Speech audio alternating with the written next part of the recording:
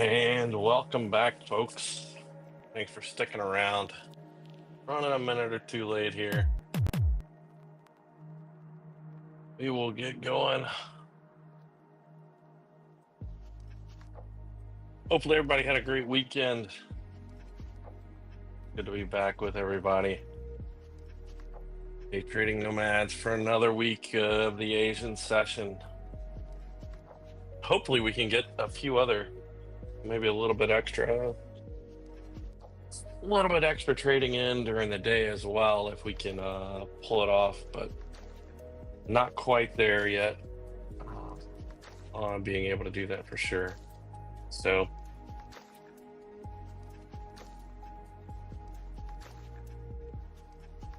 what's up, folks? Missile, what's happening, buddy? I think we've got all of our streaming issues sorted out, so we can now share. This is John, yes. So we've got all of our streaming issues ironed out over the weekend. Thanks to Jesse, we were able to work on that, and we now have the ability to share screens between both myself as well as Jesse. So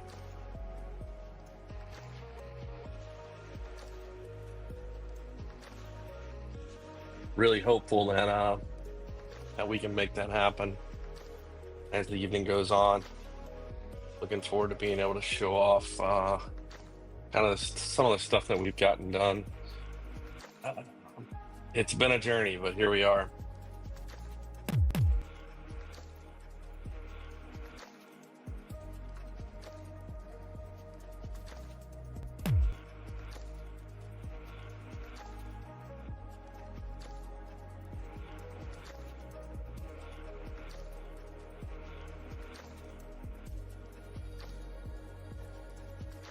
Hours per minute right now, 6 on the threes.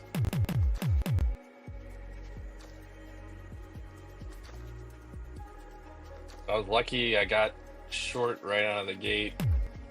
It didn't hit my target, but luckily Jesse's ATM hit target. It missed closing that J hook out by 1 tick and then turn around and ran the other way. So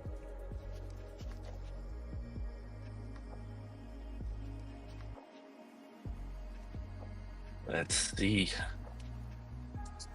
Now it's time to start stalking what's next.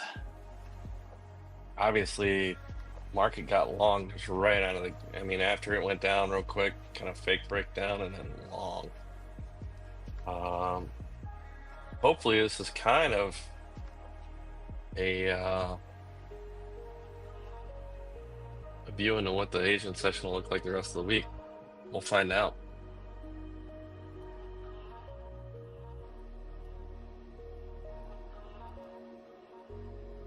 Take a quick gander at the news. Big week on tap news wise, I believe here.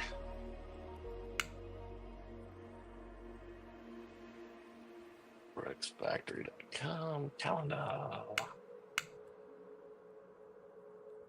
AlgoBox clicking away. So China releases their CPI night. My guess is that regime there will hit target. They tend to always do. And we've got tomorrow, not much in the way of news tomorrow. The big day is Wednesday this week. CPI, and obviously that comes accompanied with all the good stuff there. So CPI and then PPI Thursday. You also have European Central Bank produces some news there as well as they put forward their monetary policy statement. Friday looks like it's it's a light news day this week. So you got CPI, PPI this week. Should make for some fun trading, at least Wednesday, Thursday.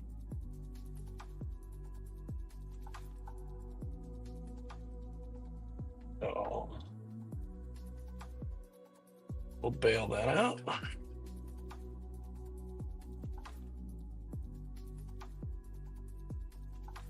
So actually, yeah, so we can share workspaces.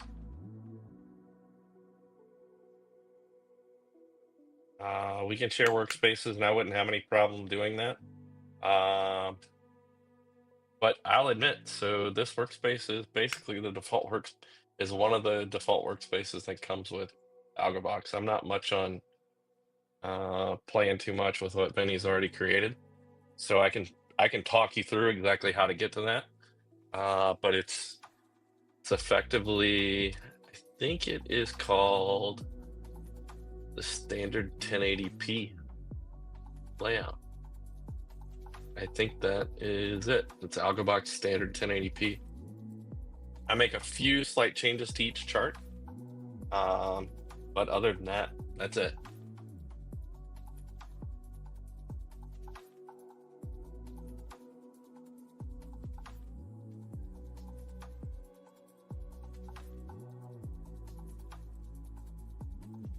But yeah, there's other workspaces as well inside the Discord. So we provide a community workspace area. So be happy to share it. And that'd be a good way to share it to you as well. So that way we can help you navigate some of the Discord there. Obviously, I would think you'd have no problem with it, but upper bands touch yeah, NQ on happy the to help 38th. How'd you end up on Friday? Better Day Friday?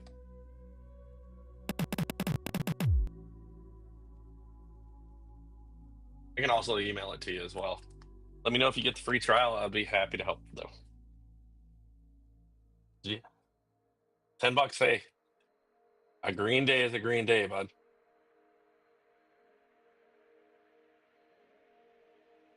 Green day is a green day.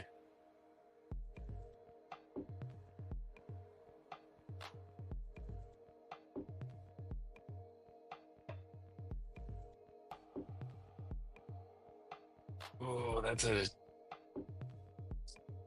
handle is red though on the 9s. I do believe this shark actually plays out. Cipher, bat, shark, all three right there. I'd love an order flow event. Didn't get it.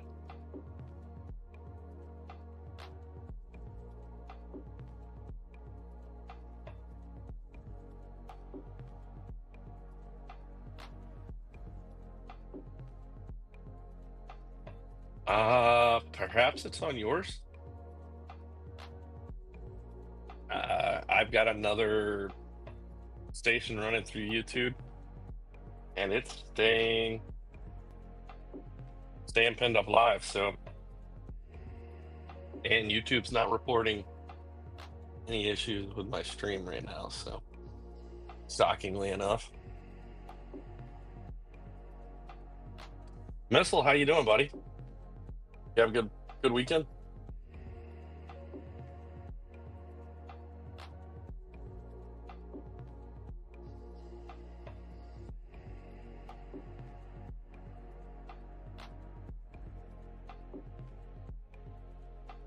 Had some work for customers today, so I spent a lot of time in Market Replay earlier today, Upper bands touch working NQ on the 38th.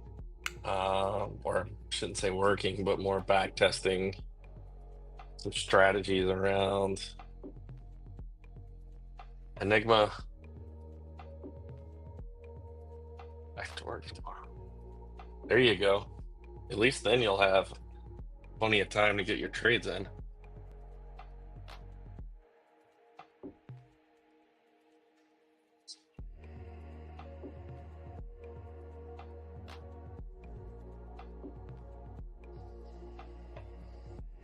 Ooh. Another ready up.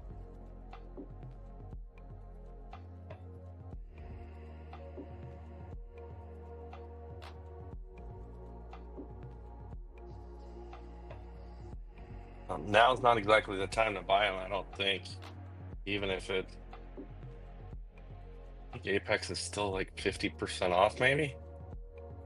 Unless they did something over the weekend that I'm not aware of.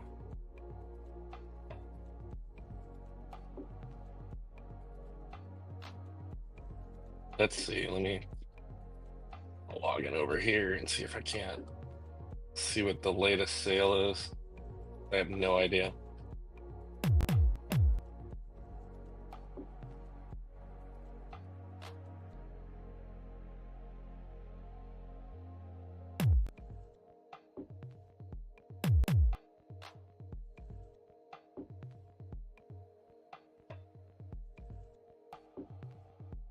Give it a shot. Let's give it a shot. Come on. Let's see. Next. Yeah, it looks like everything's 50% off, so they can with the $125 data fee, I think they can keep that for a while. I know our little banner says 80% off. I am not much on changing those things. I'm terrible at it, so that is not correct. Right now Apex is 50% off, so yeah, it'll be a while. Let's just say it that way. Not in the giving mood, at least not to Apex.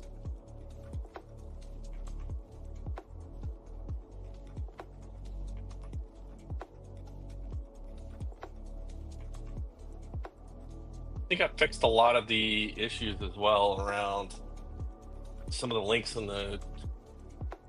the description. So I believe all the Discord links are fixed. I believe we now have a disclaimer that covers anybody that talks on the channel as well. So went to the Day Trading Nomads legal department, asked them to give us an update, and there it is. We will have a banner that pops up soon as well to let everyone know this stream is strictly for tradertainment. It is not to be constituted as financial advice. You too can lose money. Let's see. All right. So we now have our fourth ready up here. I'm looking for a signal.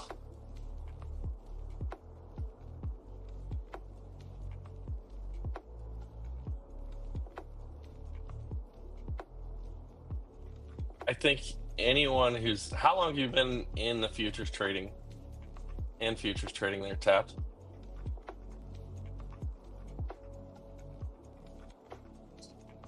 And how long you've been trading in general?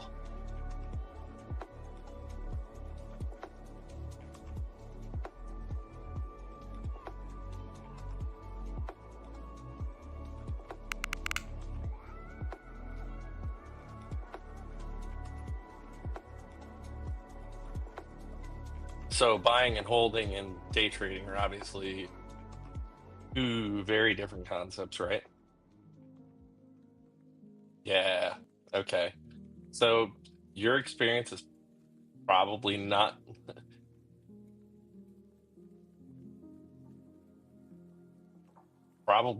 unlike 99.999% of traders on this planet.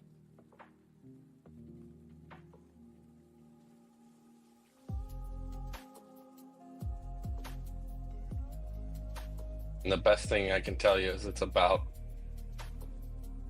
learning how to lose.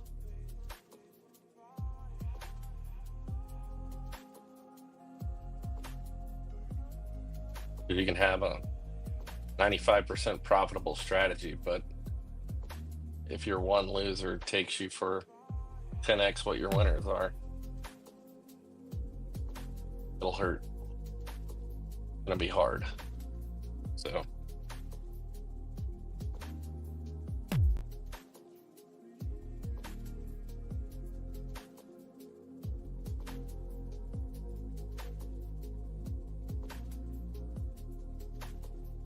but there is light, so don't give up. Keep practicing. Spend as much time as you can and with back testing your strategy and in sim, practicing with discipline, the same discipline that you would be required to trade with. And it does get better.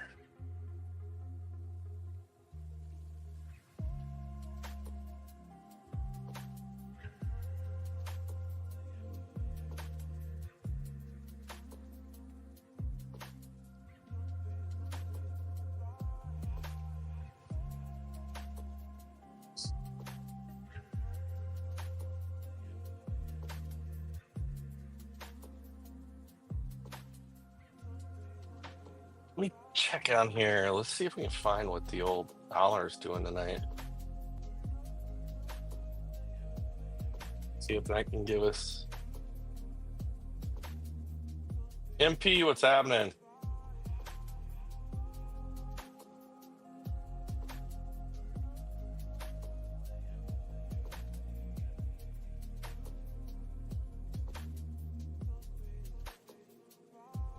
Give us a view into the dollar here. Maybe we can take a look.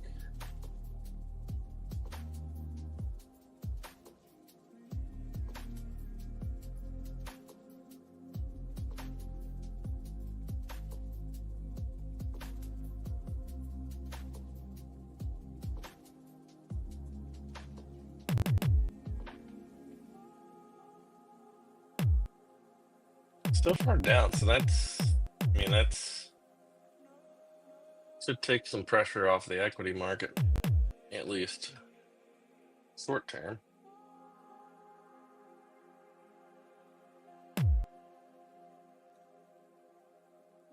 Let's see what the old. We'll just keep looking for an option, for an opportunity to get in. Obviously, nothing really glaring yet on the threes with, 1 bar per minute. We have broken back below well, the volume profile from Friday. We did go and test value area high. We've already broken back below value area high.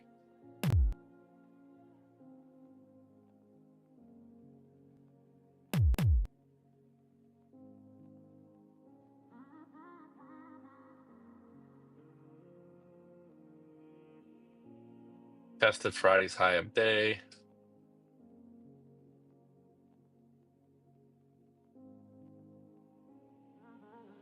We actually broke above Friday's high of day.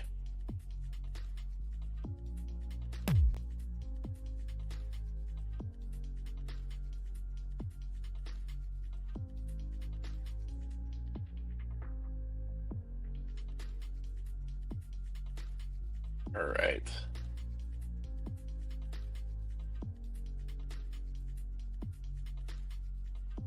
Tell you what, I am going to throw a quick volume profile trade on this.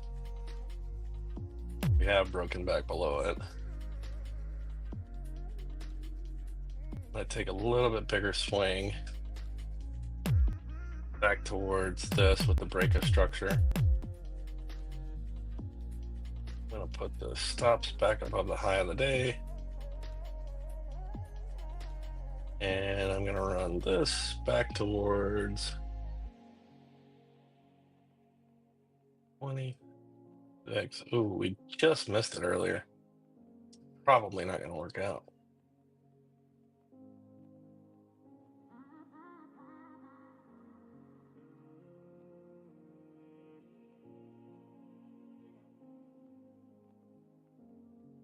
There's a ton.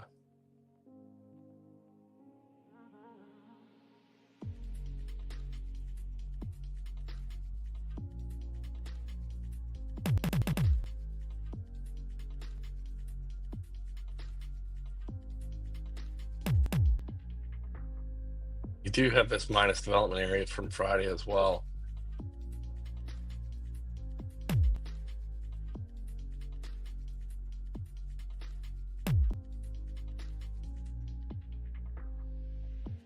So although you are seeing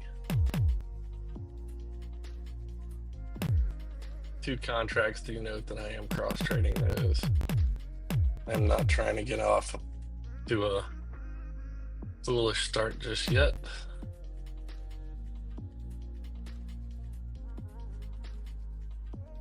You're still young. Goal for the night streams, make a couple $100 real quick.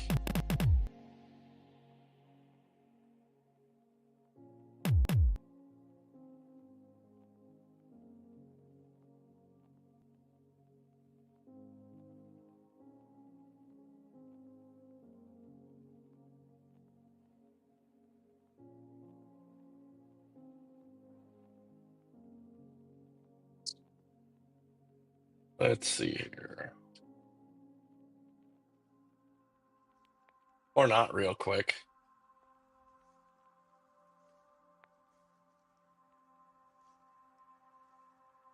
But I'm definitely not trying to take on a ton of risk on a Sunday night. I want to get this.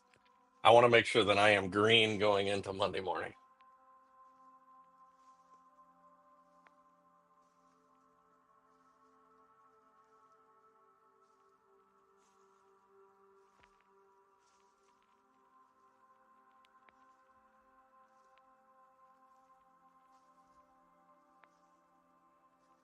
Like I said, I already took one trade early. So I'm already up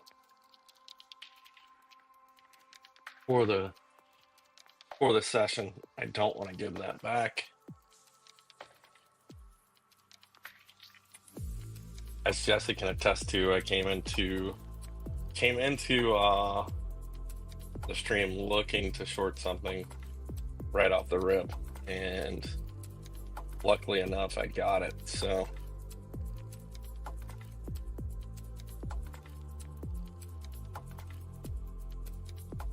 channels are green.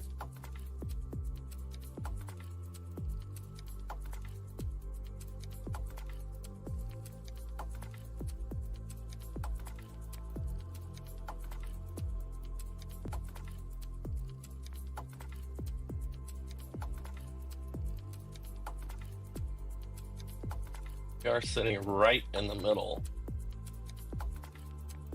I actually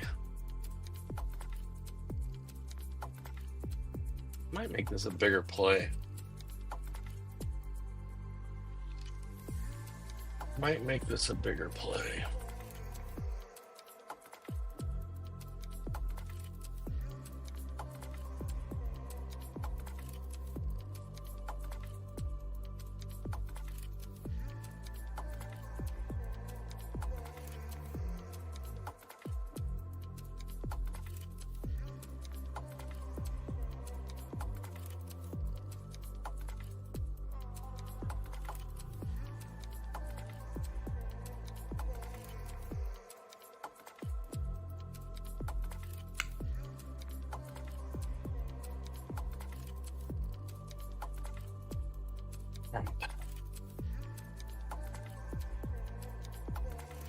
Tell you what, I'm gonna run this down.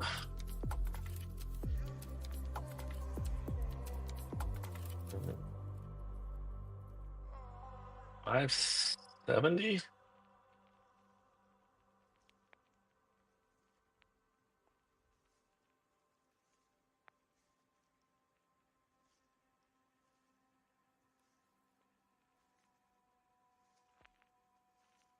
Don't see anything up there. The only thing that makes me wonder is, let's see, we've got, I'm gonna bring over Bookmap real quick so everybody can see kind of levels that you can trade back to. Obviously, this is the point of control from Friday, but lines fairly closely to the point of control from Friday, which was 2650. 600 has 111. 562.50's got 200 contracts at it.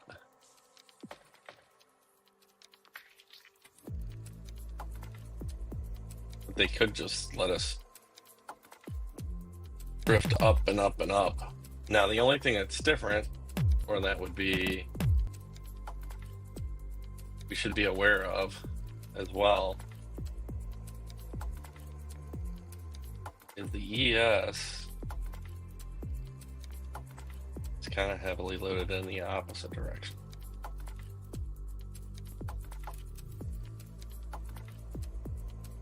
Which one wins up?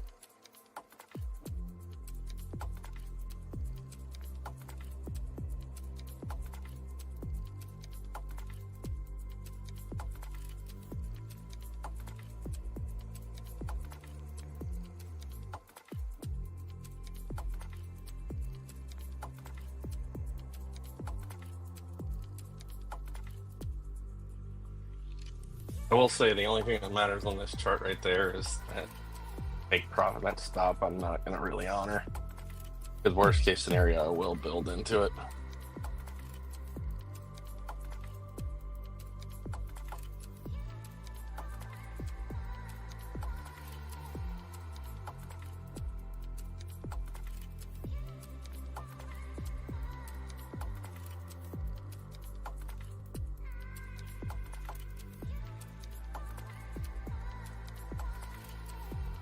Pretty quiet so far.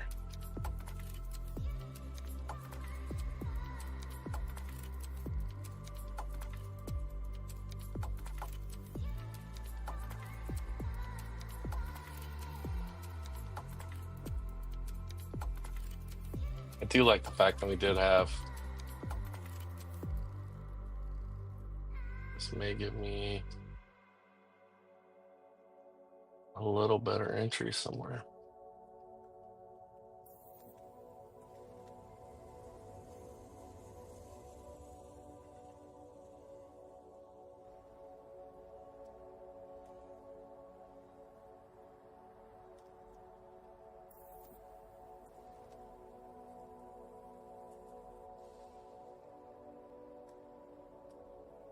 We are back inside of value, so we'll see how this plays out.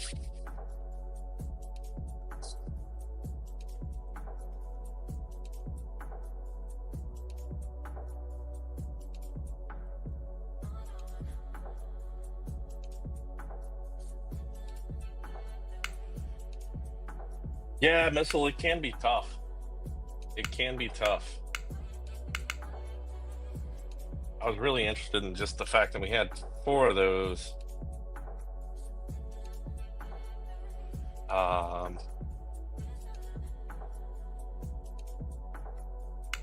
Looks like the Enigmas on the ones has been pretty good so far tonight.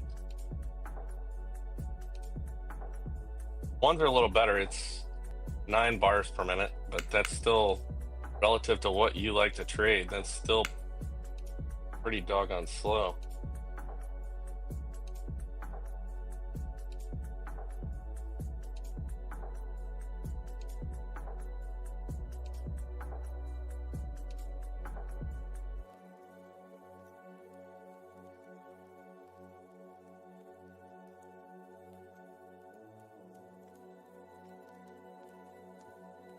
They have a pretty decent delta dump there on the ones.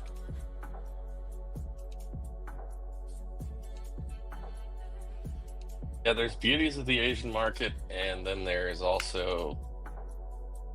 few drawbacks as well. So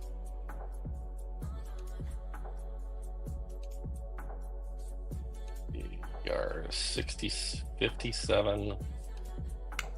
80, 23, let's just say it's, yeah, so I can get away with 87. I don't think I'll let it run that long, but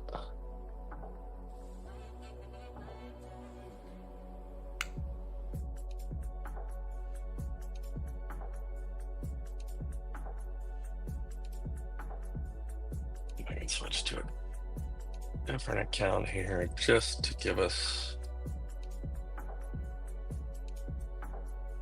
a little bit better view.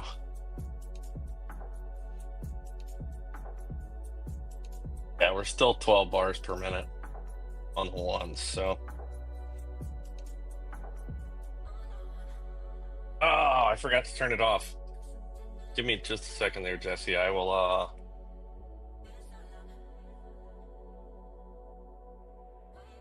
make the change for you, sir. It should be off now for the rest of the should be off now.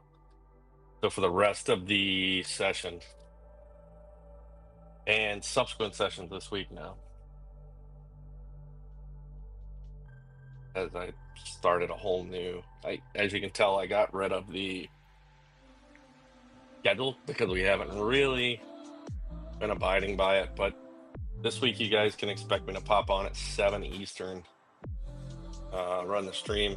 We'll run for a couple hours, take another break, and then run through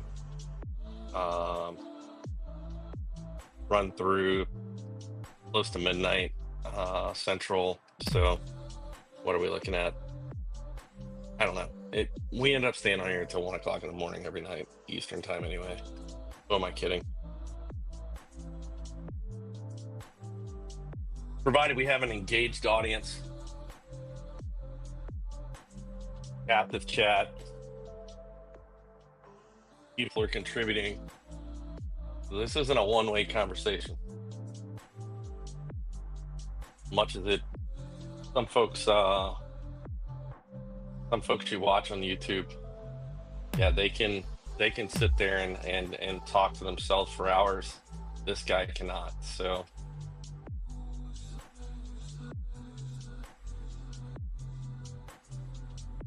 we don't charge anything to join the stream, but we do ask that you're engaged captive part of the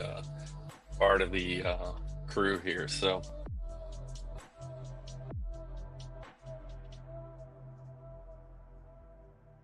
let's see if we can export this.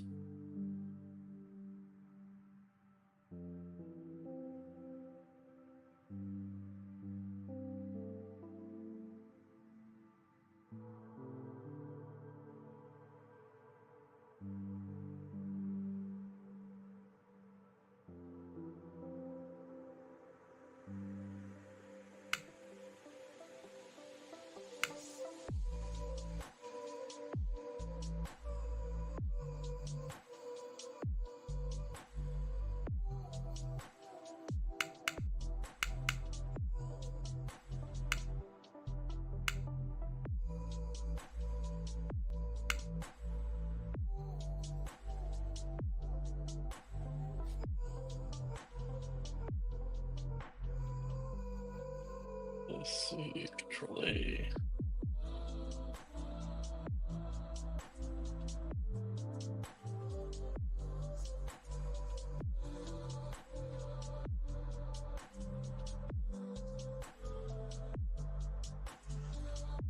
David, welcome to the stream, sir. Are you familiar with AlgoBox? That is what you see on the screen today, and that is what we trade with in this room.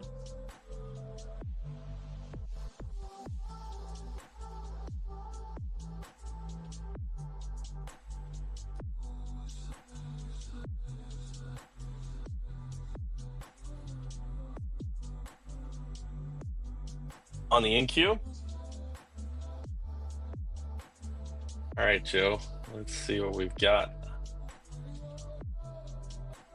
You've got some long liquidity up to 671-ish. So maybe take the high one more time. Not much above that to speak of. As far as relative volume. Guess once you get to 845, there's more. What I do see, you have 106 down at 625, which is Friday's point of control. You got 112 at 600.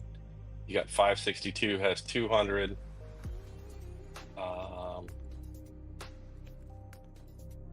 Which that 562 also corresponds. I'll show you on the charts from Friday, on a 30-minute chart from Friday.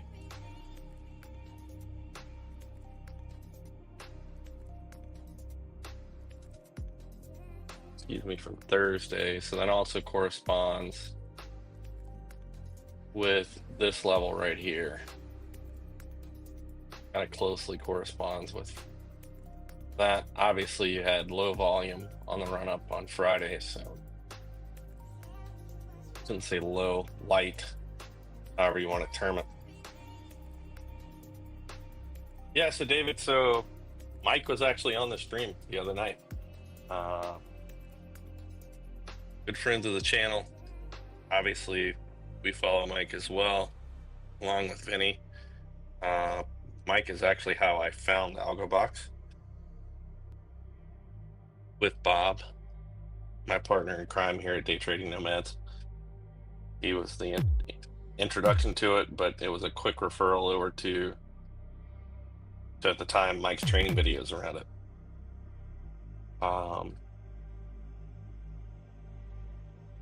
So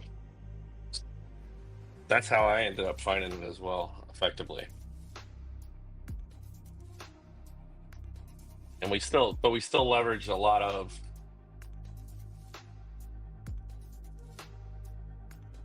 different ways to view it, but we still leverage a lot of Mike's principles, perhaps in some of the larger volume profile type trades as well.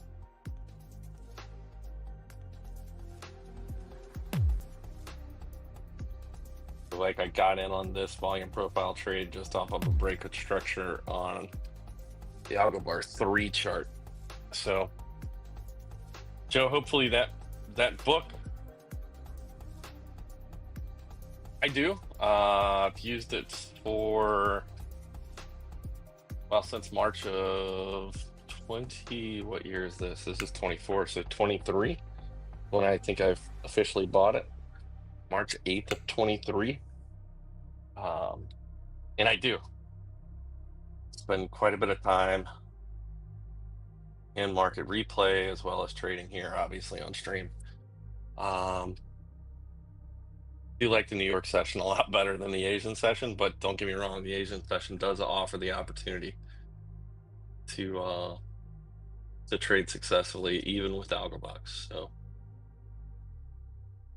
just so used to, I know Missile can attest to this, and Jesse as well, we're so used to in the New York session, our trades, you're in and out of these trades fairly quickly. Within, and Missile talks about a trade setup he has that literally is in and out within a second or two. Because we have not only our eyes with the different indicators, the multi-time frame confluence with our order of operations, but we also have sound. So, and forgive me, I can't hear it when it goes off typically while I'm on stream, but we do have sounds, the booms and the clacks. So we can also use our ears to help us trade during that New York session. We do get it some here in the Asian session, not as much, and that's why I have that market pulse up on my charts. That's the only reason why. During the day, I don't really use it because you don't need it. And I will say this, once you've traded with AlgoBox and AudioBox specifically, to me, it's like, it would be like a blind man trading when I don't have it. I can remember back in the day when I first joined, that AudioBox wasn't an indicator on our charts or on a chart. It used to run out of a Discord channel. And when that Discord channel, for whatever reason, would be down, I was like a blind man trying to trade.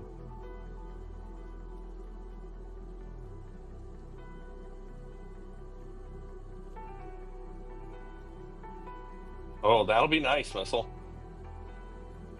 You got an education this week on OBS or whatever tool you plan to trade with?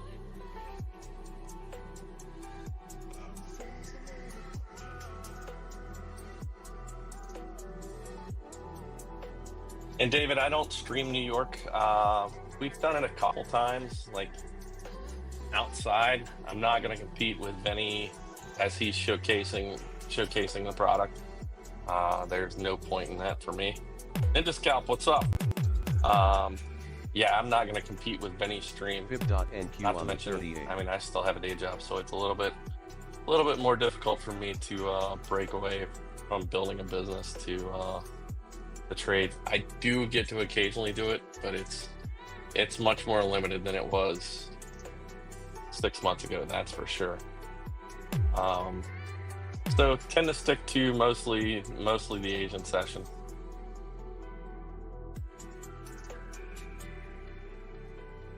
Sweet. What's the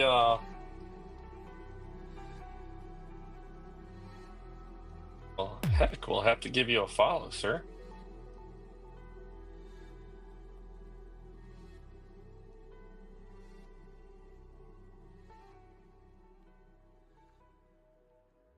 So Missile, once you start producing videos, just pop in here in the chat. I'll put a, let me see if I can find it. Otherwise, YouTube.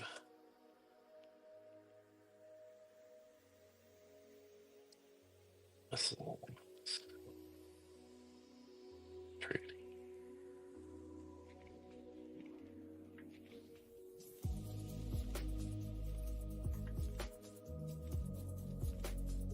Guess I probably need to find a better way of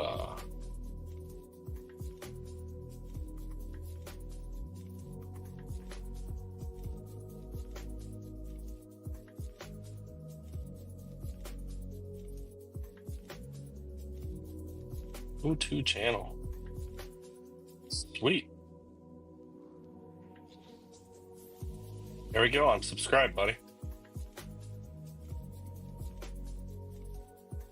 I have to check it out. There you go. Yeah. Put the link to Missile's channel in here. He's just getting ramped up, but when he's ready to roll, go ahead and like and subscribe his channel, or subscribe to his channel now, and that way you can get notified when he starts posting his content. Be awesome to pick up ideas from another AlgoBox trader.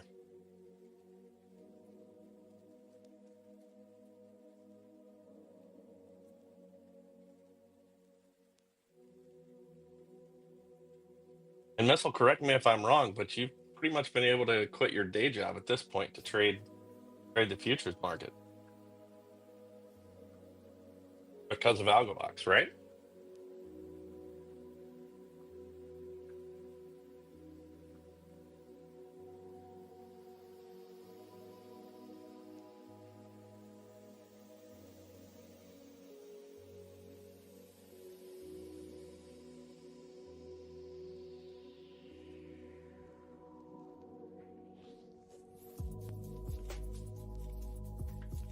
Hopefully I'm not telling a story there, but I do remember a couple Fridays ago.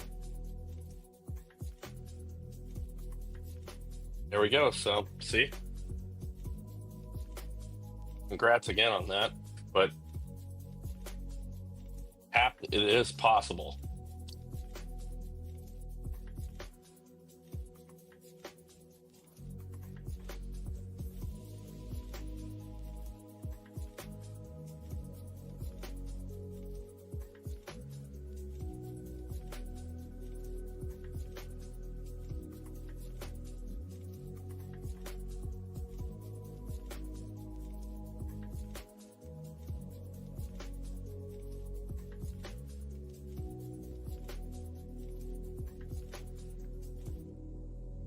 It's on the ones right now. It's 2 bars per minute, guys.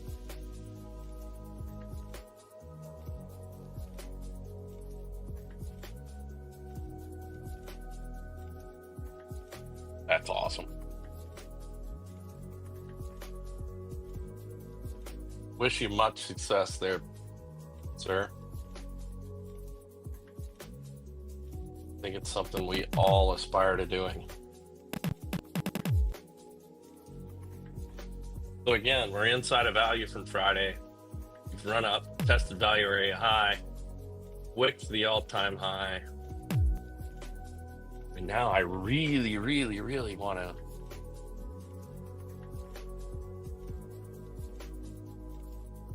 tempted to take this.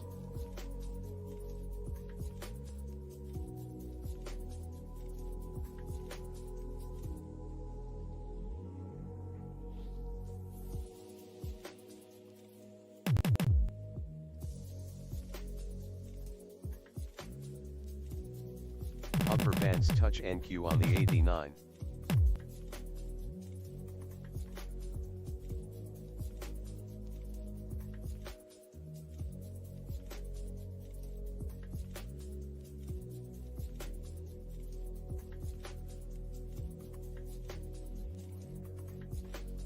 If we were in the middle of this and not up against this Bollinger Band, I would absolutely take this as a continuation. We can just barely pop back up above it, come back into the middle of it, I will take it.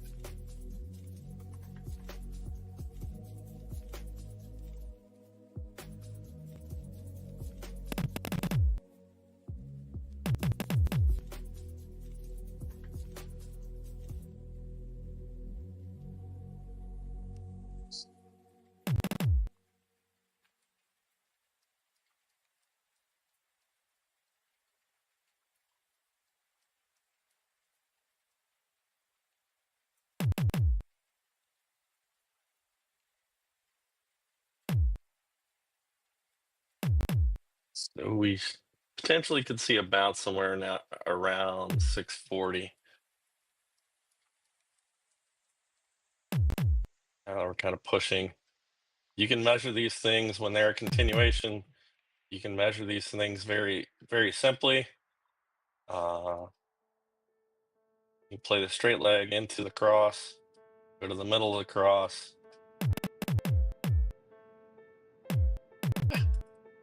Damn it. Let's see. Bear with me. My tools.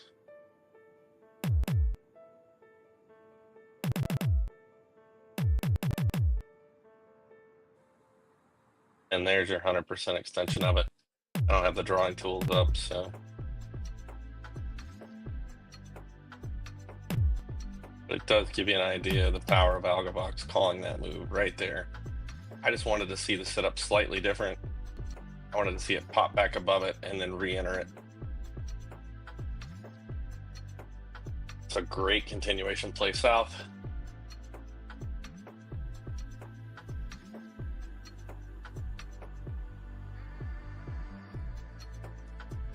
We entered into that cave from Friday. See if it just runs straight to the other side of it. Definitely now looking for.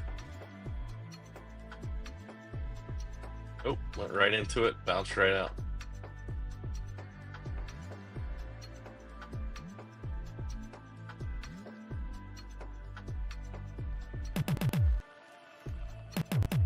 We're gonna push back down.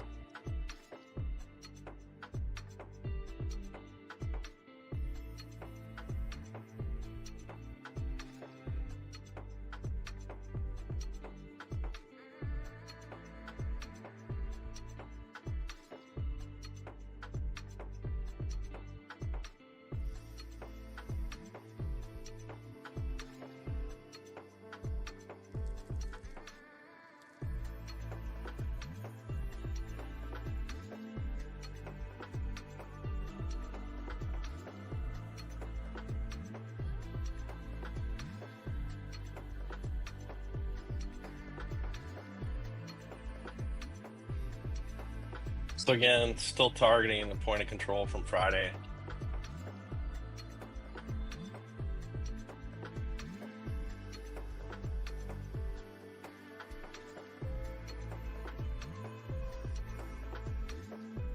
And in my mind, I really would like to play it all the way down to 567, but I'll take that first little target. Hopefully, we'll get there. I'm not upset by this trade at all.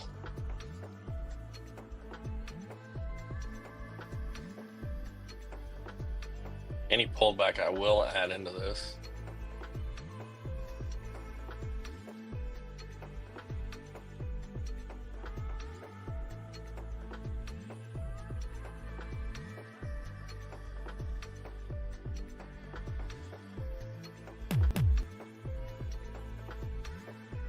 Missile, I'm terrible with the turtles and everything else. I'm not very good with that. There's a whole list of all kinds of strategies inside of docs.algoboxpro.com. There's also a great section inside of the Discord around those same strategies, giving you pictures, images of what those plays look like. Whether it's Richie plays, Turtle plays,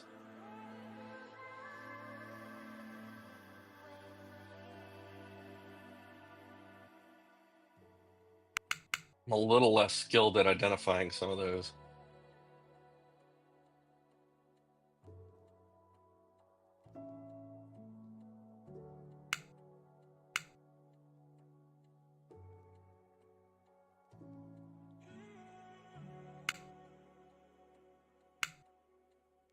Less skilled than I should be.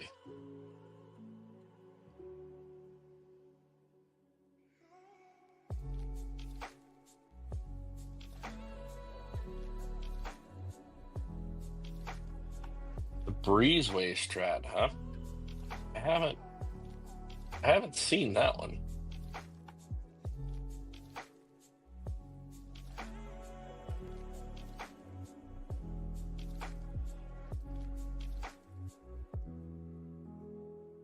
Let me take a quick look at docs.algoboxpro.com. Let's see what it's got to say. So it's about transiting or leaving old zones, huh?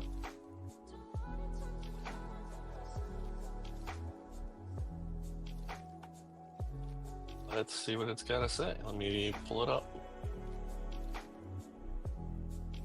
Docs.algoboxpro.com. Fundamentals, let's look at the strategies.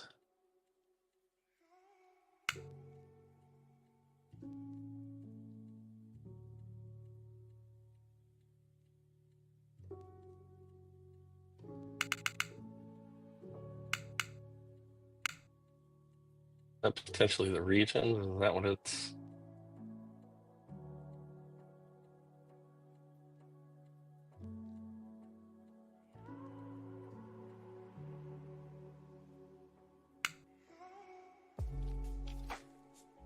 Yeah, I guess I don't see it on their missile, but it doesn't.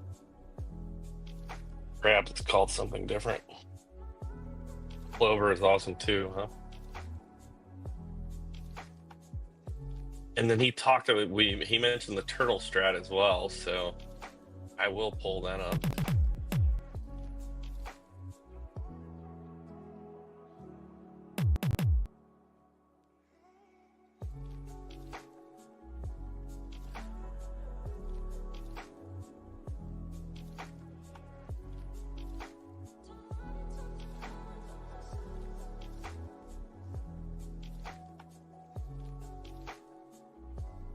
So that's a turtle. It's all about traps, which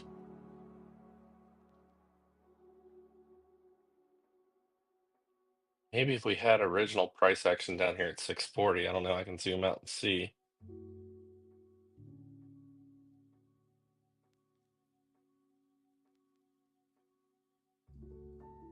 Just didn't see the, maybe if I go to a different time frame though, it may look differently. Perhaps. But yeah, check out docs.algoboxpro.com where you can get all of the authoritative information around some of these, around the, I mean, there's literally 60 strategies that are called out right inside of this doc.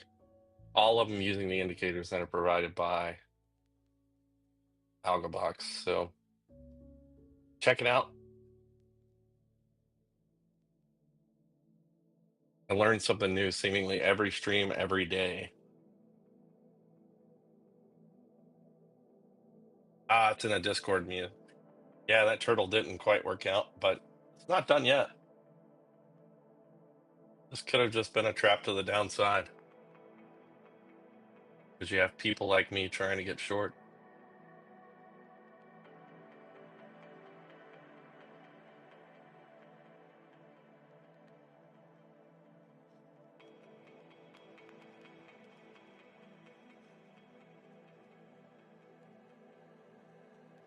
Nice little masher play.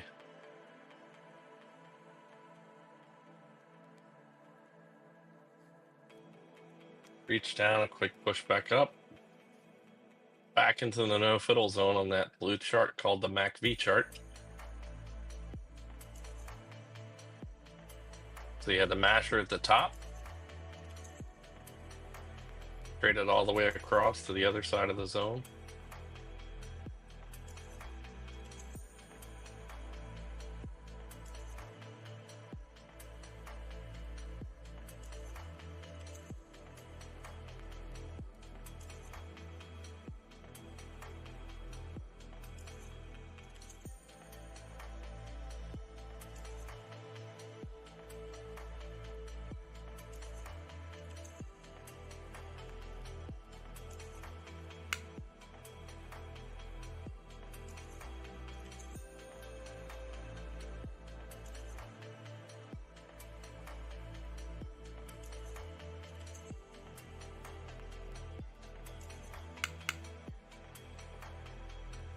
AlgoBox kicking a little bit, telling us to get more buyers in the market right now.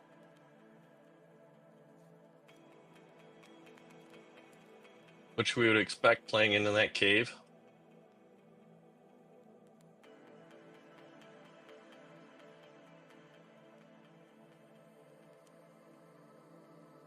By cave, we mean an area of price that had lower volume than the areas both above and below.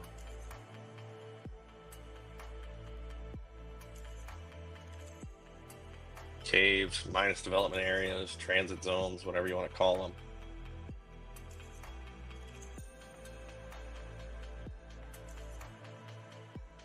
See what it looks like on the threes. The double delta's called the reversal out. Look at that.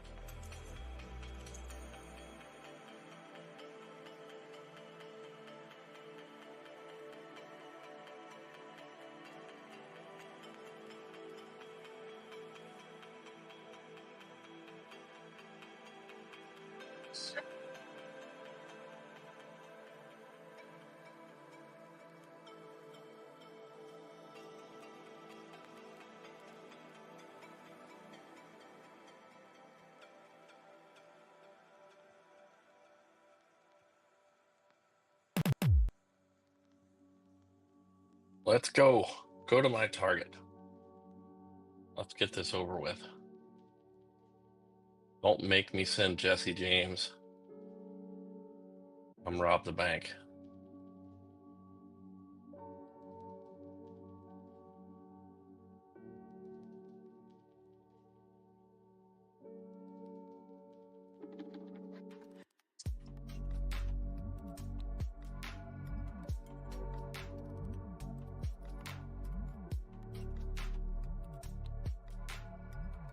Automatic VU, where are we at? Everything's still from Friday, so it must be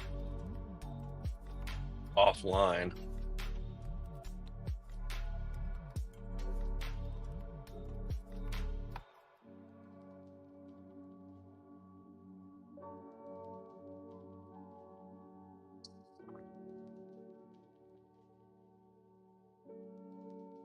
All I can say is at least tonight has not been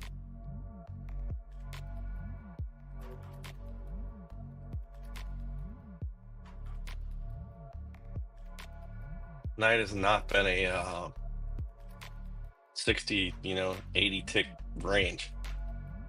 Last week we spent the vast majority of each Asian session, so from basically 6 to call it 11 o'clock midnight Eastern time, in these tight, like 80 tick ranges.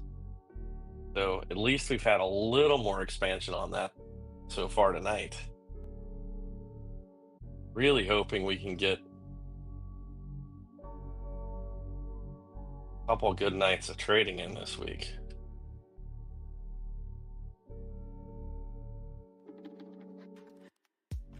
Of course, I didn't play the ranges. Looking back, I felt like a moron after the sessions because they were pretty well defined. And well,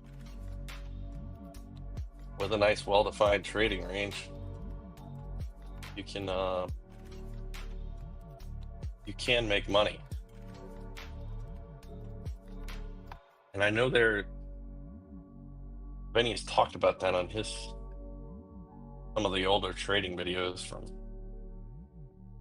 that there are players that will play that back and forth using harmonics, play those ranges, or other entry signals, whether it be order flow signals like the crosses or alpha omegas, or enigmas as well.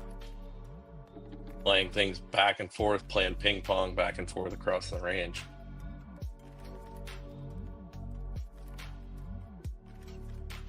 T1 being the middle of the range, T2 being the other side.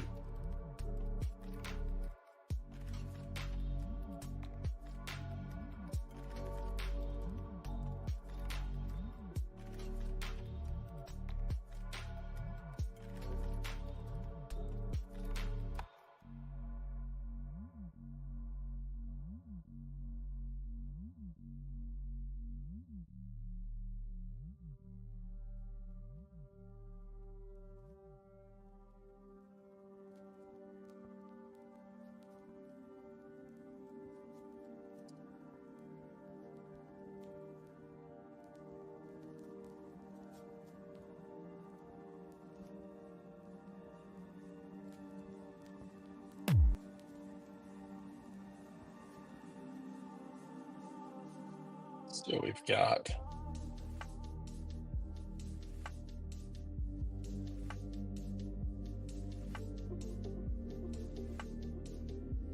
so folks, if you're here, if you like the content that we're providing, please like, subscribe. We appreciate it. It does help us.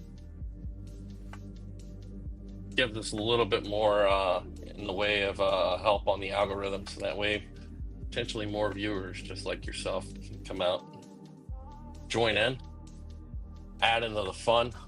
We love a rowdy bunch, so the more the merrier. That definitely helps.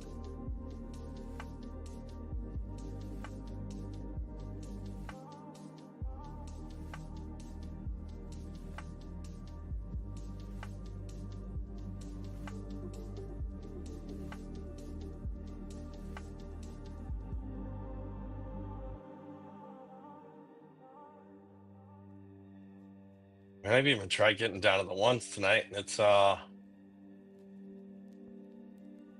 tough little spot here. Little push back up, probably back to where my original price was at.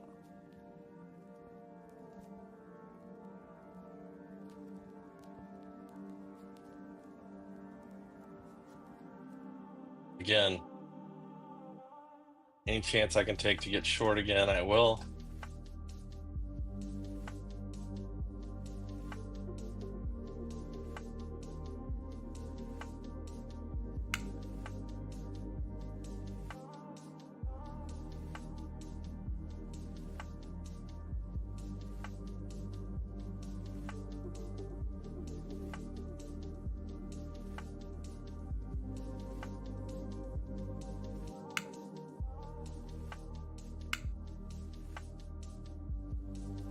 To add into this position.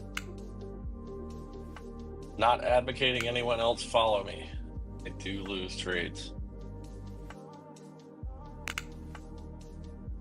And this is not a signals room, so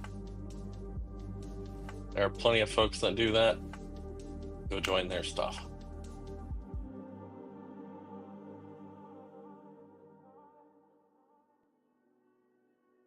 Or trade against it. I hear that's a good strategy as well.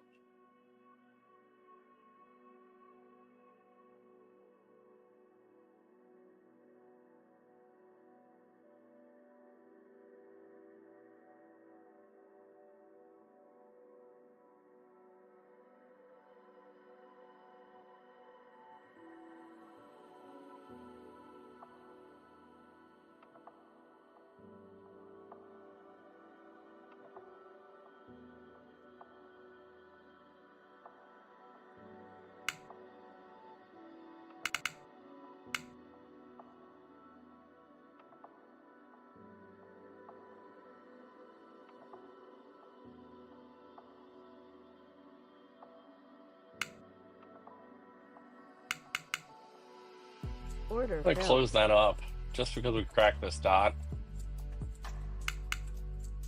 And I will hope for another opportunity to get short there. Just don't want to lose all the profit in that trade. I'll close that up and then I will get short again next chance I can. Looks like it'll come back around my original entry price anyway, so.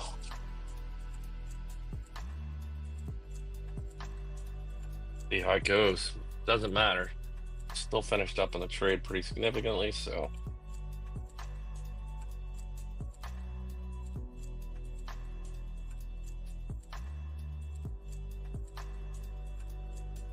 For the night. You can see it. Up 420.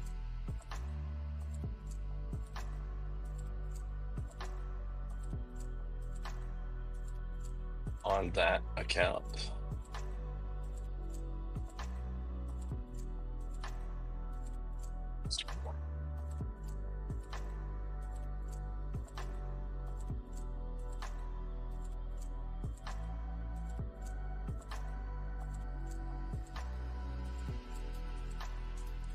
So let's see.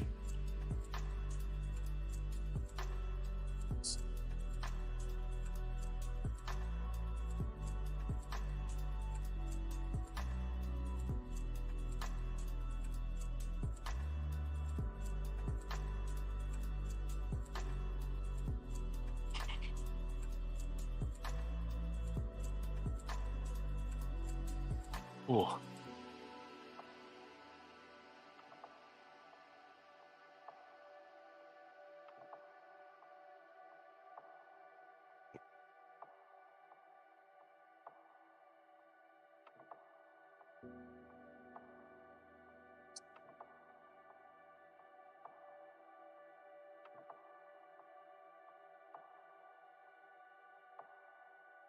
So we worked pretty late Friday night into the night with Jesse, trying to work on some things for you guys. I mean, obviously there's a number of folks that are here tonight that are regular viewers of the channel. What else can we be doing? What kind of content are you guys looking for? What can we do? Are you guys fans of shorts? Do you like kind of like a daily trade recap? Would that be helpful? What else can we be providing? That might be something that you guys would want to see.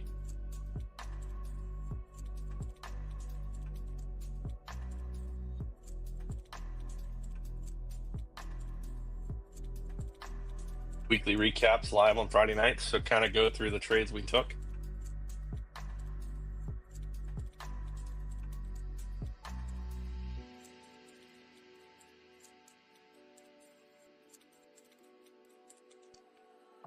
Are people around on Friday nights? I don't know if on a Friday thing, or do we come in Sunday early and do that?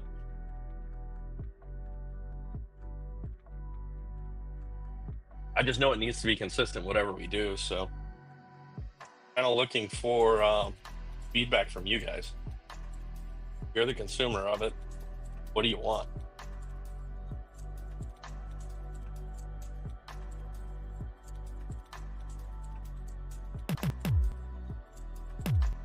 I don't know how many people I know. Sometimes I get by Friday evening, I'm kind of burnt out and need a break from the charts.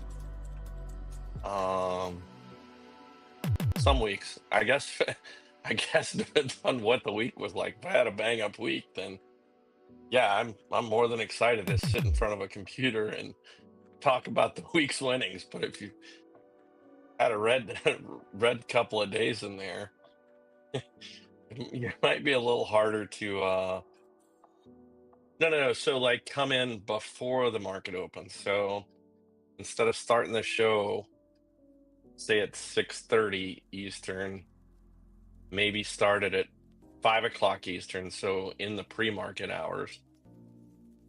So before anything's actually open, and recap what was the week before.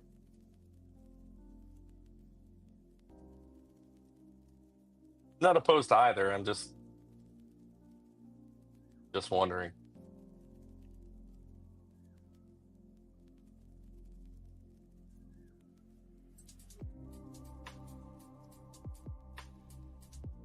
But maybe if we talked about them on Friday, perhaps that would give us the weekend to maybe get some good practice in.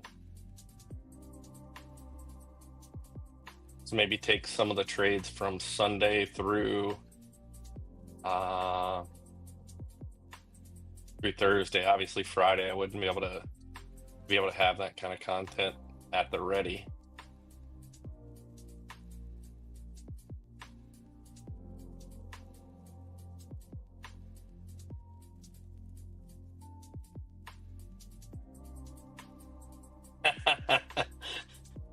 Jesse, you were stating the obvious there, sir. I could not agree more. Lots of lurkers around here tonight. Perhaps it's big government spying on us. And again, it could be 10 different hedge funds wondering what Benny's created here, wanting to know how to get their hands on a copy. There's a commercial use license. Just use code NOMAD when you buy it. Would love for a commercial license to get sold through here.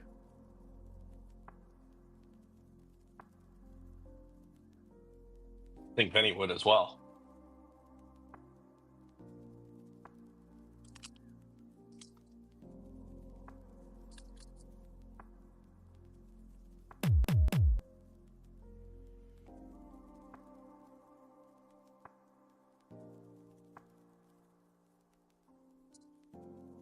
I'm kind of kicking myself for bailing out of that trade, taking profit. Guess I should never be upset with that. But such is life.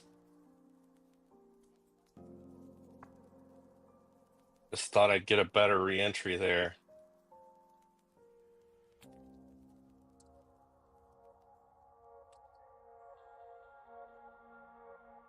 That was the concept. That was the idea.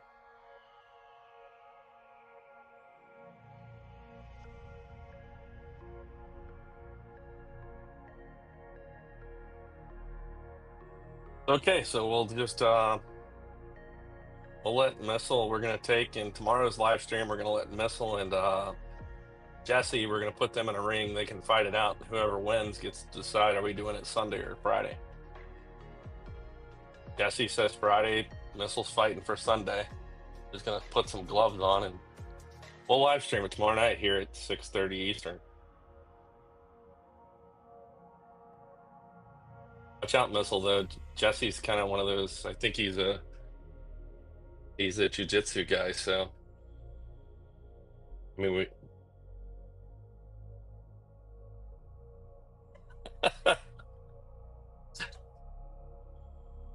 Jesse, you rolled over so easily. He's a lover, not a fighter. You just like to watch fighting, that's all.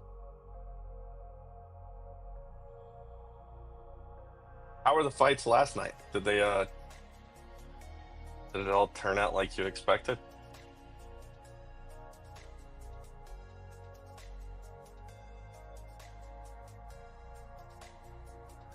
All right, so Sundays it is. We'll start an hour earlier.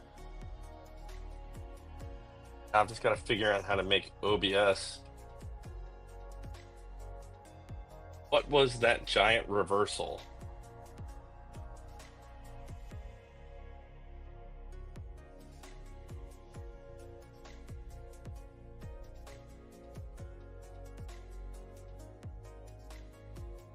Oh, down here? So on the threes, so we can use different time frames, right? Say time frames, use the term time frames loosely there.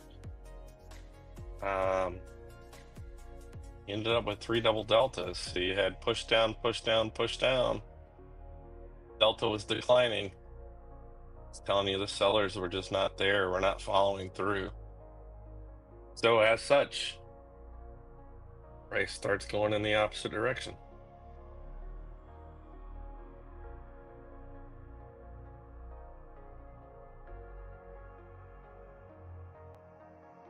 Gotta have follow through on those moves.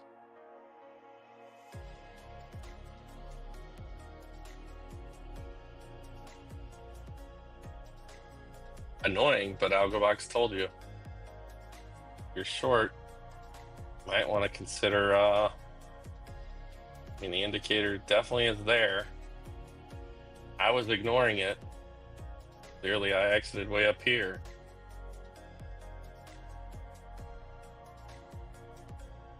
I mean, I was sitting here watching the chart and I waited for another 40 ticks to go off before I exited my short.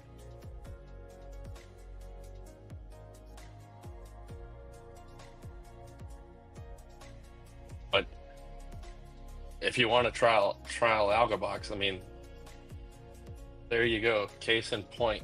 Does it tell us what's happening? 100% it does. That's why real-time order flow analysis matters.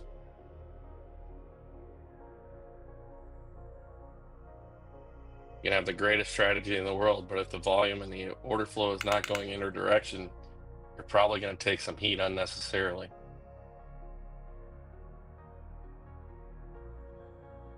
And tap, to please understand, I'm not picking on you by any stretch.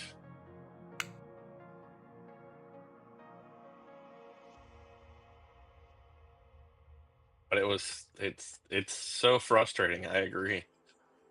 It was right in front of me. Now I was on a different chart, so it didn't quite play out the same way on the chart I was looking at.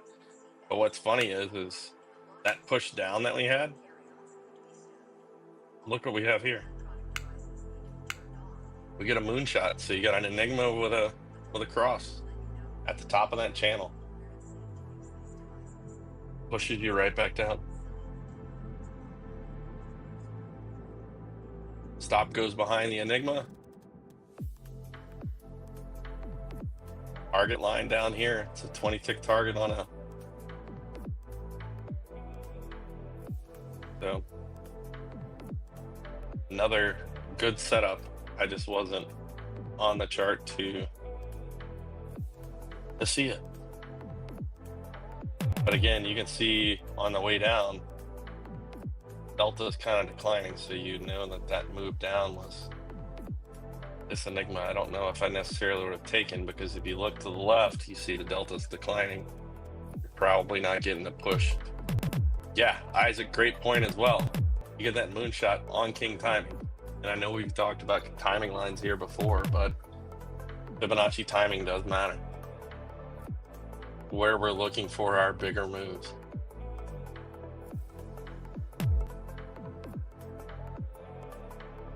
So these timing areas, these highlighted regions, vertical regions that are purple on the screen, those are highlighting those king timing areas. Those are the areas where we're anticipating the larger moves.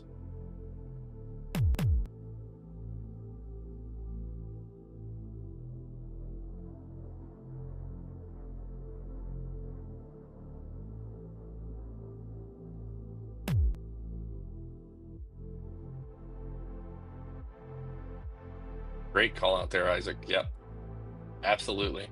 And that's why, as a group, we're better.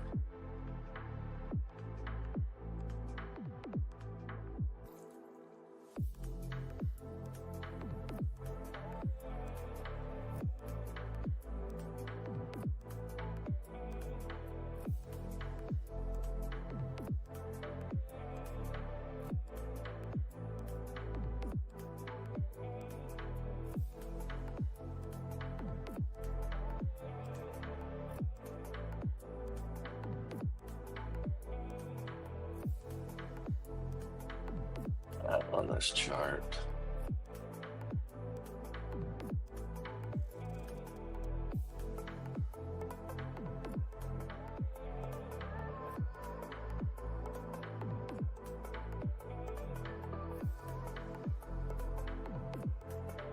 back inside of that no fiddle zone.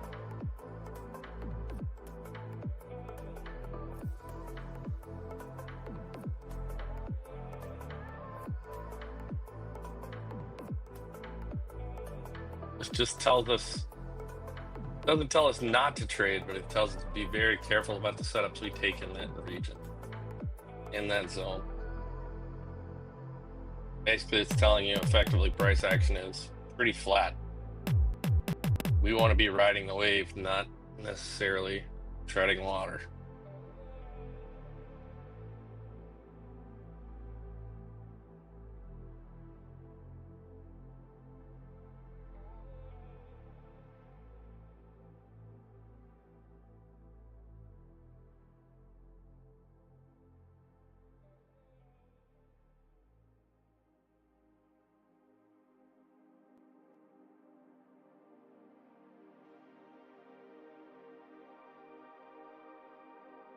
Yeah, what's funny is you can flip between charts or flip between time frames and see all kinds of reasons to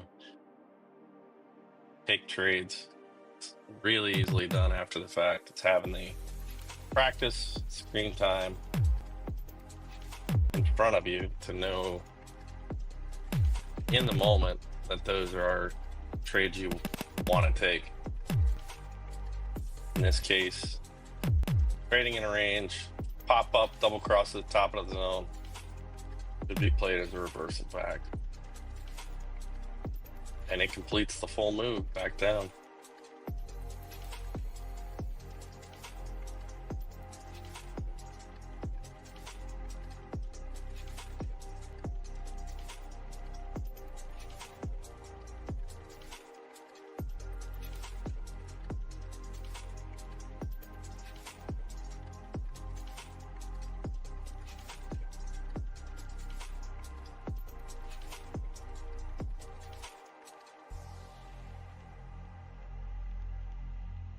Hey Jesse, by chance, can you take a look at the Discord and see if anybody said anything about MACV Ultimate?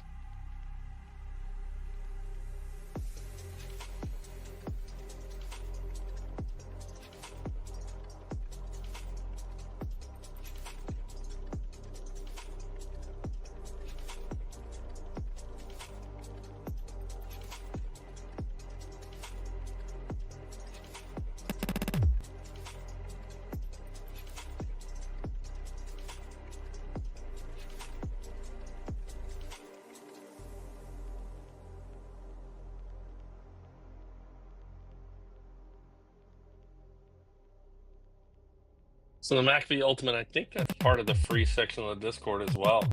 Upper bands touch NQ on the 89. Oh, we're gonna get a push. And unfortunately, I didn't stay in that trade. It pushed, just missed my target, or what would have been my target.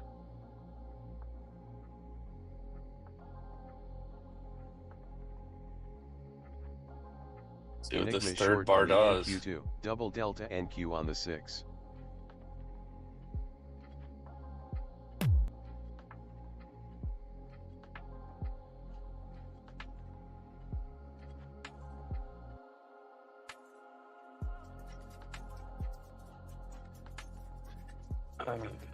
Cancel.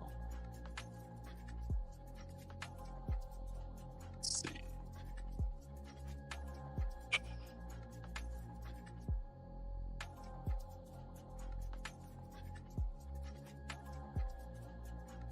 Forgive me, folks. I've got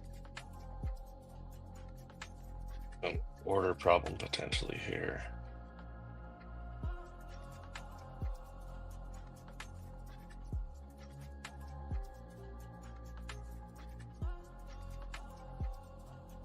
All right.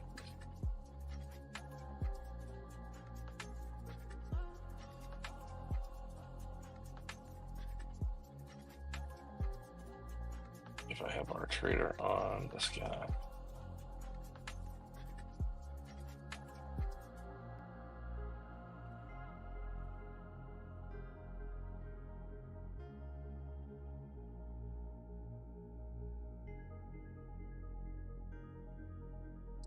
And do the web version, I bet. There we go.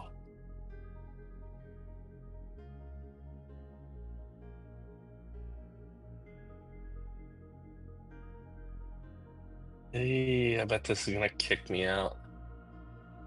I do this.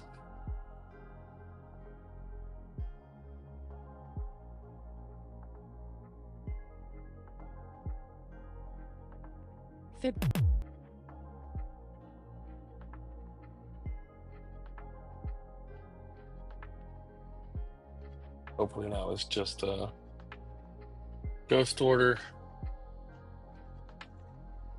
We're gonna find out soon enough, I have a feeling.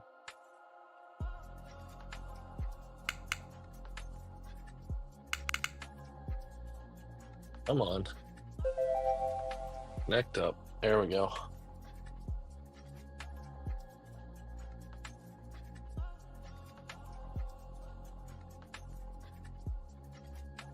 Okay, that was. Sweet.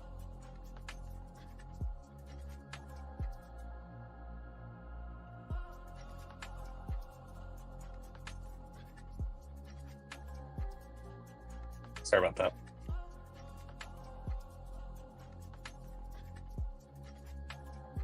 An order showing in NinjaTrader that was not, that I thought was closed.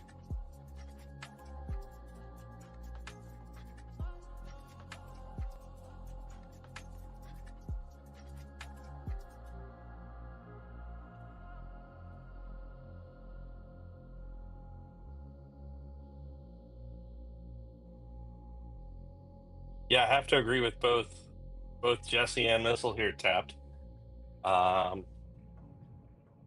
We still have a high probability target below us, but you've got to have an entry. You've got to have a defined reason why you're getting into a trade. And it's not just to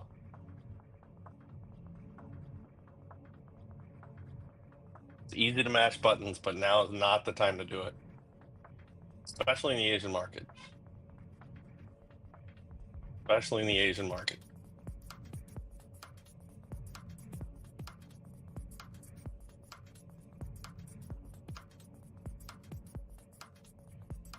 We want to wait.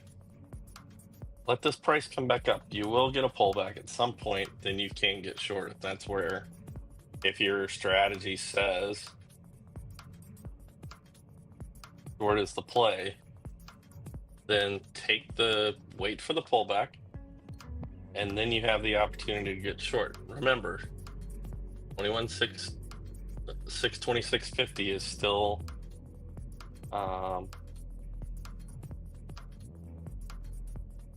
we're just waiting on a pullback. We will get it at some point. Right now we've got buyers out there, just a few. It's gonna push back in the direction away from us, and then we have all the room in the world to get short.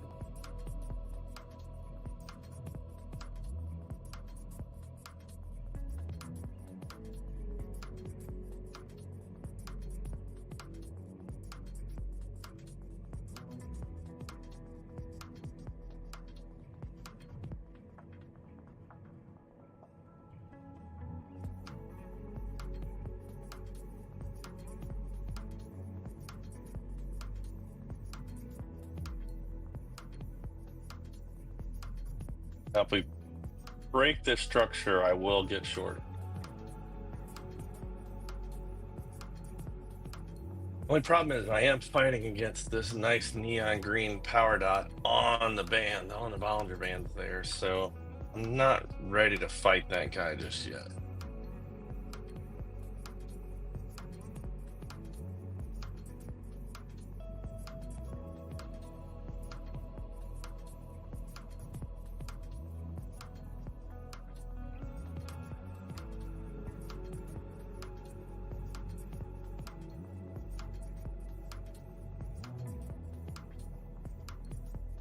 Yep. And that's why I'm not re-entering to try to get short again.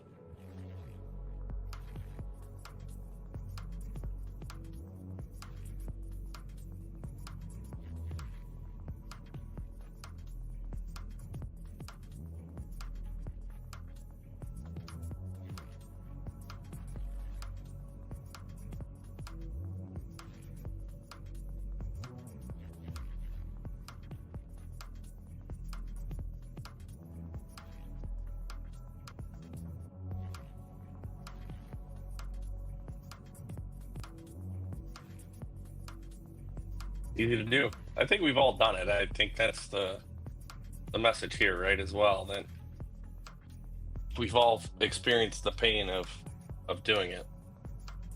You are not alone by any stretch. We've all done it. What we have to do is control ourselves.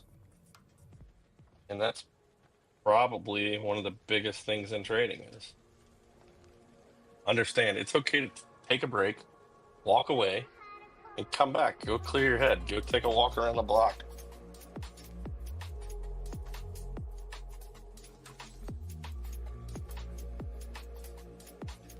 Do something to break yourself away from it and then come back to it.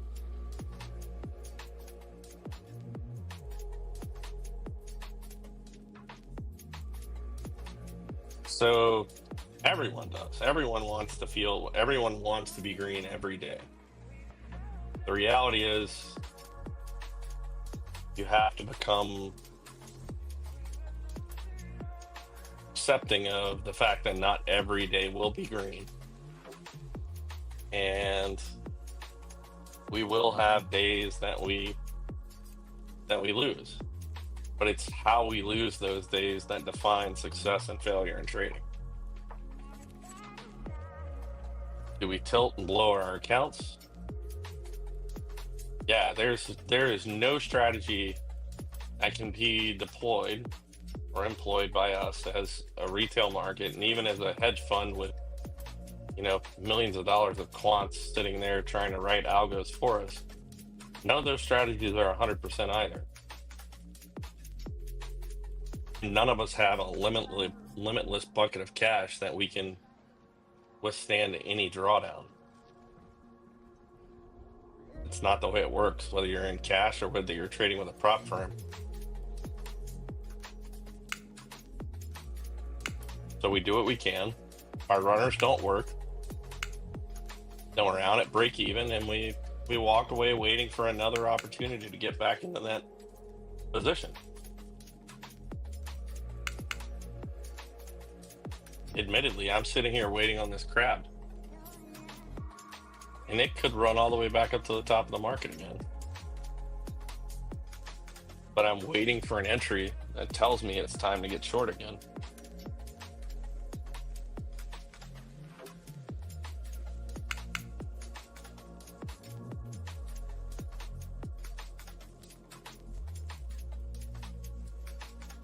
So we broke a short structure, so we should have more room to go upside still before we're willing to take that short again.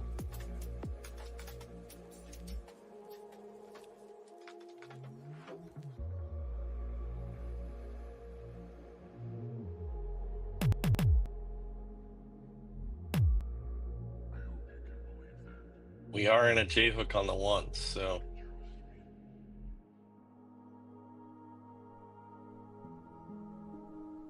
tread carefully around here right now. This could have been nothing more than a trap. Trap pushed down and then all the way back.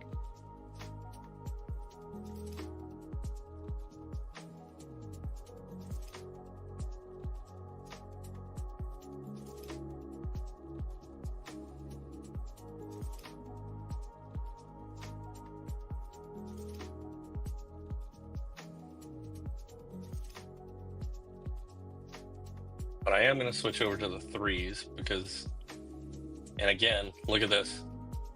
I get back over to the threes. What do we have? Triple ready ups, telling us third green one.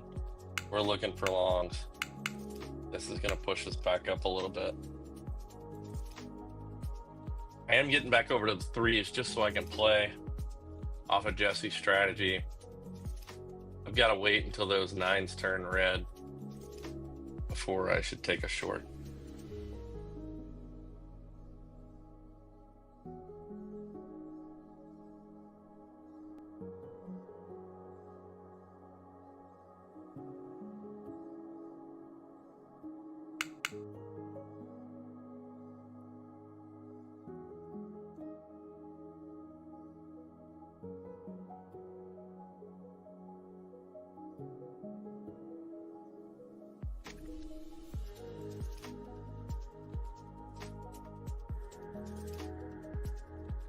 And this could go right here, and I'm going to have to pass it up. I like that target down there, but I can't get married to it.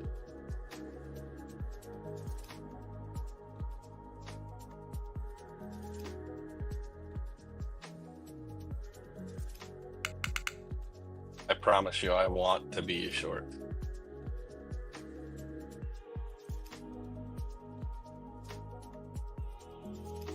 But in this market, I mean, if you figure in March of, where were we at trading March of this year? Actually, hell, if you just started 2 months ago, so you started what, September tapped?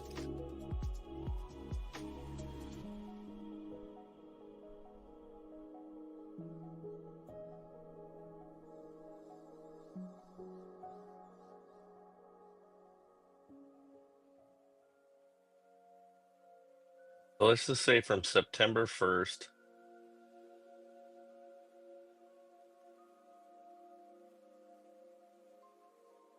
we were trading at 19,744.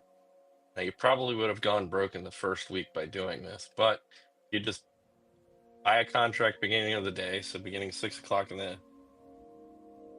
the evening, and you hold it until close of the next day. That first week would have been rough in that you actually fall off.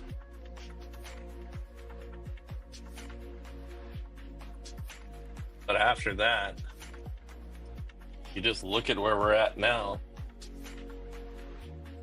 Tonight we're trading at, call it 21,650. You're up 1,800 points.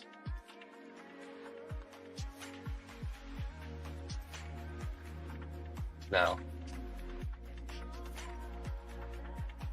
I'm not advocating for that strategy by any stretch, but in this market, over this season, being long has been better than being short.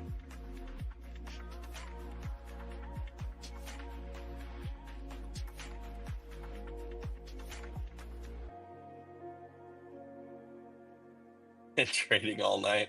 I can't believe someone's actually, are you?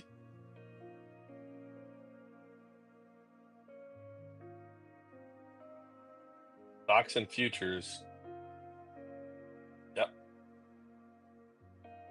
Two separate animals, right? Can't believe Jesse's actually admitting to watching this stream, but he's got football up. He's cheating on us, folks. He's cheating on us. What could be more important than the Day Trading Nomads Sunday evening stream? Hopefully you've got money on the game, Jesse. Hopefully you've got money on the game. Actually, the sad thing is that I did have money on a game today, and let's see how it turned out. Oh. I have to get rid of the... Let's see.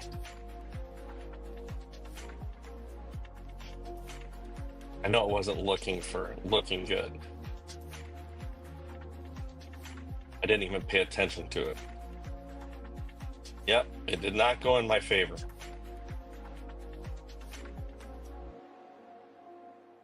Two-pick parlay lost. Same game parlay lost.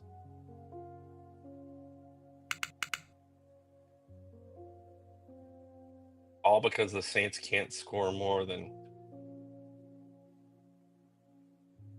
Oh my Lord. Combined 25 points. They won 14-11. They couldn't get over 34. That's it. We're going back to wearing paper bags.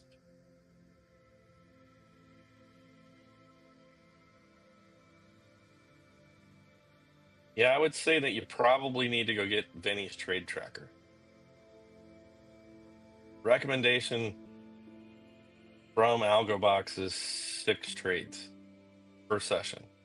session is 60 minutes, 60 to 90 minutes on the outside of uninterrupted trading, and take a break.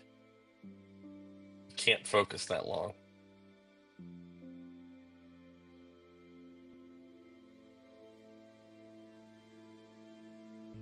My trading, I can tell you. Well, then that's so so what you're telling me is you have a profitable strategy when you follow your rules.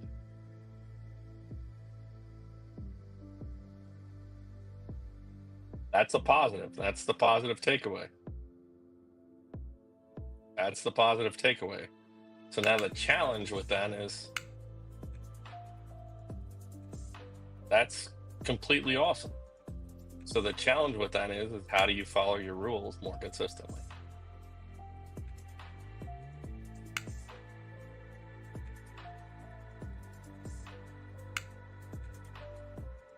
And I know, Tapped, easier said than done.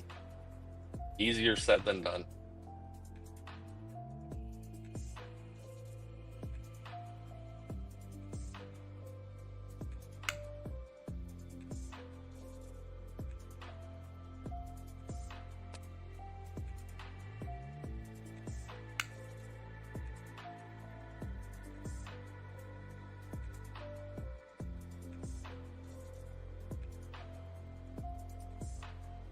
Jesse and I talked about this late into the night, Friday night.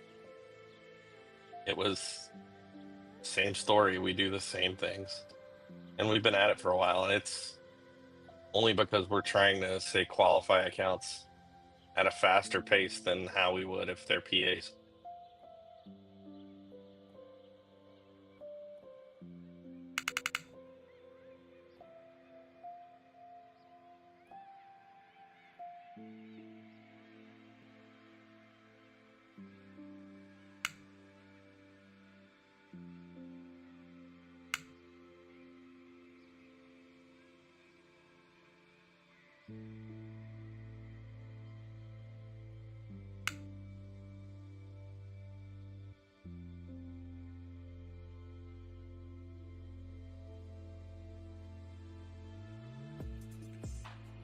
It's so easy to sit here and talk about it, right? But it's another thing for us all, myself included, to put that same level of discipline into action. It's the hardest part. But to make money in the prop firm game or in trading, it's, in my view, it's probably the most necessary skill to develop.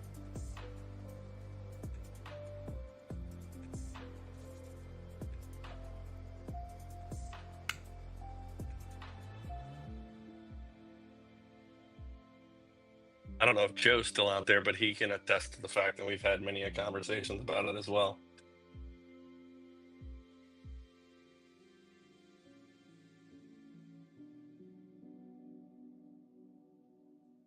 Everyone believes they're the most disciplined person on the planet till they start trading. And then the proof is that maybe we're not. I'm Exhibit A.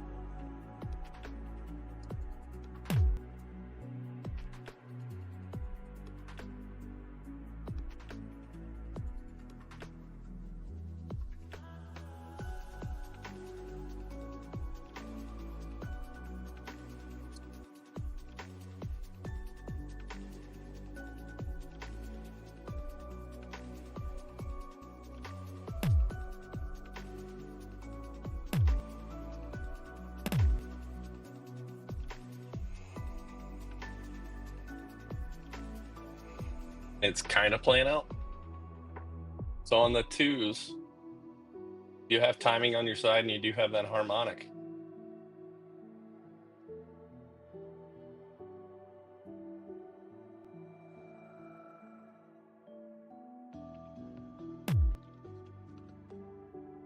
And you can hear AudioBox going with you as well.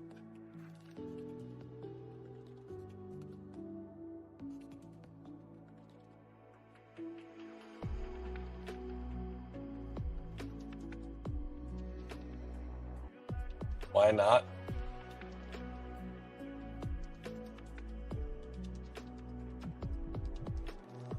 Why not is simple.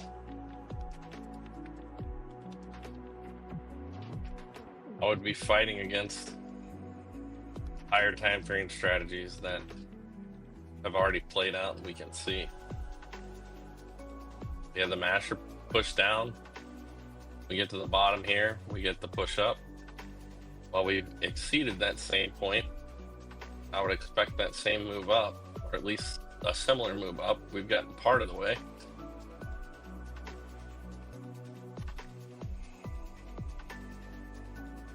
And then now what? We can only trade what we see. Break even on the stop, okay. There you go. At least you're protecting yourself.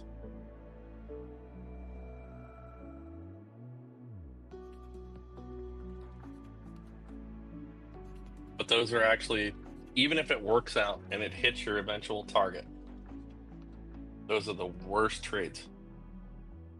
Because we're training ourselves to take those things every time we do it.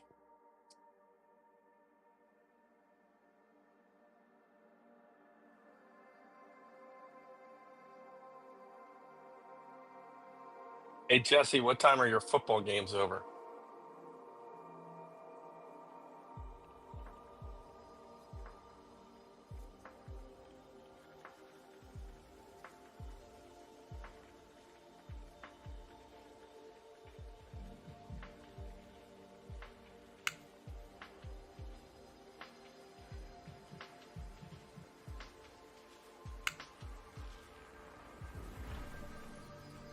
This is about the point in time where I would love for you to join so I can kick the stream over to you for like 30 minutes.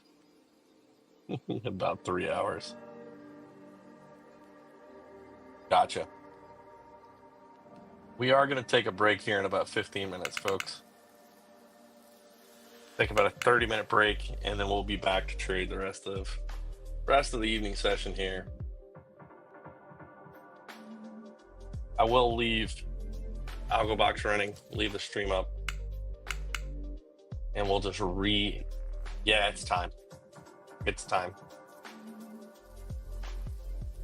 Been sitting in front of charts since the open. Well past our own rules, right? Just need to refocus my eyes, and then we'll get some movement, hopefully,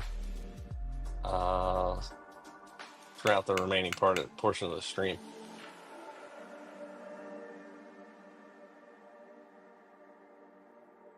So 12 folks sitting here watching. I want to thank you for coming out to watch our stream here.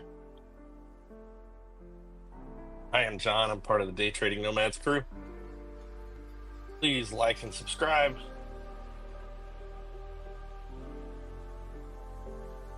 We definitely try to bring a little bit of entertainment value.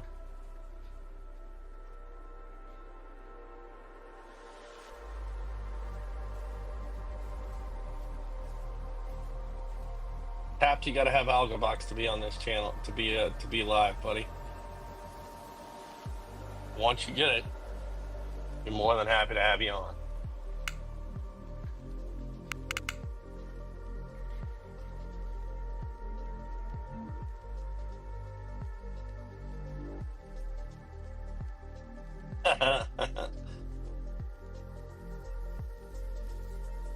Because this channel is dedicated to the AlgoBox community, right? We are trying to show off Benny's creation here.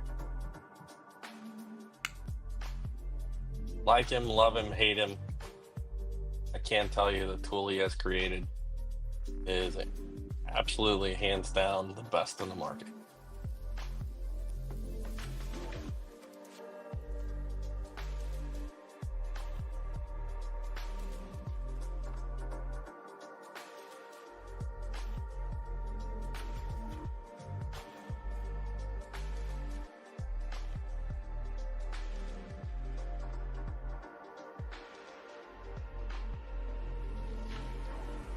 don't know. My P&L tonight looks pretty good.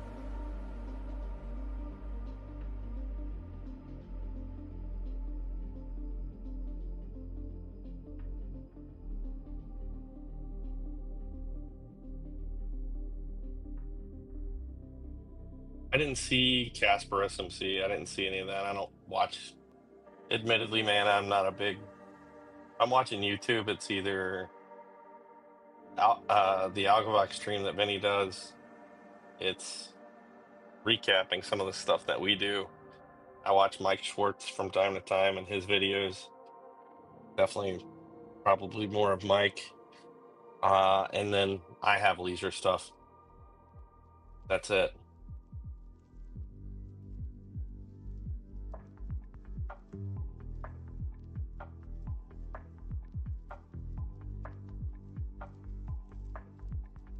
I can't vouch for any of that. I can't say any of that's factual or not.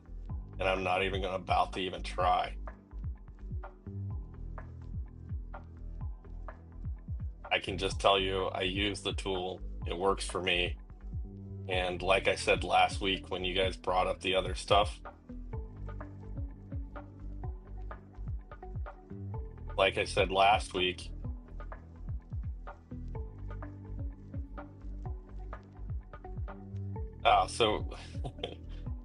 Casper, I have no idea. I don't follow ICT at all. Like I said, I'm not into that world of that community. I think Missile was at one point in time. But I think some of the concepts, the smart money concept stuff, that stuff's been around for a long time. Yeah, who knows, man? There's all kinds of shady characters out there, right? There's all kinds of frauds.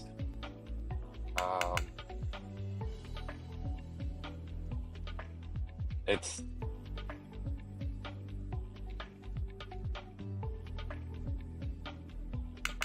you have to kind of, like I said, you pick and I mean, I've bought all kinds of different stuff.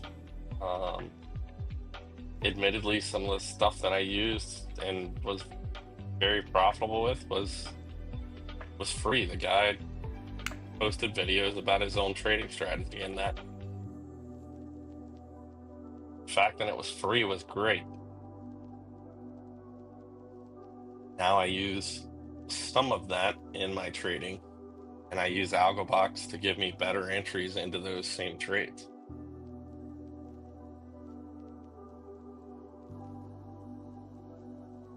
It was also eye-opening to see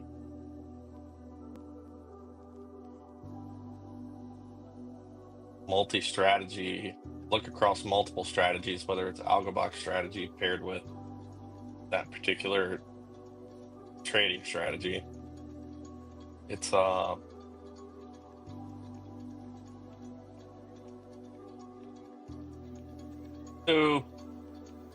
if you go join the Discord, in the Discord there is, I'll pull it over. So it's start here. It walks you right through it. And then there's a bunch of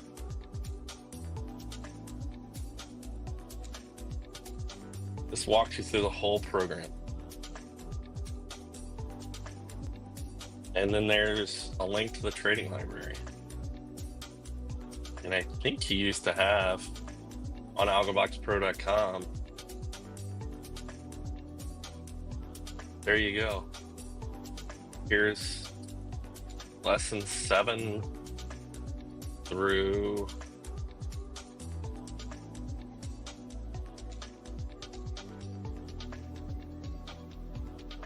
it looks like he's got 18 different videos on here on algoboxpro.com. I'm not logged in, as you can see. I'm not logged in at all. So the Discord, you don't need the Discord is free. So go join the Discord, and like I said, you can participate. Just be very careful of the rules. Make sure you read the rules of the room. Do not DM people. Ask your questions out in the open. The only reason to DM anyone is if you're DMing a problem to, or you're corresponding about a problem with Curtis, or you've got a question of Vinny directly. Other than that, like I said, just make sure you're following the rules of the Discord, and you won't have any issues.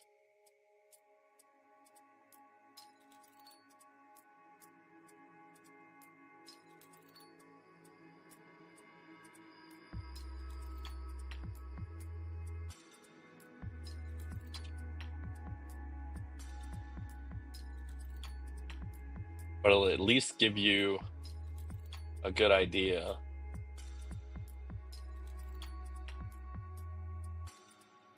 of the community and kind of how it all works, and you can see people's, as well as people like Missile post their trades that they take every day. A great place to go.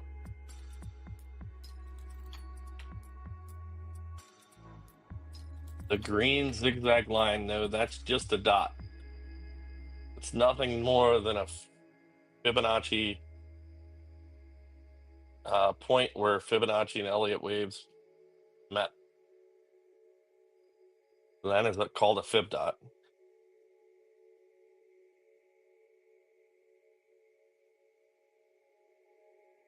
And a dot in and of itself, except on the high time frames, I will say that there is a caveat to me saying this, but a dot by itself on a chart is nothing.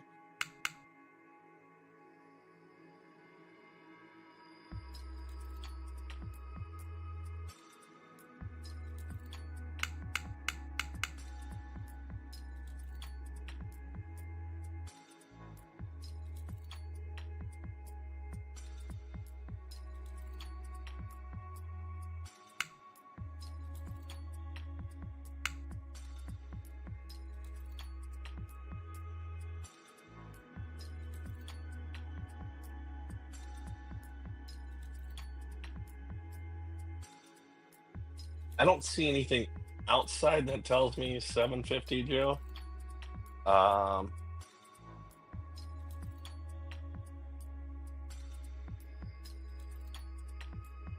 have nothing that would support that right now. It would have to get above, for me to be looking in the real blue sky territory, you're going to have to get above the prior high. So you're going to have to get above 669. You're definitely going to have to get above 662 for me to actually start looking for a long.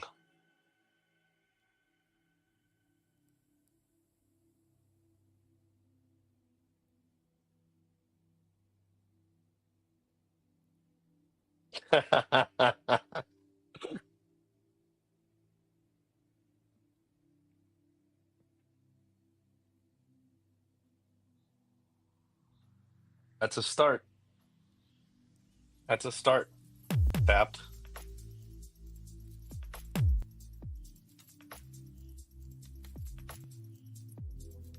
So we've come back to opening price again. Hit the gold line. Is this a gold line reversal?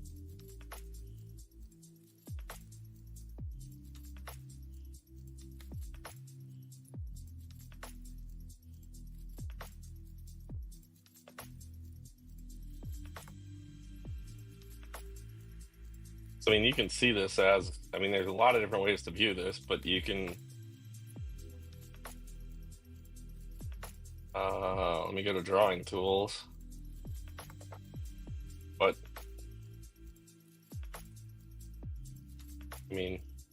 A to B, B to C, and you got 100% extension off of that move. Probably 127. But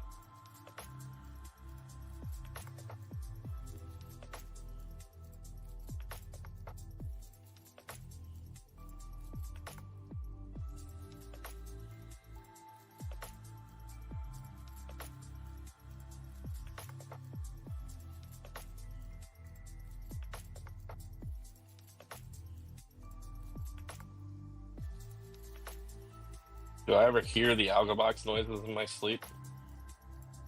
Sometimes.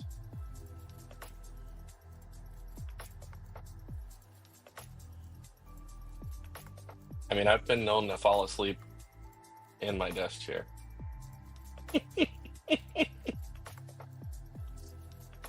I mean, we do stay up until some weird hours from time to time. And I know there was actually a stream that I actually fell asleep on. I think it was the first time that we did a market replay session. I had I'd had a long week with work. We had late nights with streams and everything else, and we had done market replay into the wee hours of the morning the day before. I got like an hour's worth of sleep before a fishing trip. Fished all day. Came back. We had another market replay on a Saturday night, and yeah, I fell asleep. I'm just happy I was muted.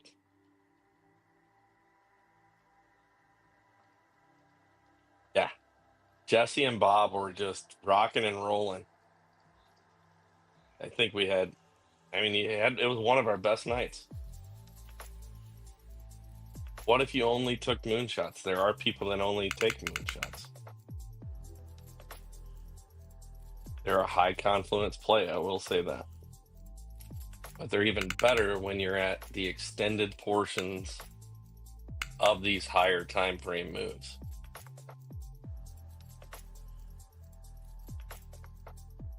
So taking a moonshot here long as a continuation would be a good play. So continuing in the direction that it's going. But to take a moonshot long, say up here, might not be the smartest of plays. Obviously now, historically we know. But just like taking a moonshot short down here, even though I have what I view as a high probability target below us, might not be the smartest of plays. Depending upon where you're at relative to price at the time.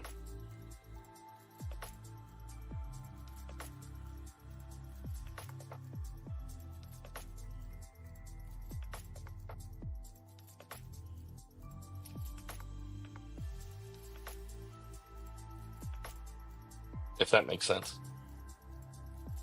Oh, that fib dot killed it. You're exactly right. Like, I mean, I showed the ABC off of it, but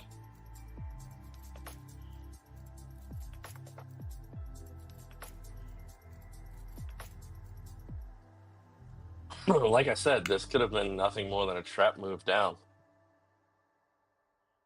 We don't know, and we won't know until it actually plays out.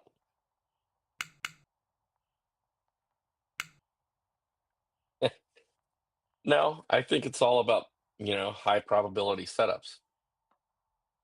And that's what I worked on today as I was doing some work for a customer. It was going back and trying to find spots in charts. See if I can find one on here. That was all flat from Friday. But I'm looking for ready up, ready up, ready up. Look what happens. Boom, Enigma.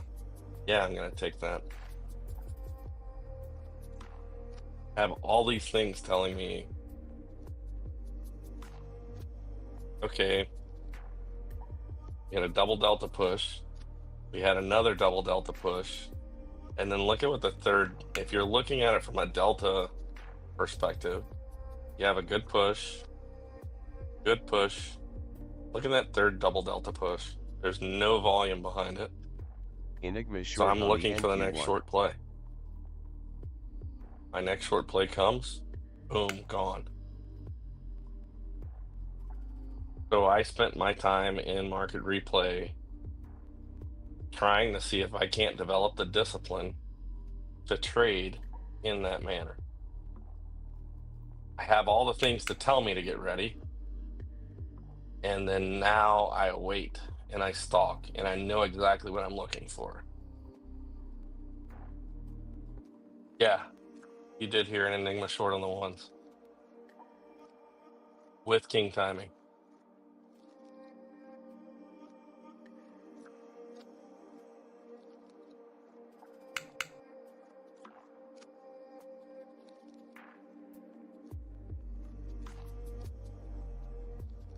But I also heard an audio box clicking in the other direction, didn't I?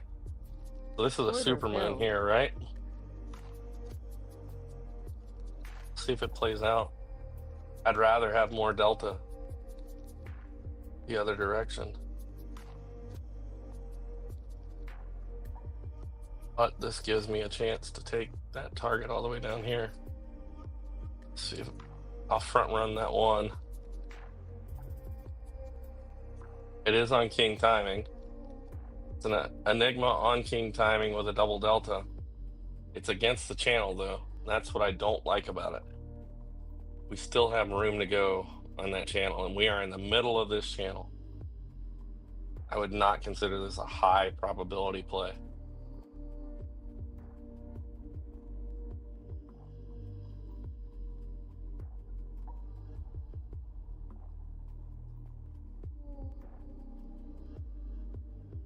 We're going to find out.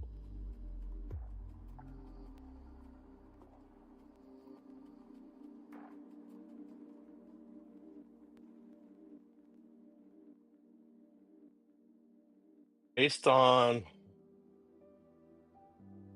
tell you what, I'm going to do this right now. Target filled. Because I don't want the risk of. So in AlgoBox, the nice thing is we know where to define our stops. Stops are really easy. Stops go behind Enigmas. They go above or below crosses. They go behind dots. The Enigma looks like a dot. Very similar. The nice thing is it's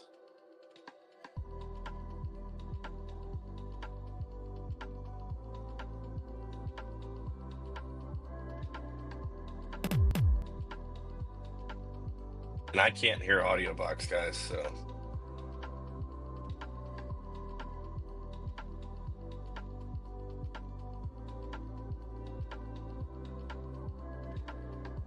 all I can do is see that right now.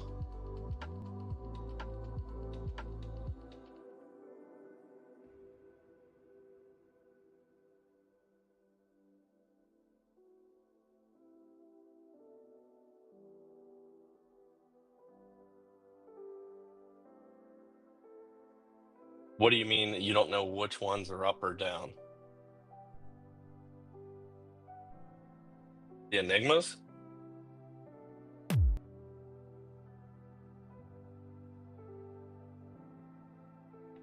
If they're red?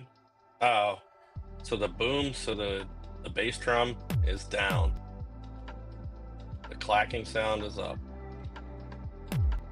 So the higher pitch sound is up. Oh, I did not take my target. Ran right into that shark and did not take my target.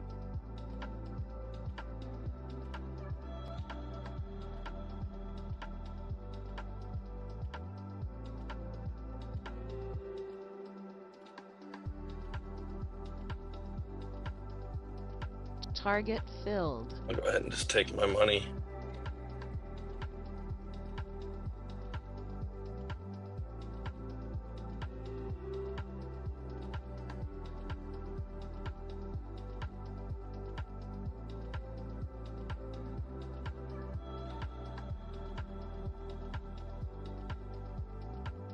Yeah, so you guys actually hear more than I do when I'm on stream, because I do not actually hear my own NinjaTrader sounds. It's being piped through OBS, and I don't get that when I'm on stream and I'm on a headset. So I have to figure out personally how to get a monitor of that.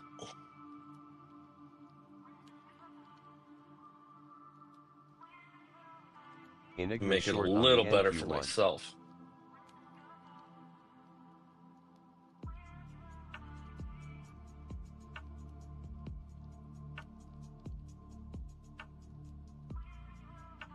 Oh.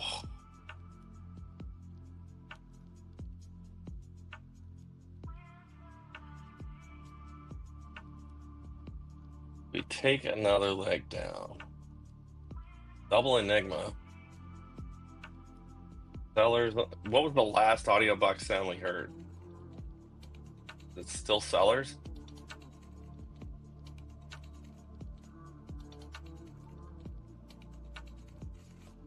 I'm waiting on Missile or Jesse to confirm.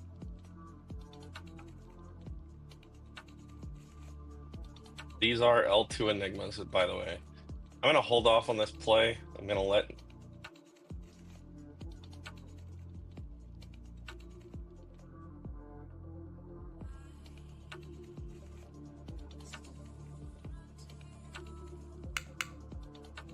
All right, I just heard it. It is buyers, so I'm going to wait.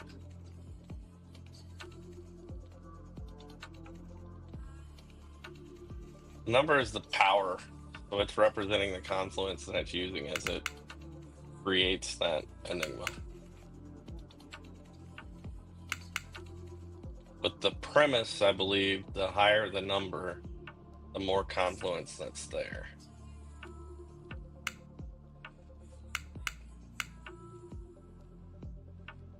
Definitely better in the New York market than, say, during the Asian market.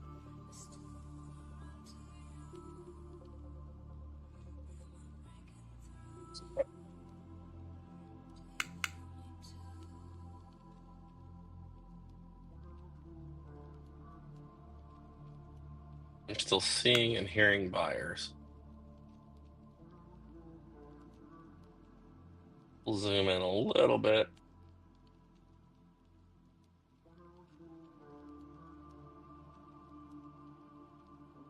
So zooming in, you can actually see it was at the top of the channel. Not a terrible play to play that with a ready up back towards the other side of the channel. It did go and hit its 20 tick target.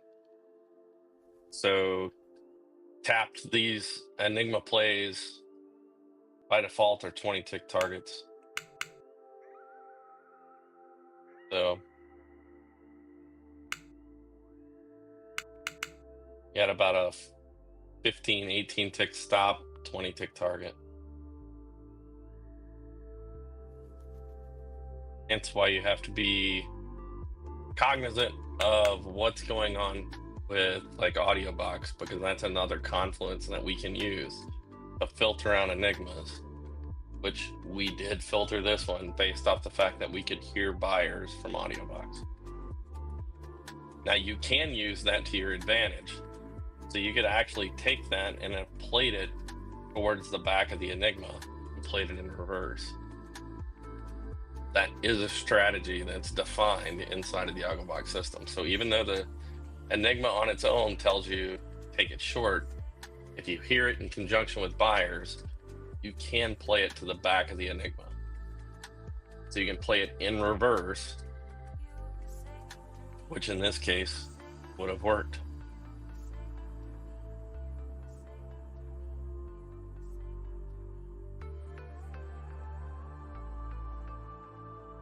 All things you're not going to see in a chart.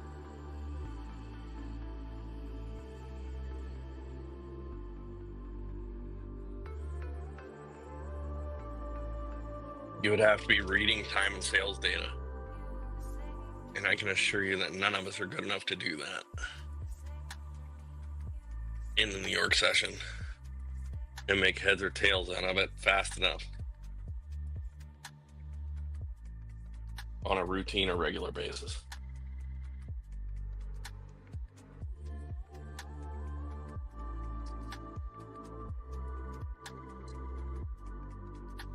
Now these things do have a 2-try rule, so I could mark this price level here and then play it on a 2-try.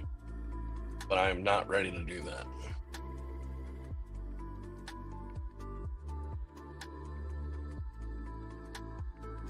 Because again, I'm looking for price to get back up somewhere in here to actually get short. Somewhere in the upper third of this channel. And ideally, at that point, this channel will have turned red. This thing will have started rolling over a little bit, and then I can ride the wave back down. Because ultimately, we don't have to try to catch the top. We don't have to try to catch the bottom of these moves. What we're trying to catch is that middle 20, 30 ticks.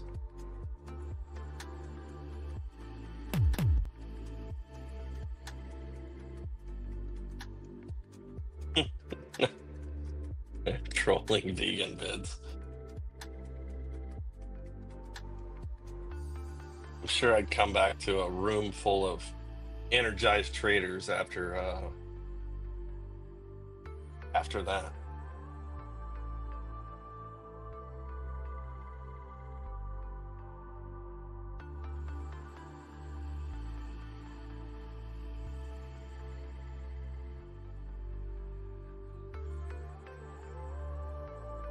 All right, so I've already been late on my break. I am going to take a break. We're going to take it for 30 minutes just to kind of give you where I'm at for the evening. I'll pull this over so you can see. We're at 485 on the night.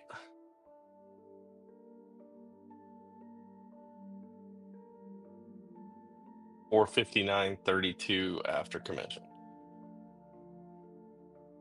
We're going to take a quick 30-minute break, and we'll resume at 9:30 Eastern.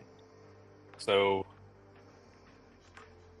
Jesse, text me if for some reason you want to pop and control it for a little while. Otherwise, we will be back in 30, guys.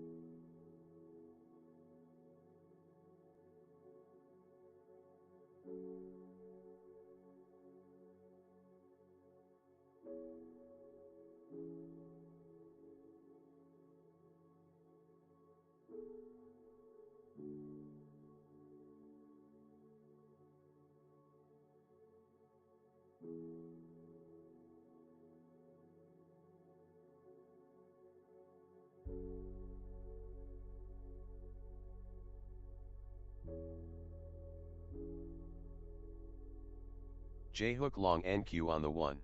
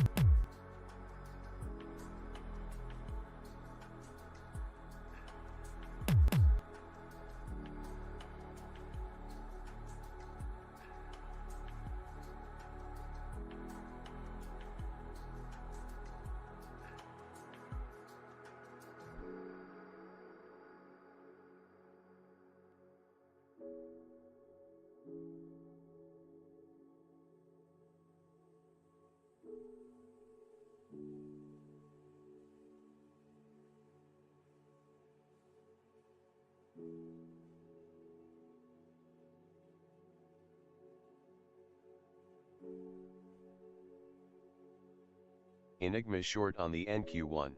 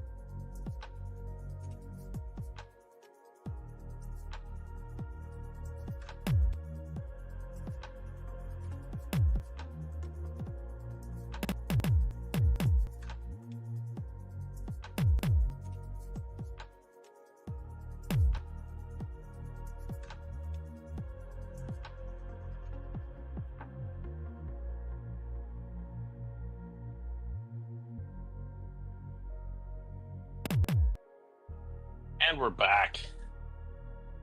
How's everybody doing?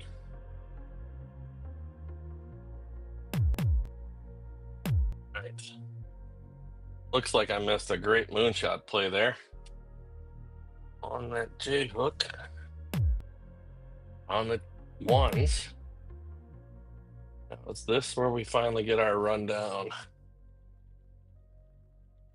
We did break structure. We did have a couple ready ups there too, so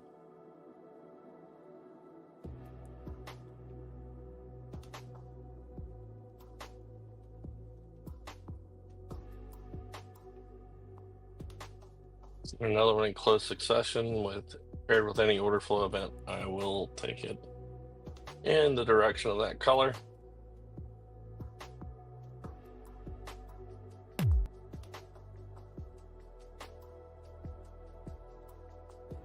And Overwatch. Hey, somebody's got to.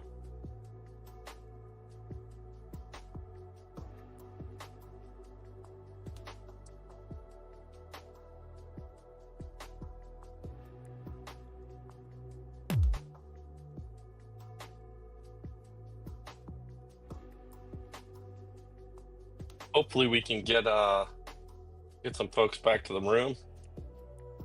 I know it sucks to kill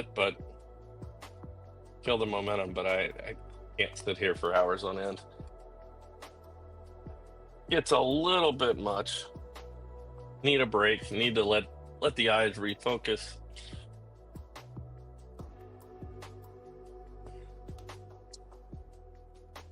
I mean, that doesn't get much better than that. And that moonshot play there is pretty good. Let's go. Hit target. Obviously just sitting back down, hence not in that play.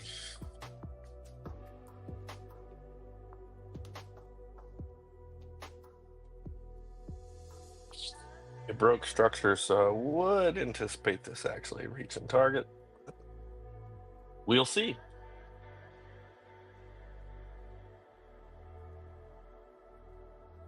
See if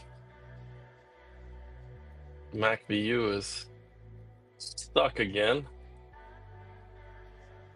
We had this problem last week.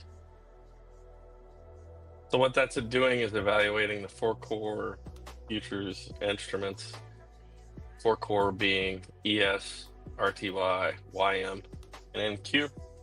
And it's looking at the MACD histogram. And if all 4 are green, then we're in strong buy.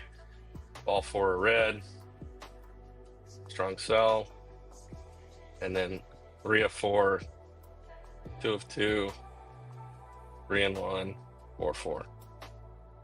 There you go. That's how it works.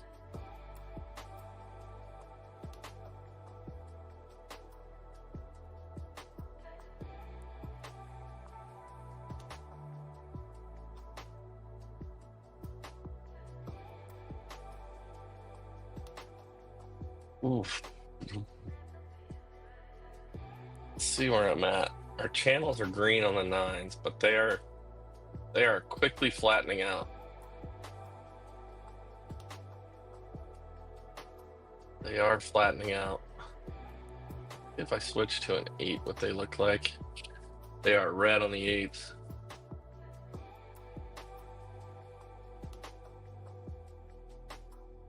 So this is kind of some of the stuff I've been toying with. I do like the channel on the 6s. And I've been looking at, in the Asian market, flipping from an 8 to a 9 on the MACV chart, just to see if I can't get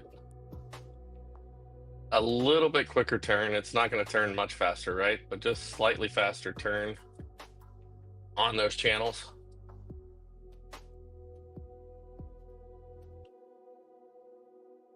To correspond to the way I shift gears on the lower time frame charts.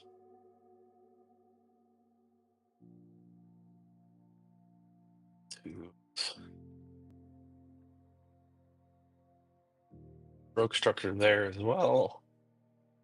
See what it looks like on the 3s.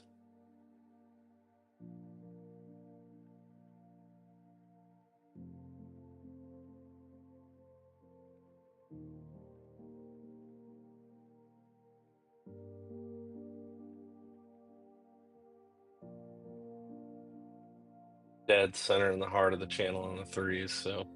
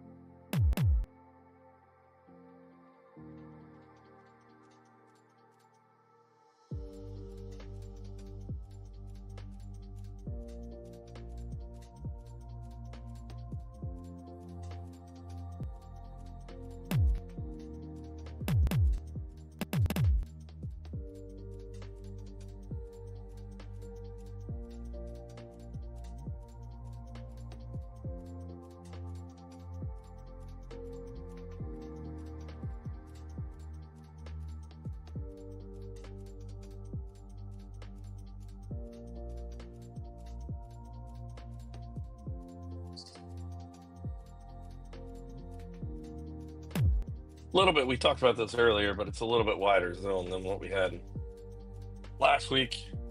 Obviously on a Sunday night, would expect a little bit larger zone. We are staying right within that value area from Friday. And we are going right back through that minus development zone or minus development area from Friday, auctioning that area off.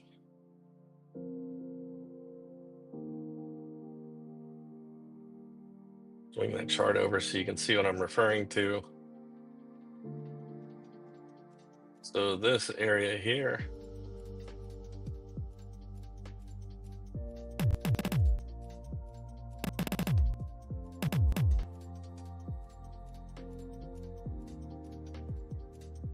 and I was short earlier.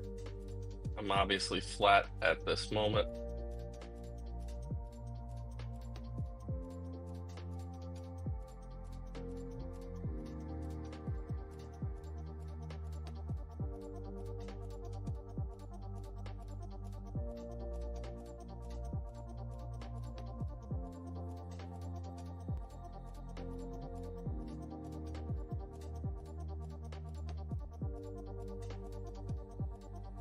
We will see how all this plays out and then go from there.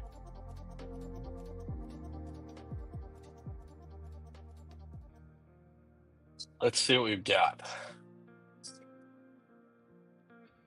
So right now in the AlgoBox threes, coming into a harmonic structure, or potential harmonic structure, I should say. These yellow boxes are potential reversal zones. They're definitely not defined yet. So you have a couple different patterns that are possibilities based off of the patterns being formed up above.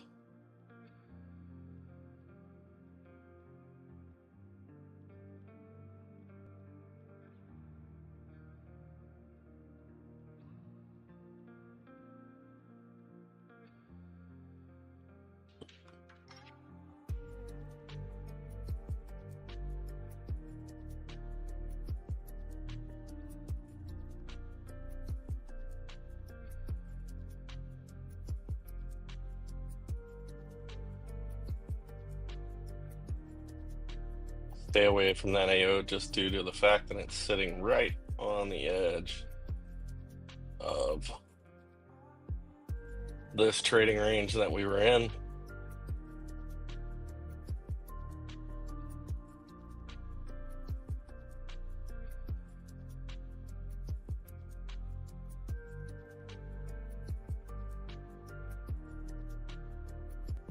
Basically, at this point, if I were to enter, I would be late to the party.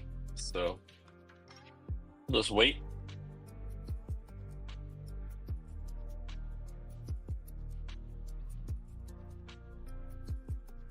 Hold ready ups.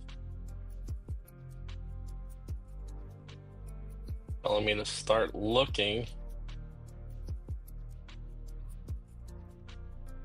Double delta right here.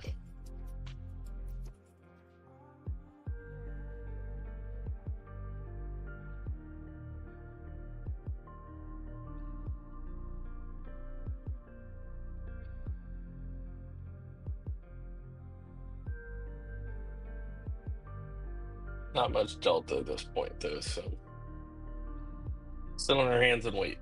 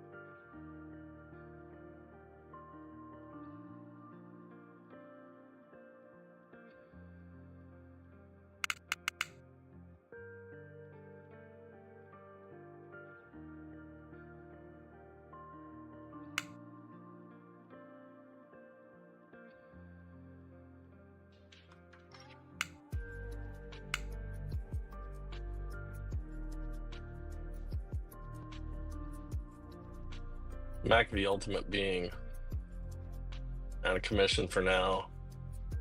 Just gonna cover it up.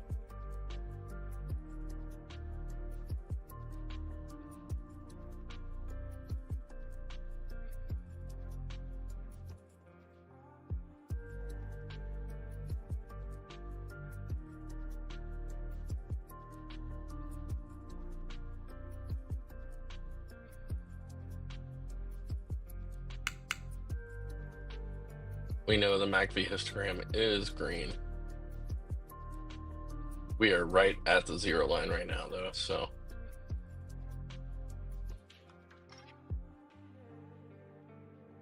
It's indicating to me everything's pretty flat, just chopping back and forth.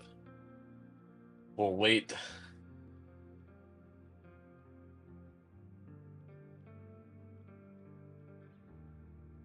And we'll play once it gets out of this little chop zone here.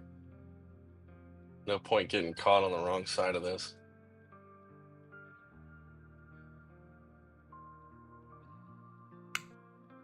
One, two, three. Look at that again. Yeah. We'll just sit here and wait real quick. No point in being in a hurry. We've got time. There will be good trades that will set up. We will wait for our time and we'll strike appropriately. So how's everybody's weekend?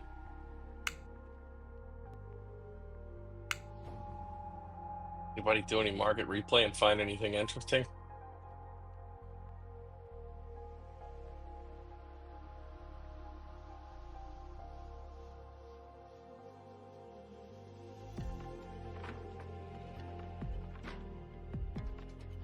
Guess I need to pop open ESPN.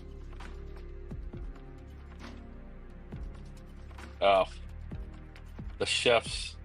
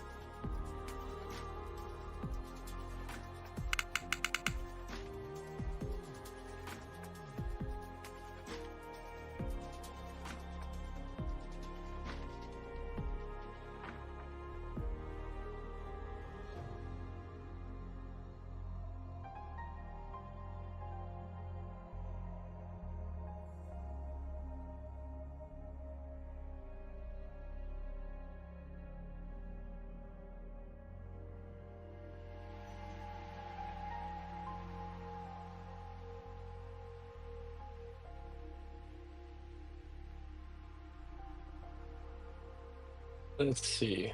Stuff's up 13-0. 47 seconds left in this second quarter.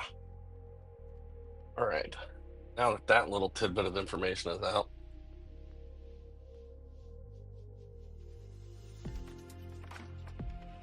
I can get back to the more exciting Asian market here. Let's see. Again, order book's pretty thin. Obviously, some downside liquidity, fairly significant downside liquidity. See what happens if it gets back to 662. We break above that point, and it'll be time to get long. We're still sitting in the middle of the fiddle zone. No point in taking anything questionable here.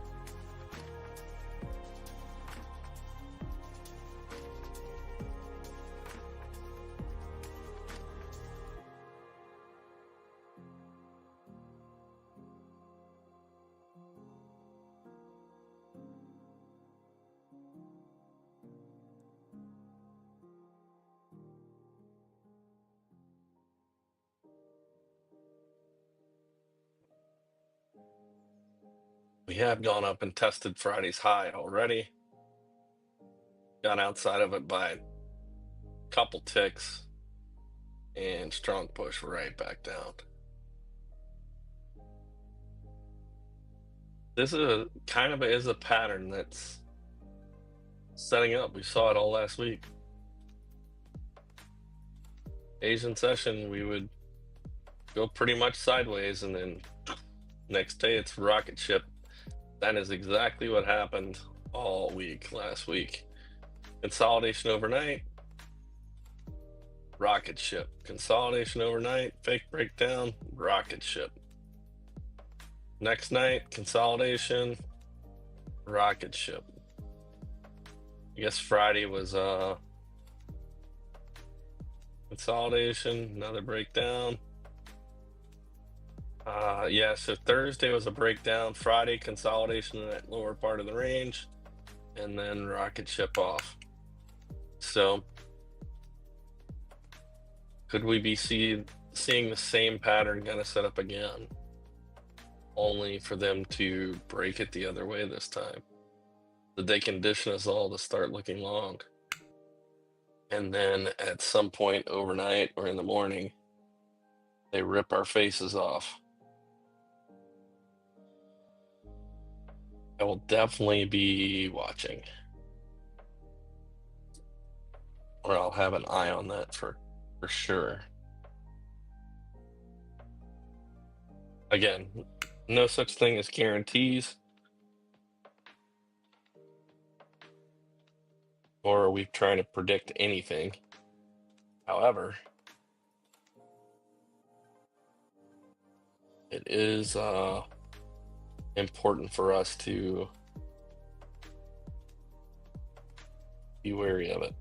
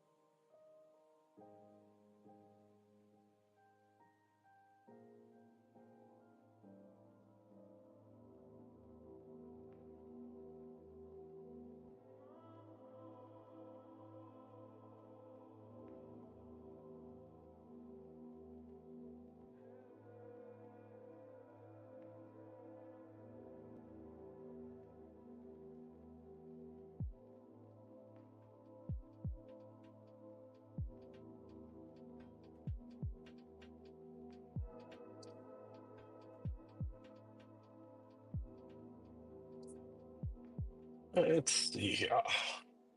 Finally got that tiled in.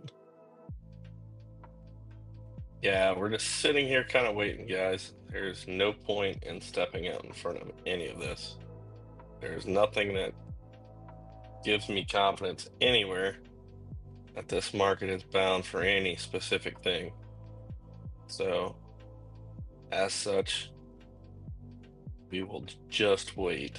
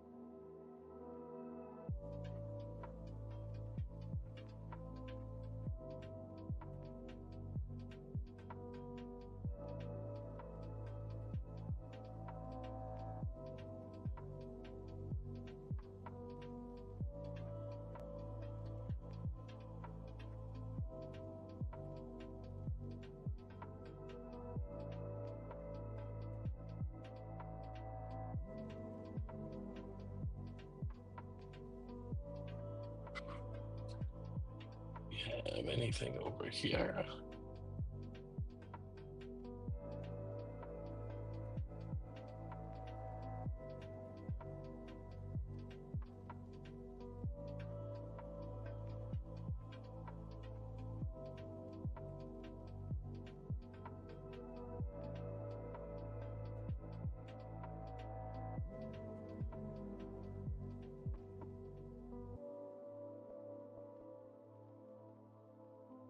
Oh, yes.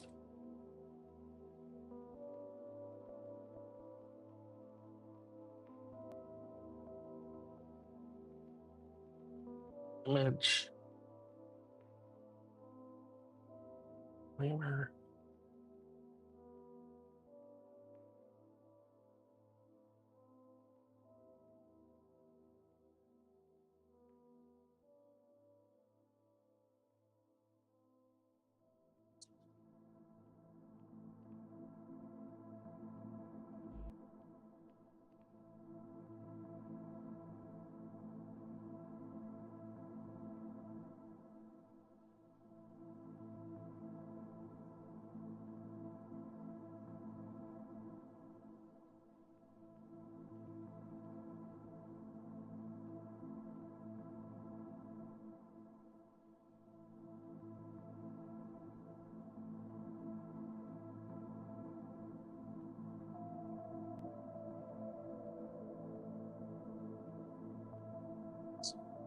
While we're doing that, I am going to test something real fast since we have zero market movement at this very moment.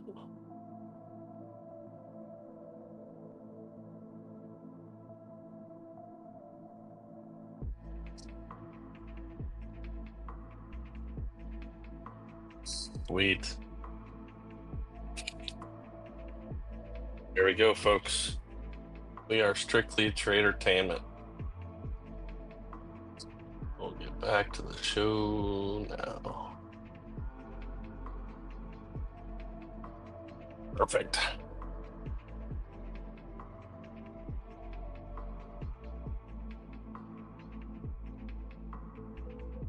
Liquidity around 626. It was deep. So we're looking at NQ right now. It was 107 contracts minutes ago. Yeah, so I'm still seeking to get down to that level. Take out that naked point of control from Friday. We've gone down, tried to take it twice, and just haven't quite made it there. Admittedly, right off the rip, I was trying to get there tonight. and haven't quite made it yet. So I'm looking for a fake break long and then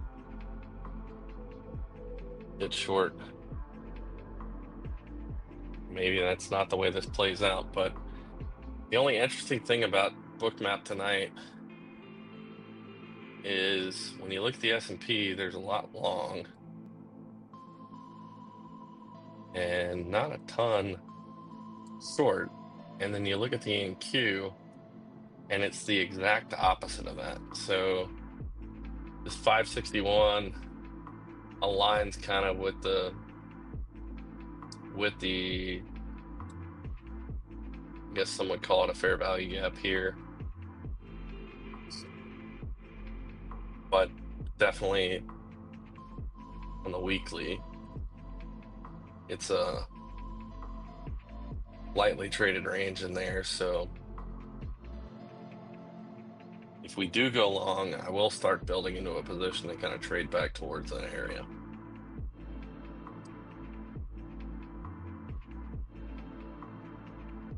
I do like that.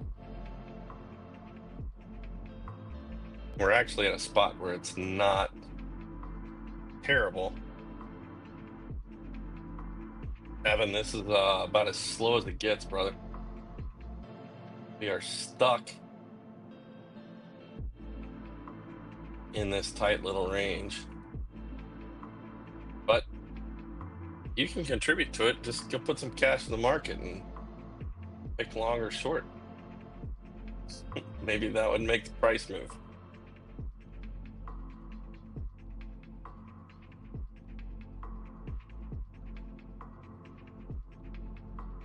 So yeah, looking potentially for a quick push up, and then I will obviously be getting short on that move.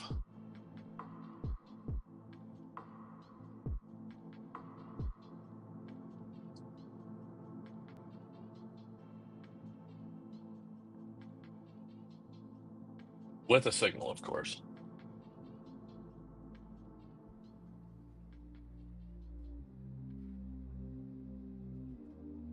Trying to trade with discipline here, hence why I'm not just taking a position.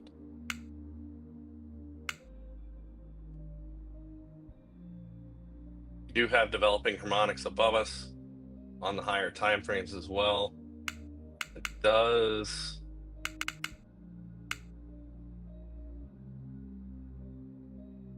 give me some pause about getting short, at least like right off a rip.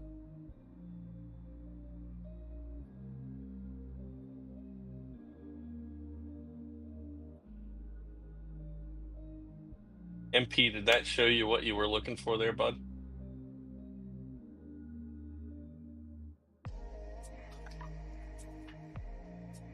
The liquidity at 625 or point of control, I should say Friday's point of control has been there. And it's been there since the beginning of the session tonight. The liquidity above us has popped in the last, call it, hour. Obviously, we pushed through it once already. No problem. Gives us something to do while we're sitting here waiting. I get why Mr. Schwartz is not streaming as much during the Asian session.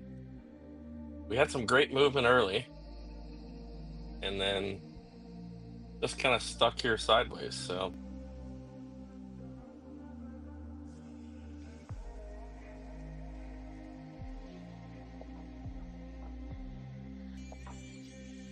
kind of wondering though if they're not just building out kind of another overnight flag here.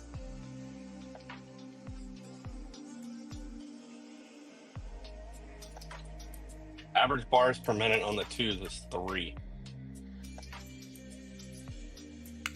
Average bars on the ones is, I mean, the ones traditionally it rips, right? It'll rip around in the New York session. It is not ripping right now. We have 4 bars per minute right now on the ones.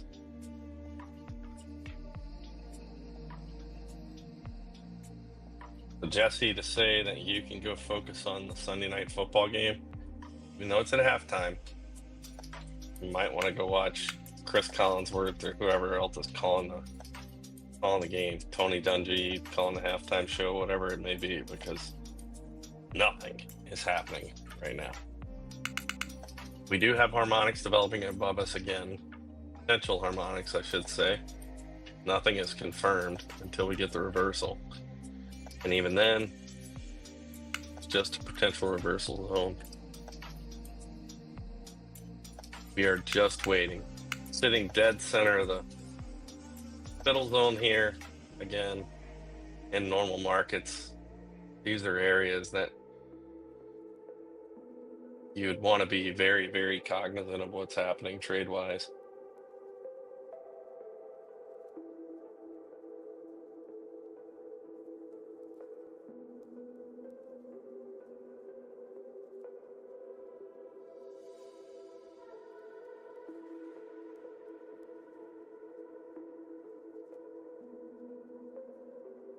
Not the biggest fan of this shark, just because I'd rather play it as a shark back, not the shark tail. Will it work? Potentially.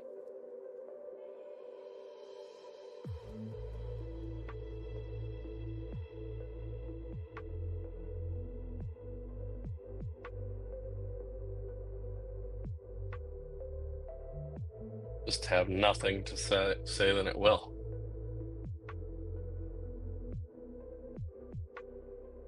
We've been basically in the same little, even for NQ, this is crazy, but we've been in the same like 20 tick region, 20 tick zone for the last 20 minutes. So we're going nowhere in a hurry.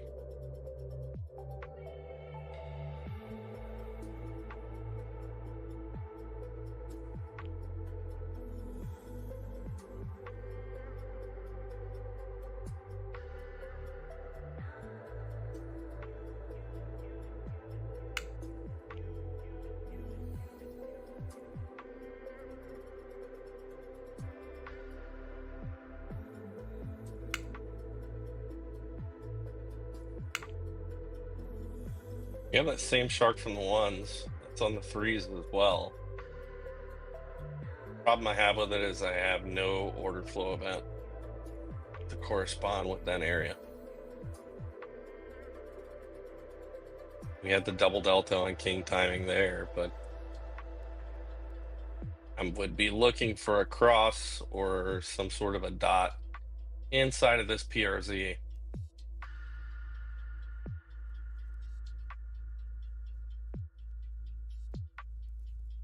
Otherwise, the only way I could potentially trade it is a shark back play, which is the top, call it third of this box, quarter of this box.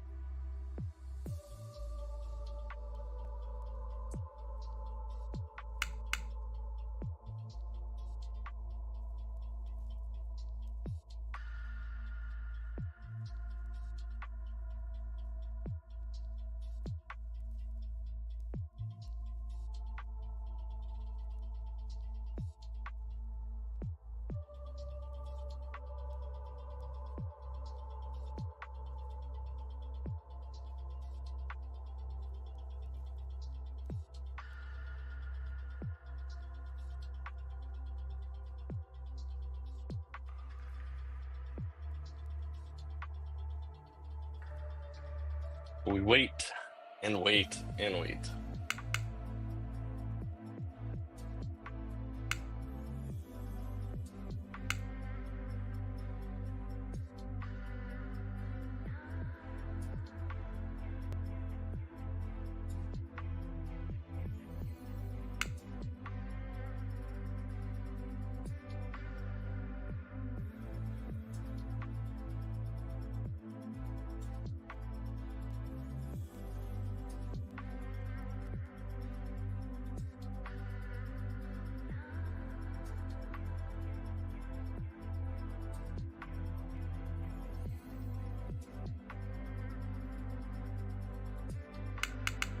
Yeah, we're still down like 1 bar per minute on the threes, which is close to untradeable. Actually, it very much is untradeable.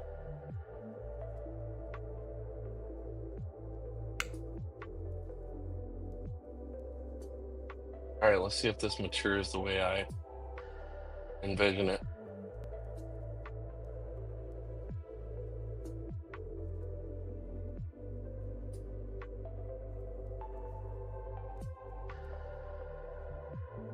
Looking for a quick push up.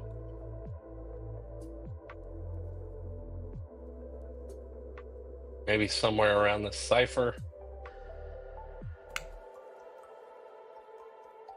So that harmonic with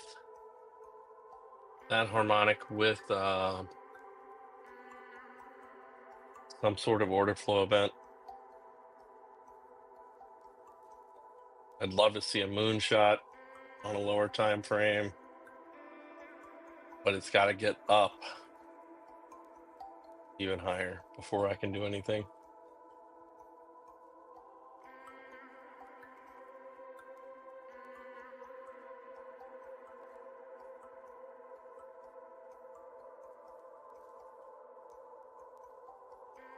Again, we're looking kind of higher time frame perspective. We want to use our order of operations.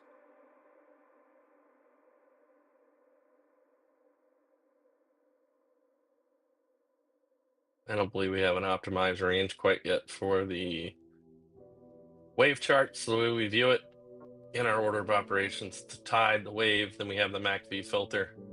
Right now, the MACV histogram background is green.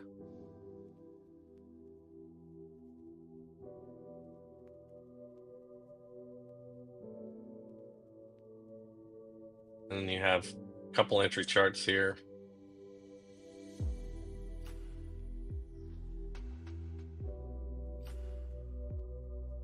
Looks like that long delta is starting to dwindle a little bit.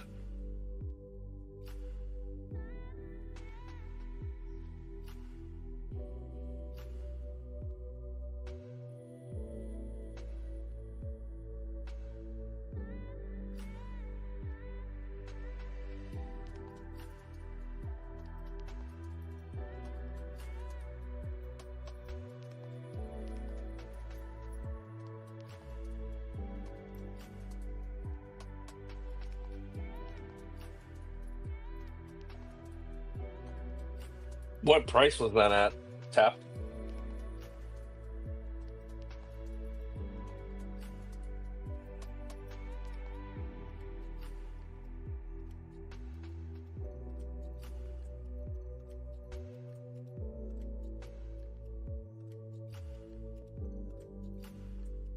The market's kind of thin.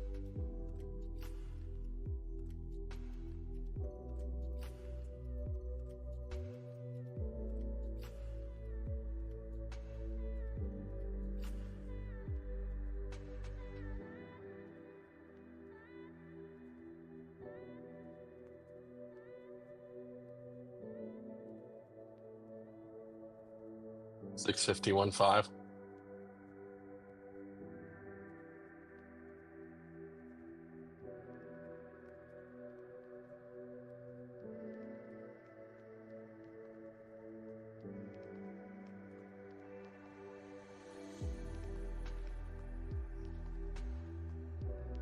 This is brutal. Painful to watch.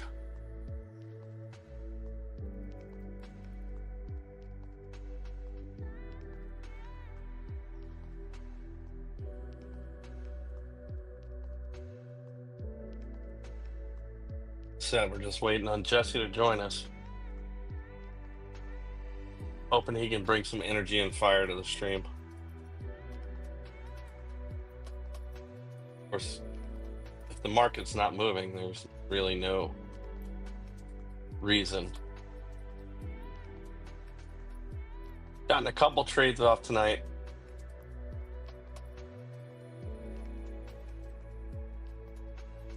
But with the market sitting still,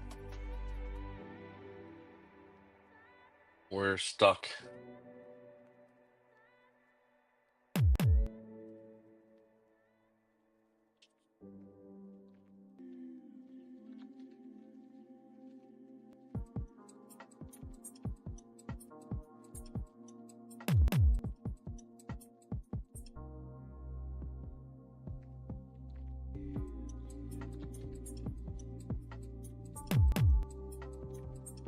Now we're just stuck sitting here waiting.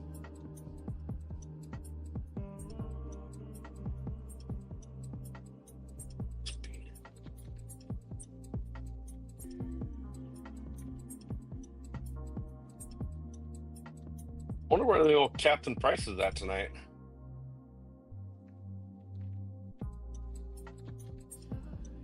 Odd, he hasn't popped in here.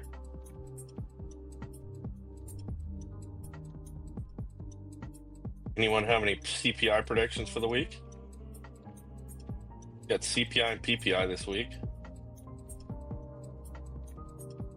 Where do you guys think it's going to come in hotter than expected, or what?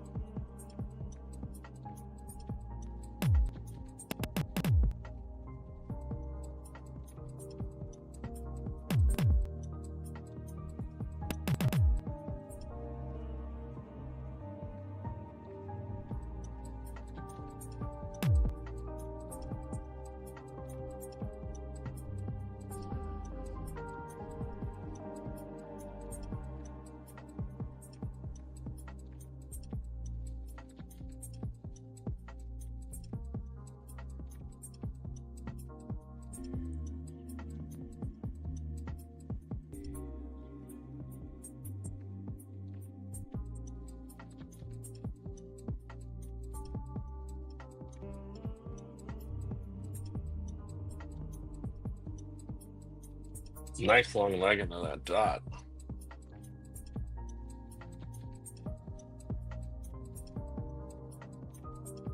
Yeah, that's right. Contract rollover is coming up.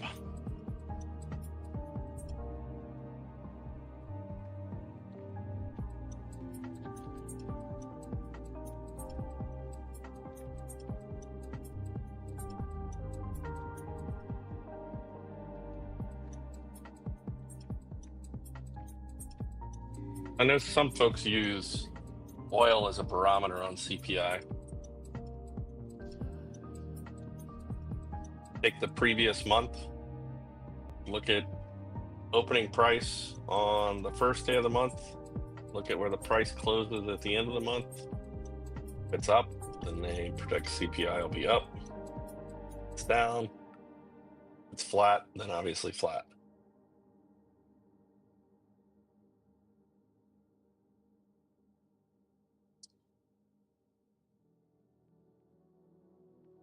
It'll be the March contract. But I believe contract rollover, let's see. Nice thing about AlgoBox, you can just add this bad boy in.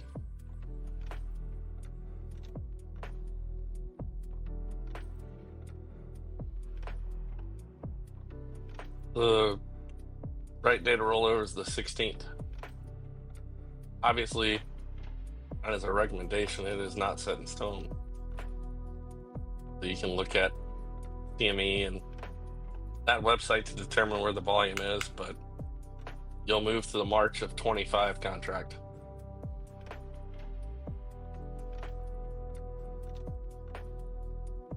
That shark did play on at least to T1, I believe. We'll go ahead and cancel this, remove. And obviously at some point your brokerage as well as NinjaTrader will dictate moving.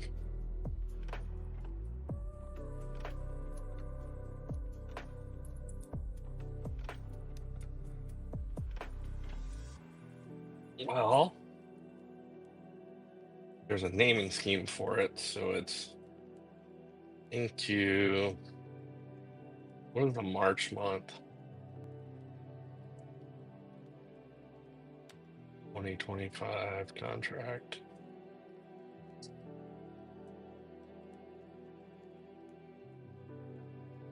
NQH 25. Hold on. Is H the right month? Yeah, NQH 25.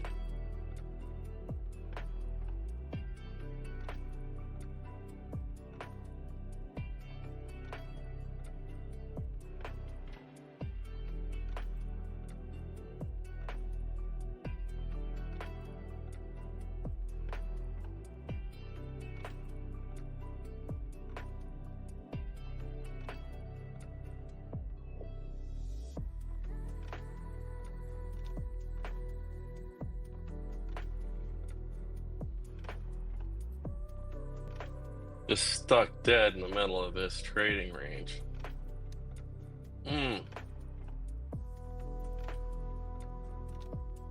Is that the format that Top Step X is looking for? I'm not sure.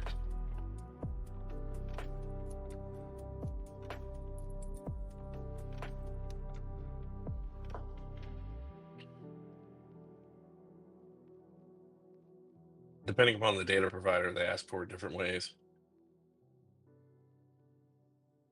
I know like DXFeed uses that type of format. NinjaTrader obviously is using instrument and then month year. I believe that can be changed somewhere in NinjaTrader, but I actually prefer this format just because I don't have to go look it up every time.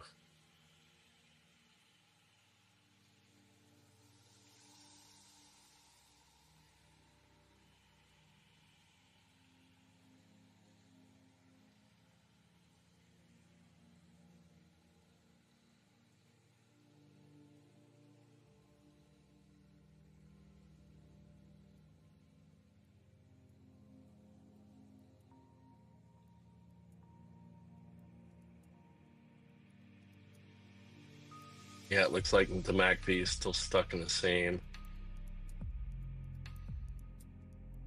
little spot.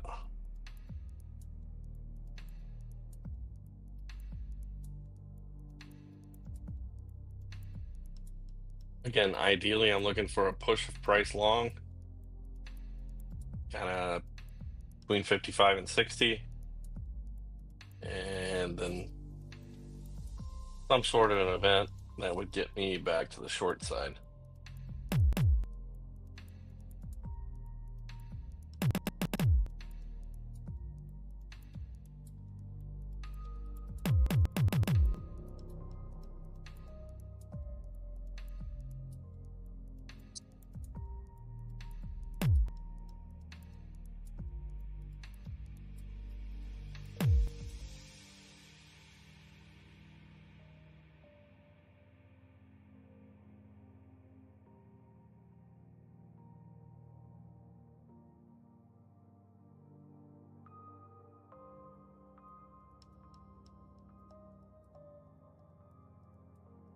Being biased short, it makes it hard to take that shark right there.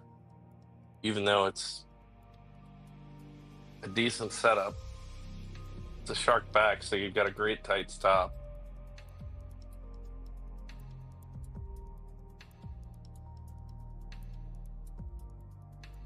But it sure does make it tough to take.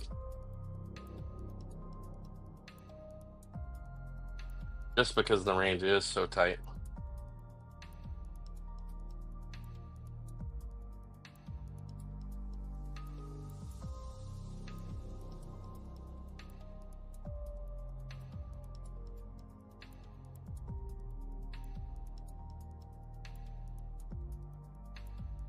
Still waiting on Devin to go place that order for us.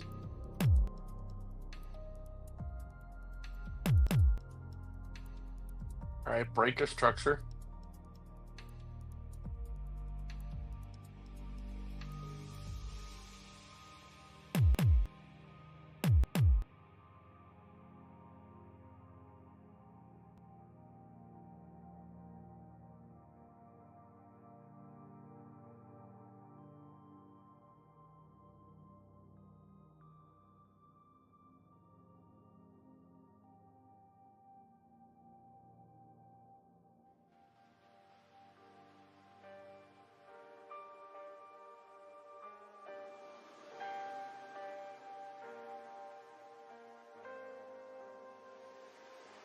For tonight, I know on the front page when Bob wrote the intro to the channel, he talked about stalking.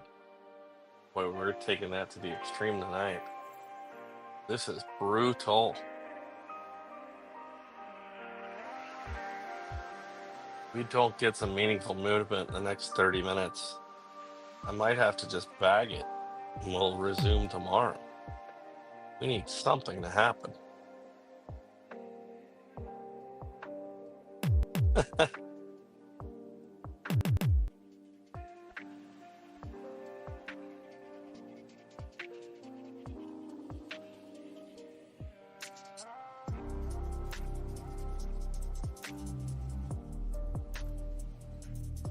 Guess the only play was the play of the break of that structure there. Could have gotten a decent quick 10 ticks out of that move. But we're looking for a little bit larger play than that.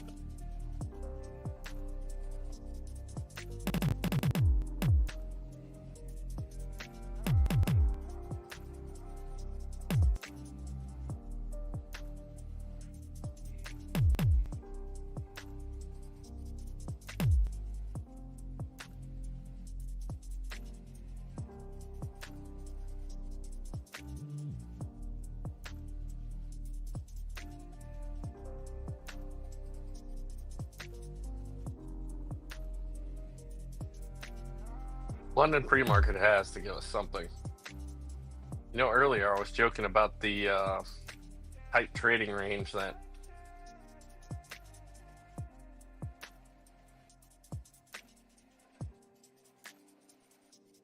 we experienced last week, where it was like 80 tick ranges all week for the majority of the Asian session. Oh, guess what we're back to?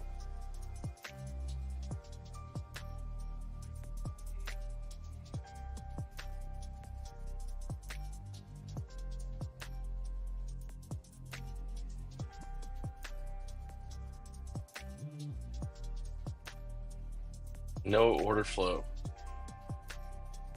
Would like an order flow event. P1 of this bat would be around 47.50.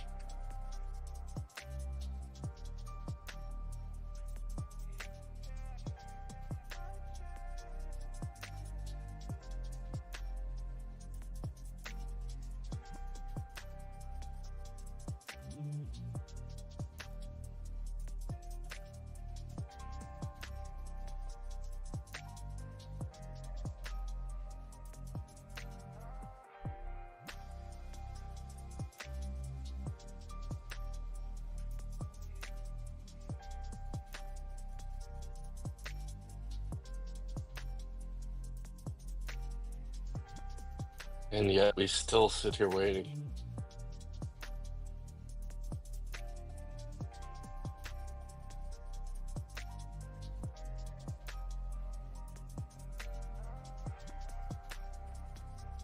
I'm sure, yeah.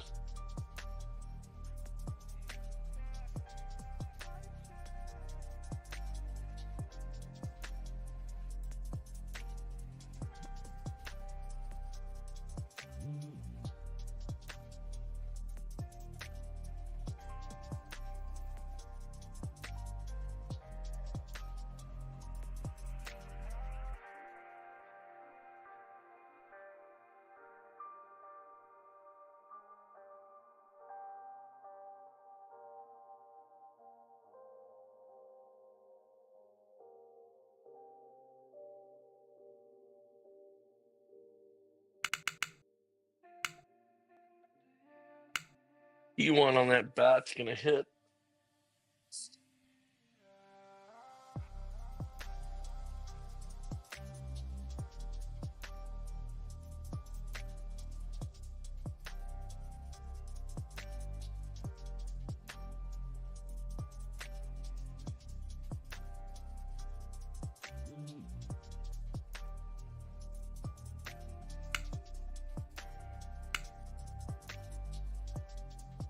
I'm looking for any excuse I can, but just not finding it yet.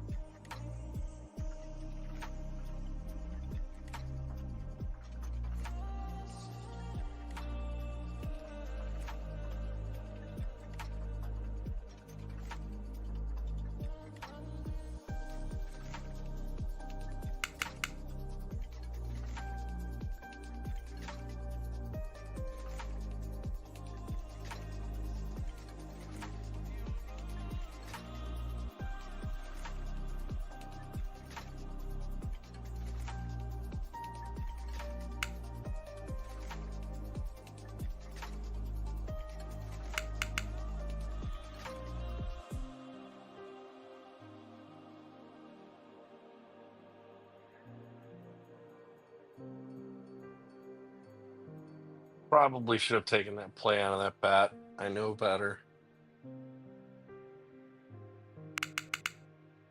Admittedly, I'm looking for reasons to get short, and it's not playing out the way I want it to.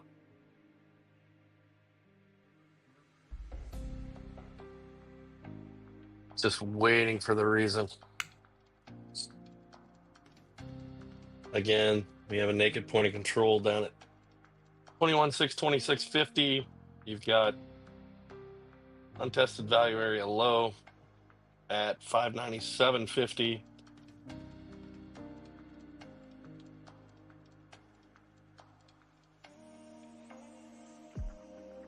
And you have some poor structure that runs down into the 570s, 560s. I'm trying to eyeball it right now on a chart.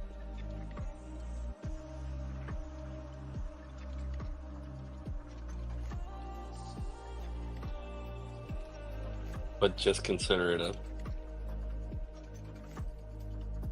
it was through that push up from Friday morning around the University of Michigan. Yeah, I think it was the University of Michigan that reported at 10. So consumer sentiment data that came out Friday morning at 10 a.m. Which sent them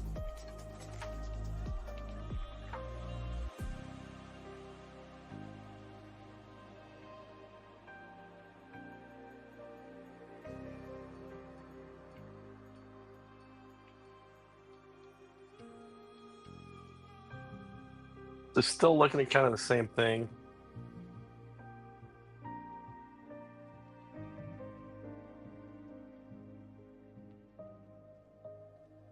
Looking to get short potentially around 55.60, somewhere in there.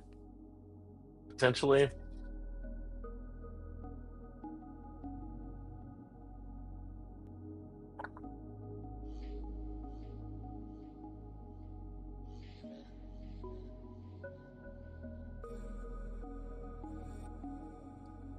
When in reality, I should have probably just played it up to that area. Let's see.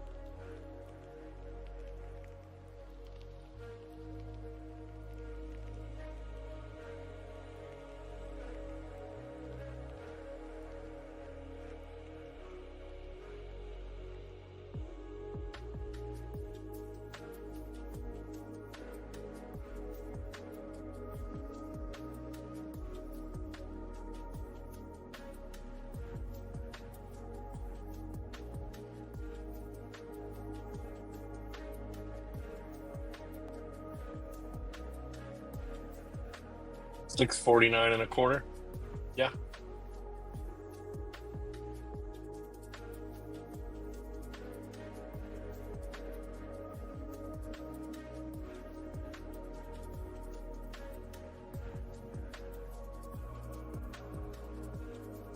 The only thing that's kept me out of doing something like that, admittedly, if we break 640, I'll have a reason to go.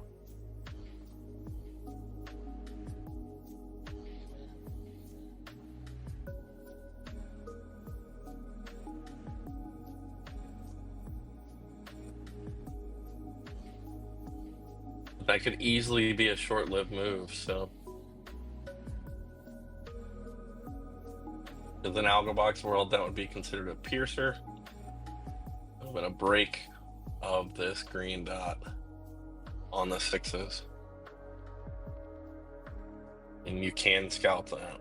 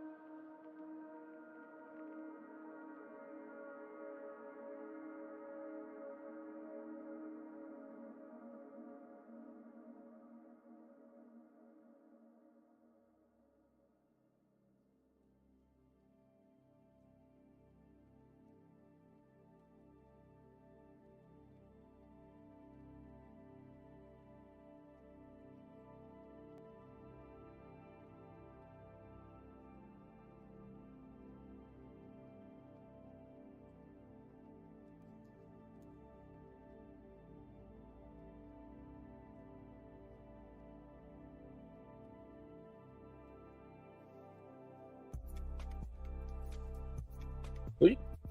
Nice trade. What was your entry? Did it fit your rules?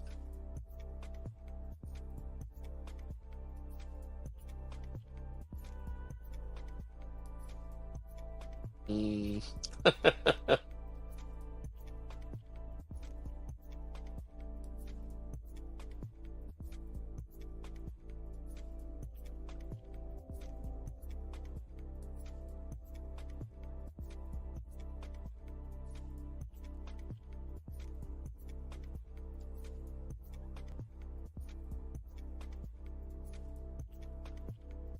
Let's see if I can see anything on the smallest time frame we have, or smallest bar size we have, I should say.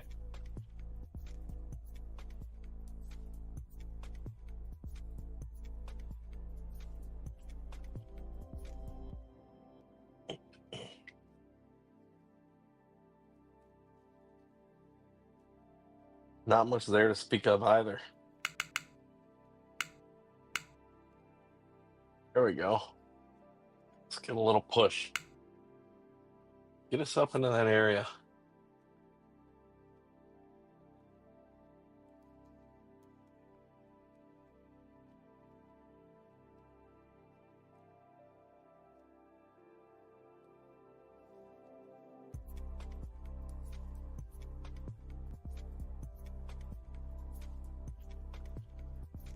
I just know getting long is not going to be the right answer either.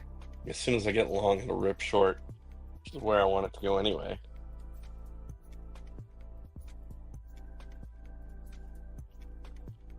If I get short now, I could take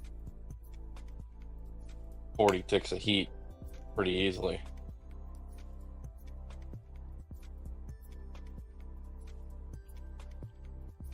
I'll continue to wait.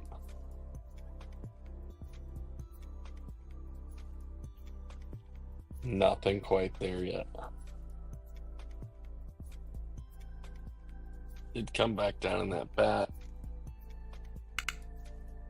All right, we're getting closer.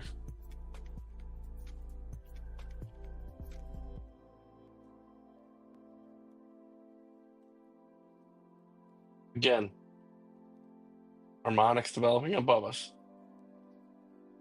on the nines and on the tide.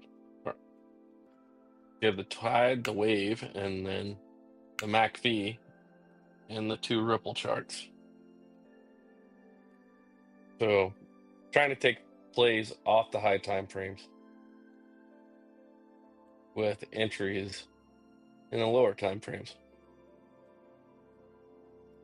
And again, use time frames very loosely as a term, as there's no concept of time other than Fibonacci timing in the AlgoBox system. This is all based off of AlgoBars, which remove the concept of time from the actual bar itself.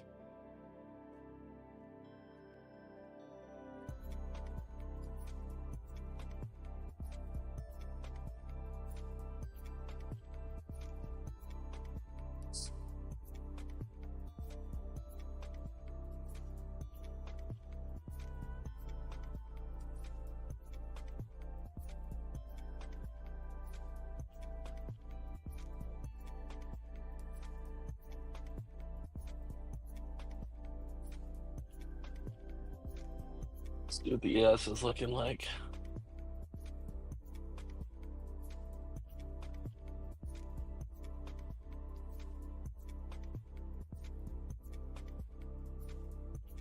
Pull this back over so we can look at the order book again, but yes, definitely has some decent liquidity. Up around 61.15-ish, just over 61.15. And then in Q, really nothing long, and everything else is short.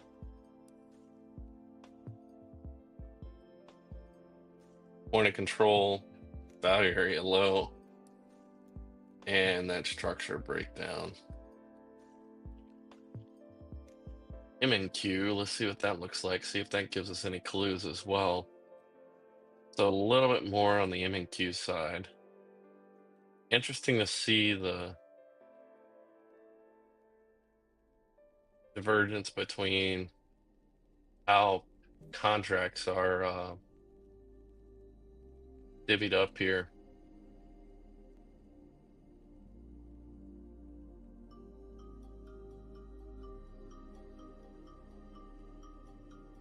So the NQ and the MNQ even have some level of divergence, I should say.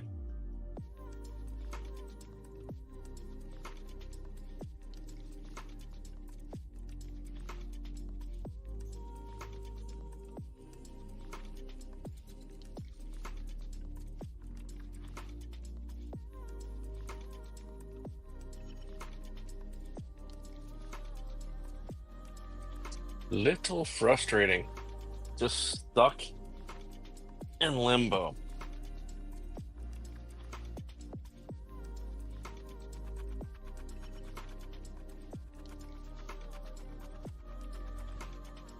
Stuck in limbo. And who's telling the truth? Is it the NQ? Is it the S&P?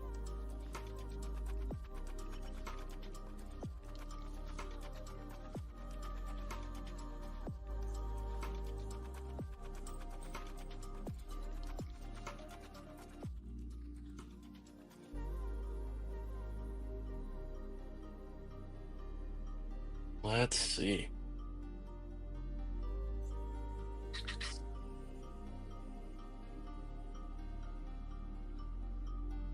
Like watching paint dry tonight.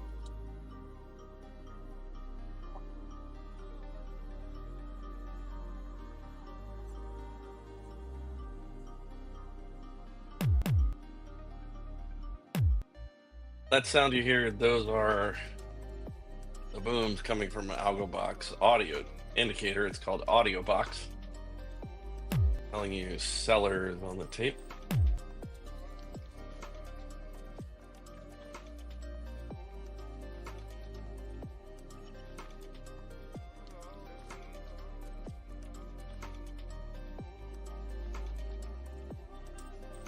What other instruments around here? Maybe there's something that's actually moving.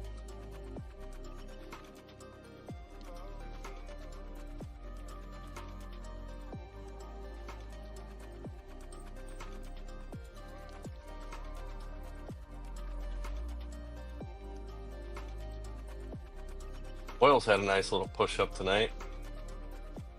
About 40 ticks since the open, 35. And gold oscillating. Let's see what the dollar's doing. Maybe that'll give us a clue.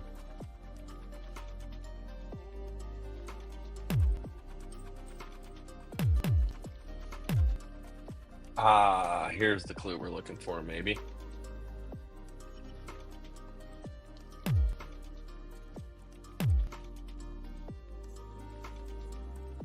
That might have been the clue there. Dollar definitely going up.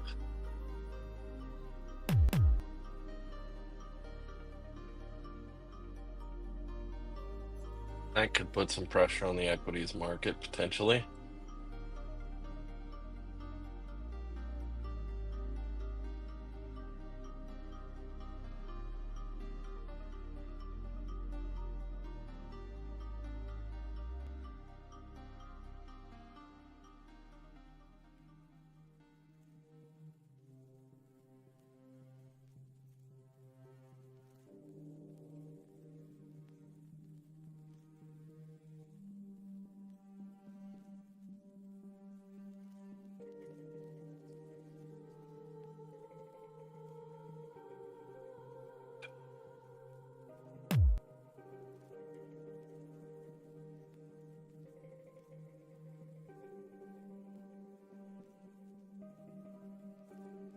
Almost coffee time. Almost coffee time.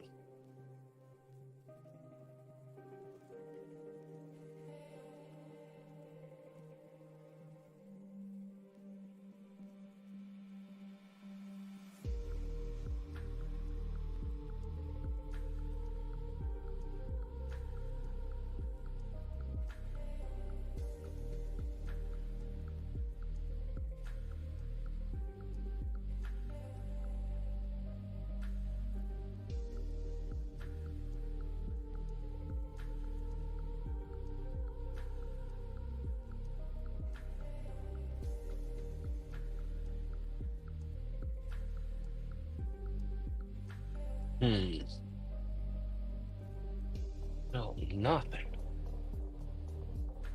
I mean, nada.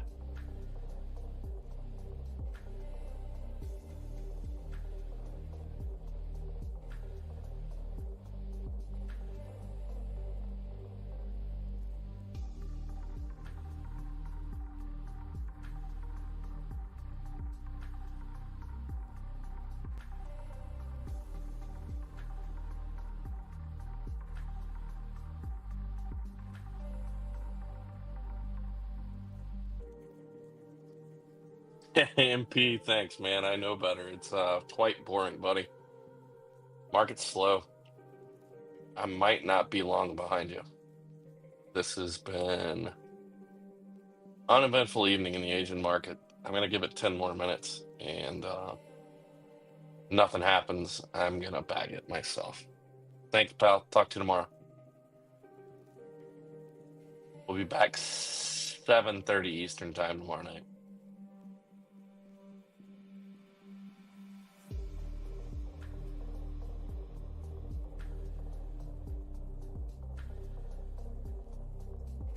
Exactly.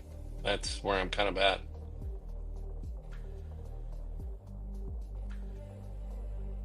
Nothing news-wise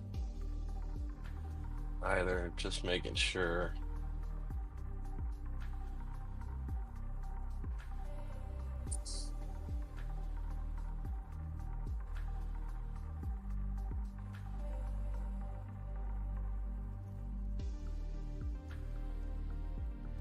Yeah, keep trying to. I haven't. What you've seen on stream is, other than my first trade. See if I can find Forex Factory calendar real quick, just to make sure it's not waiting on some weird news tonight. No, and it's not. I knew it wasn't.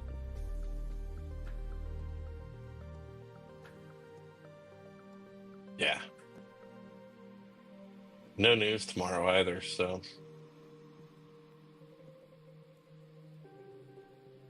Yeah, we'll catch you tomorrow. We'll be back on tomorrow night. Hopefully we'll have a little bit better session tomorrow night.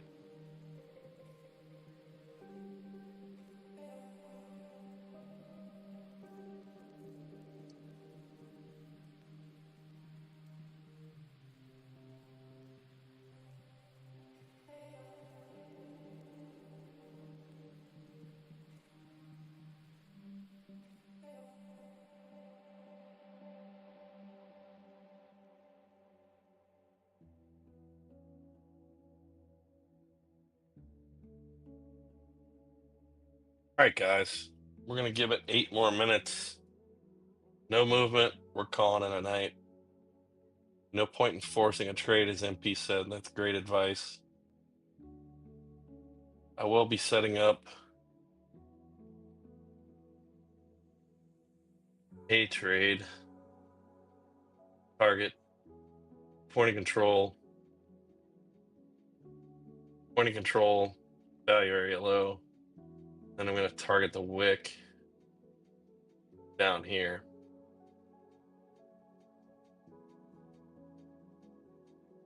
Been in this tight range all night.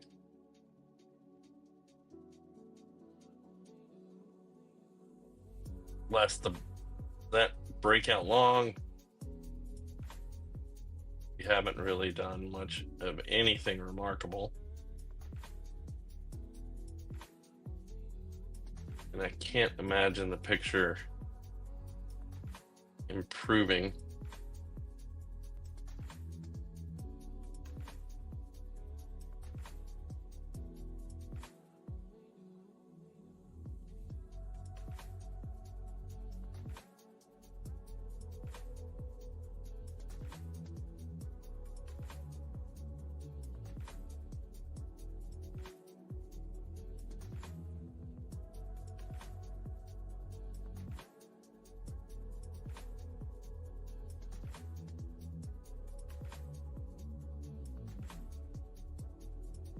One, 2, and 3.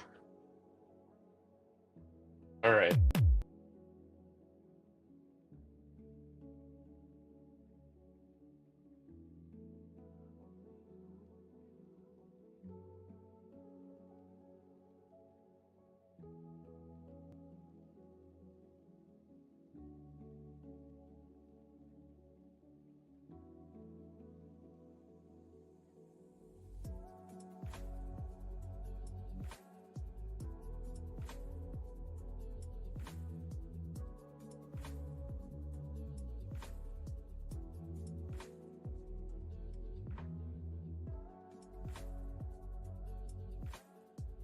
Not very keen on getting long, even though this harmonic is right there.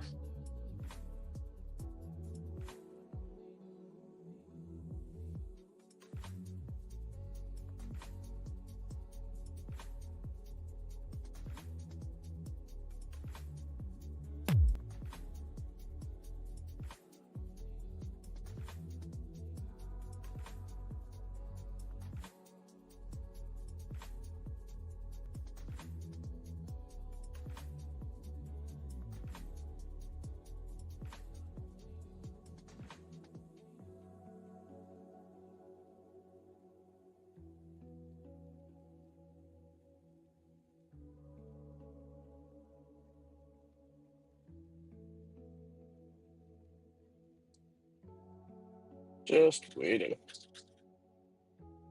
We take the bat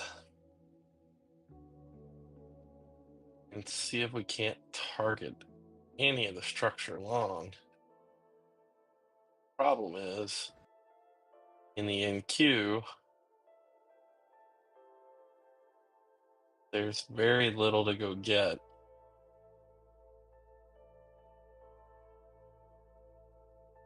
In the ES, there's a ton up there to go get.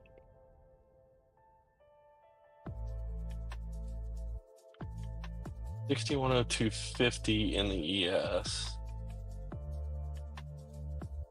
We've already been there tonight, so that's high of day. That's why that's there. We went to 6103. We haven't broken the low of day yet since the initial push.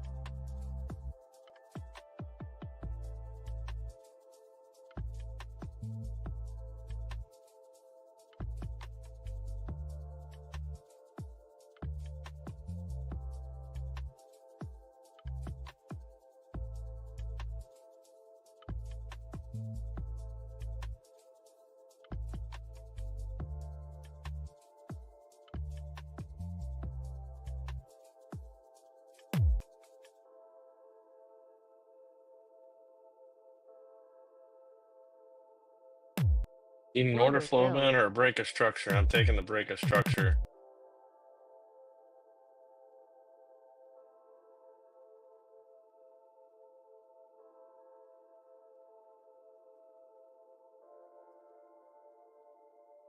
I'll go ahead and take my T1 there, T2 all the way down,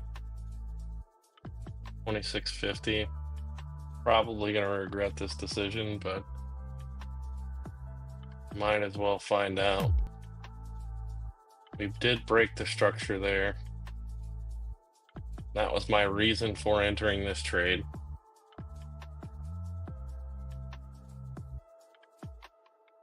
I'm playing it back down. I'm gonna front run this target 2 on this bat. Or excuse me, the shark. Didn't even realize that. This is gonna come back and bite me. But I want to be short anyway. I'll just move the targets out.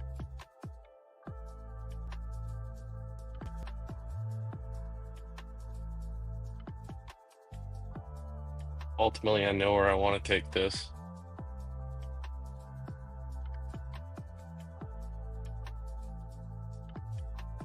Gonna reverse.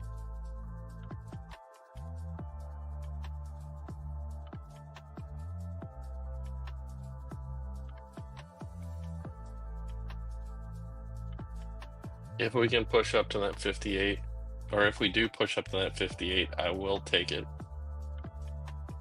Sort again. I'll add into the trade.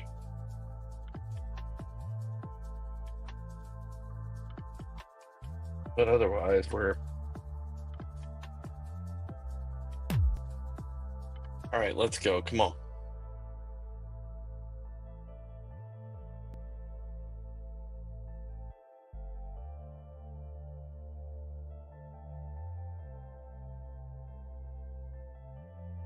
Come on.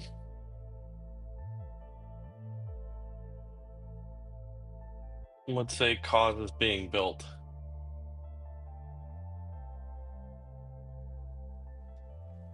I would say if it's being built, it's slowly being built.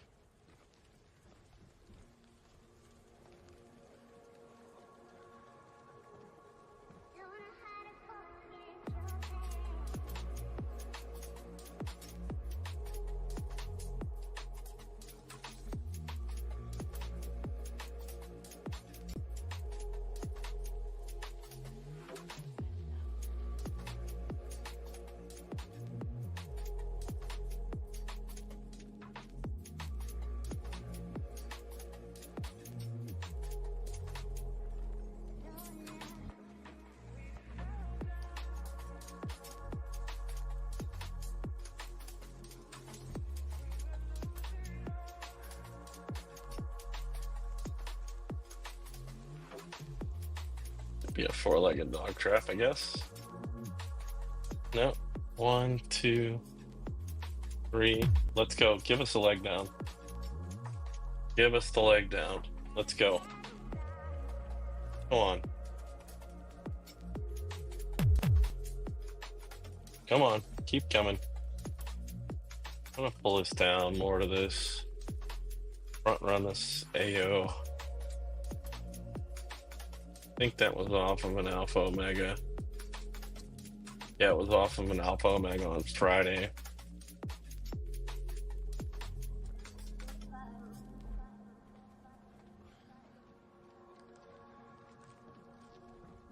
Maddening.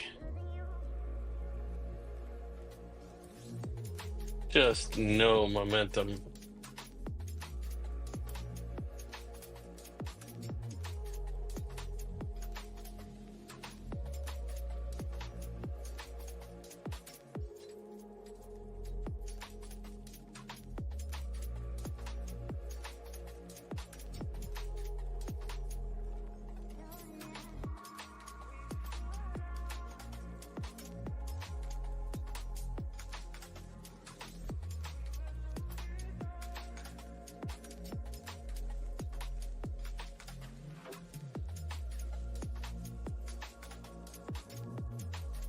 All right.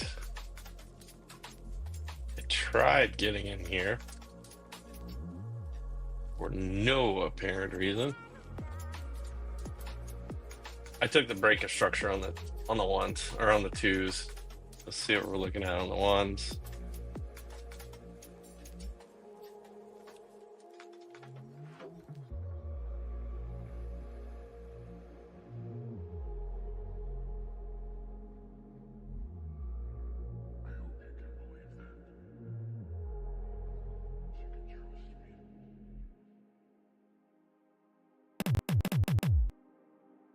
All right, there's a little bit of movement.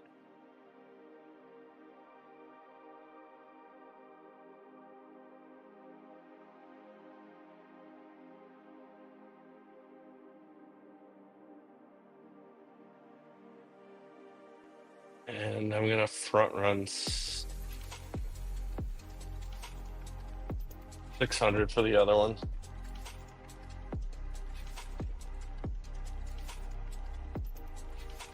And kind of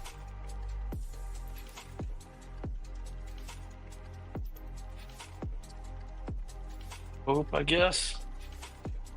It's not a good strategy. I recognize that.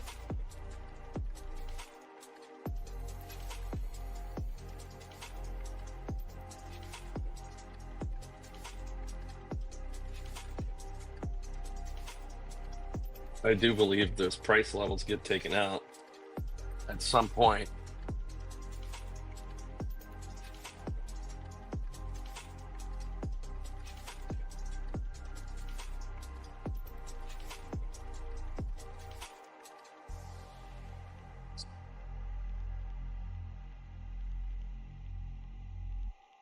We are approaching the low of the day in the ES. We're 2 ticks off the low of the day in the ES.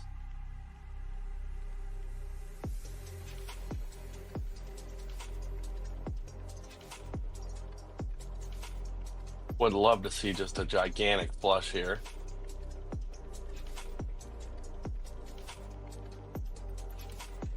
I'm guessing at 104 contracts though.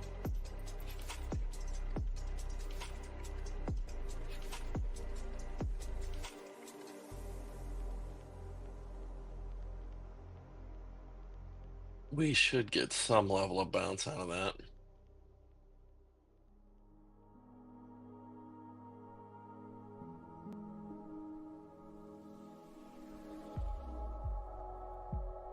And that's where I may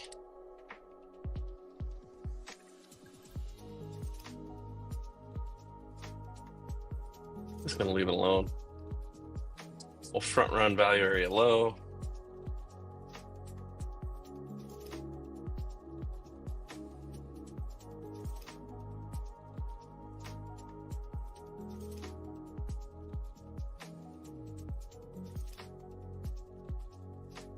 And 42.26.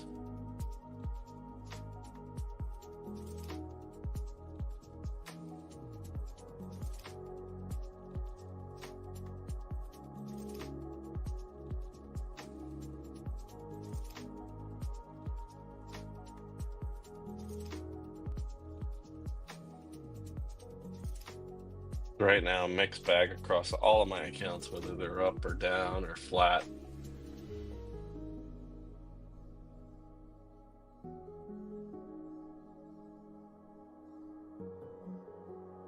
Clearly, everybody is down at this point.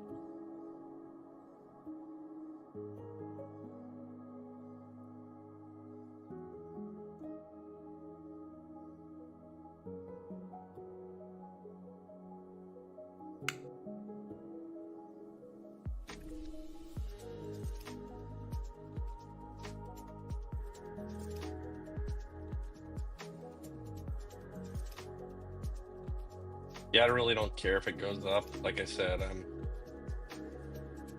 I'm okay building into a position.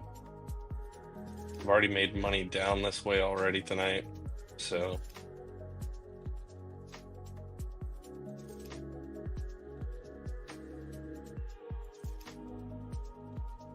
this could run off long. It could. Absolutely. We're just kind of stuck in limbo here. I recognize where I'm at.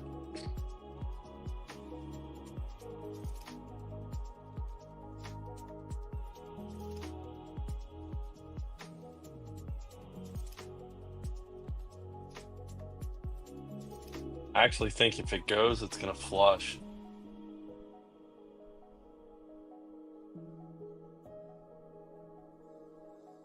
And it'll be a brutal flush.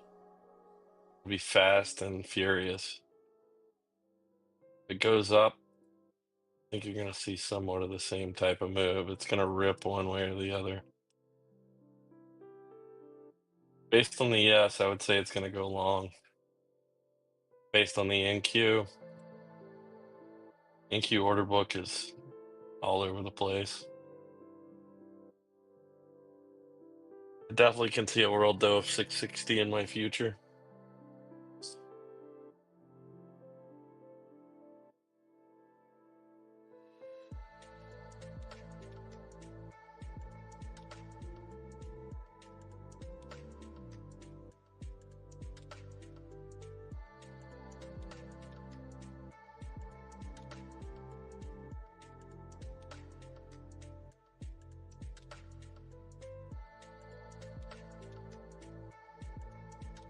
Here we go, back across the zone again.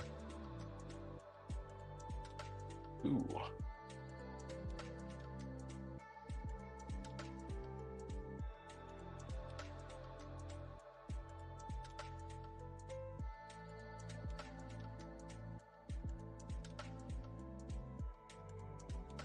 Based on the twos, we broke structure there.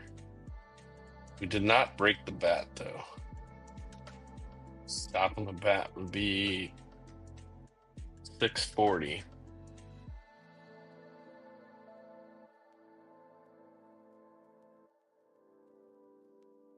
Come on.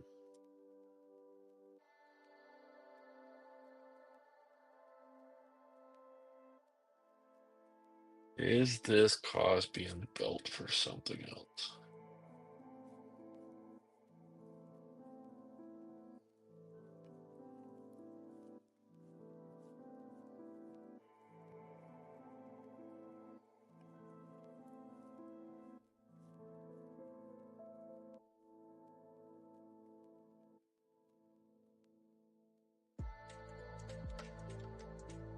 Ooh. I wonder why Jesse's watching that game. It went from 13-0 Chefs to 17-16 Chargers.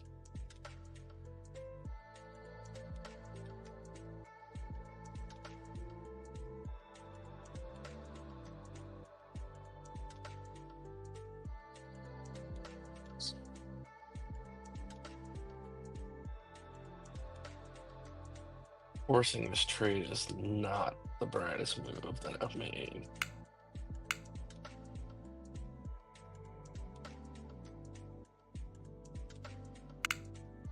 A lot of things you can do, but forcing this trade was not one of them that I should have done.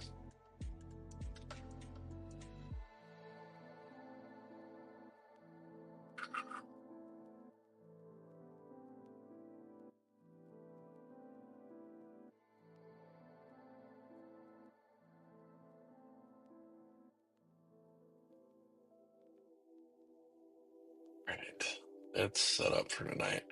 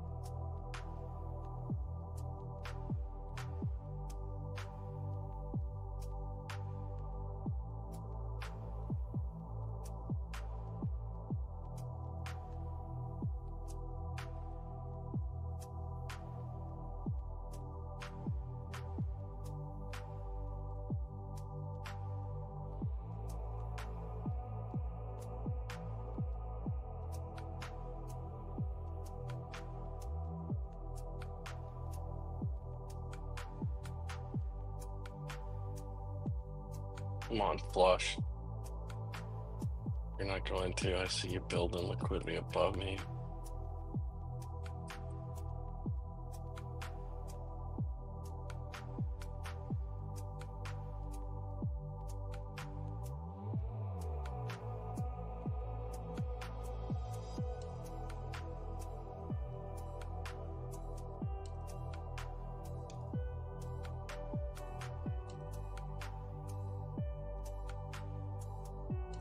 That's the twos. What do we see on the threes? Just a big, massive zone.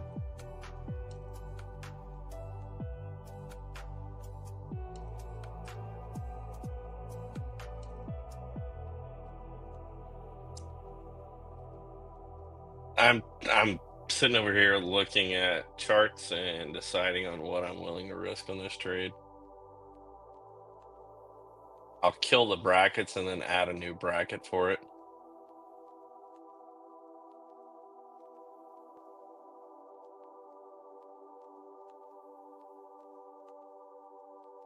As this is going to be likely an overnight trade.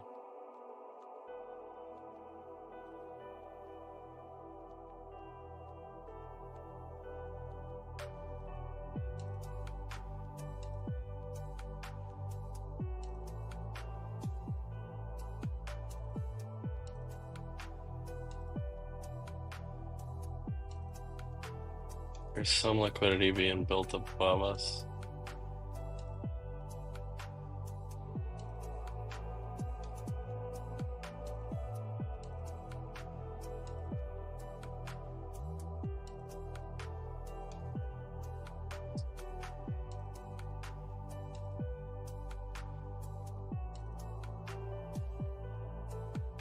I mean, right now I am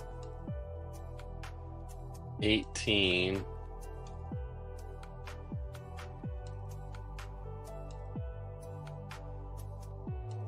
$43.26. Bad when you can't do math in your head off rip.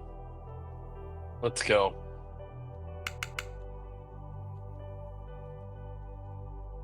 Looks like the NQ was the one that was lying. ES is going long again.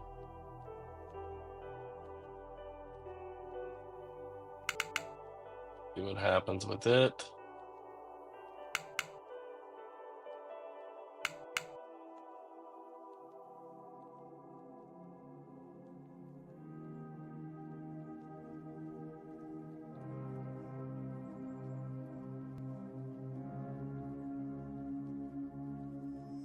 TCAN at where?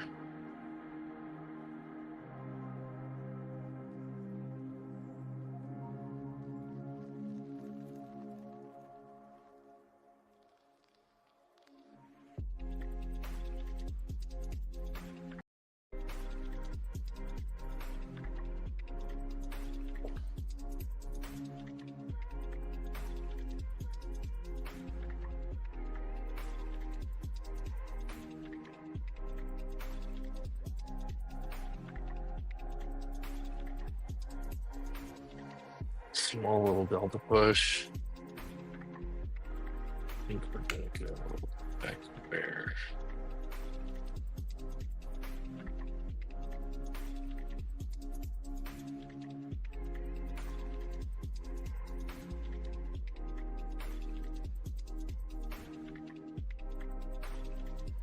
We just haven't run the lows, and that's what's interesting to me. We haven't even tried to run the lows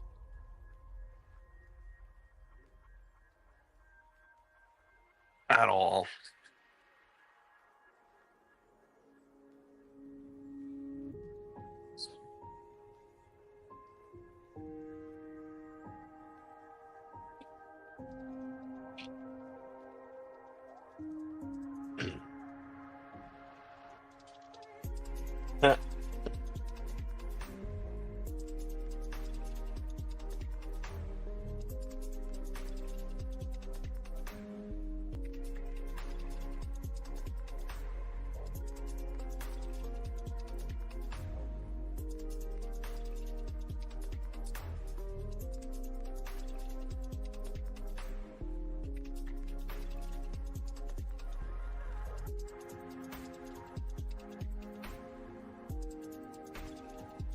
On Friday, we didn't really try to run the lows.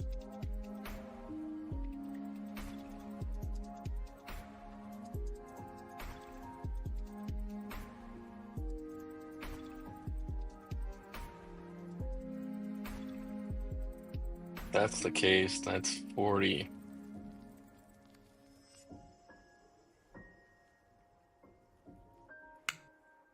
It's 160.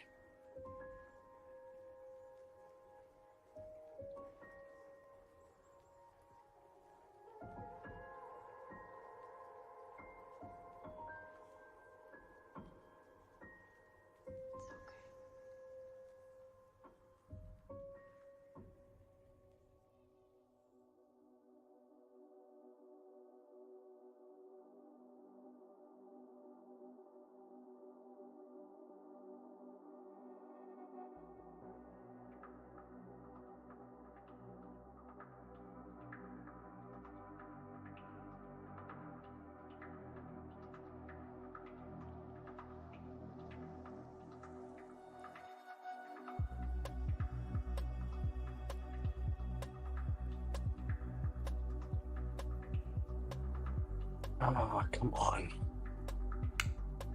Give me something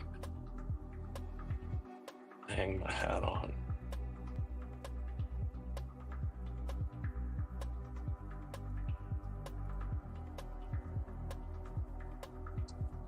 Ooh. Why does this look like something I've seen before?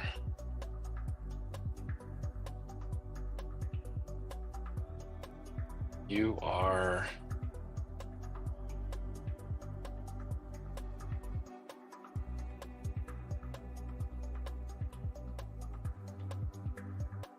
all liquidity below got pulled. They open the door.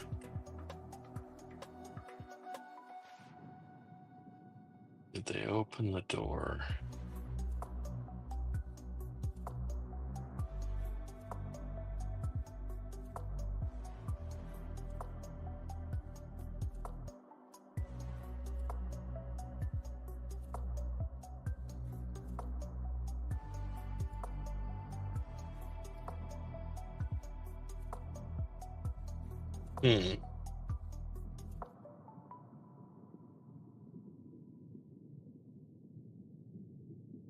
Look, you made everything work.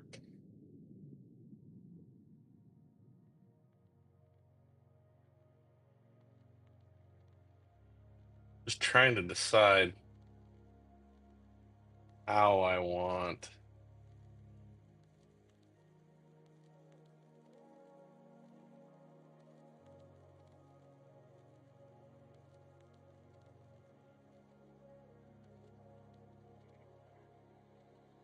Played the breaker structure. It didn't hold.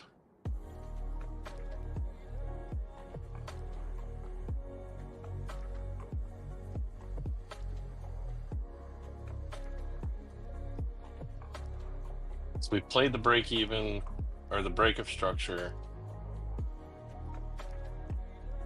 That didn't hold.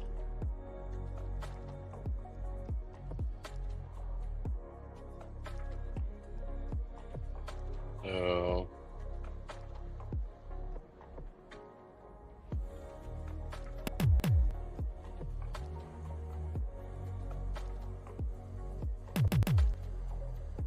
come on.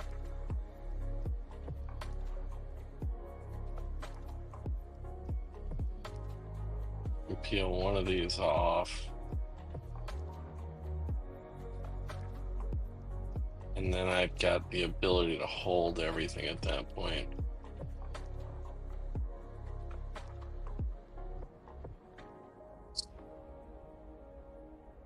That's not ideal, but it's better than the alternative. Since I grabbed the wrong ATM.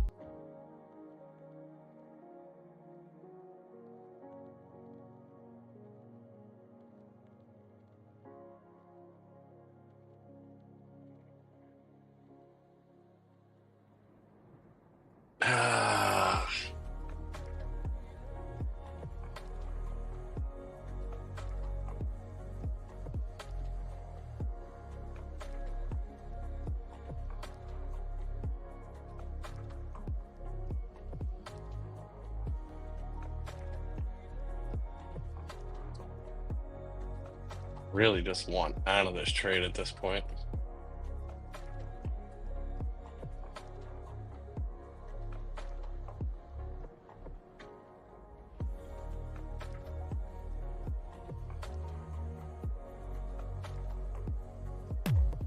That's what I really want, is out of this thing.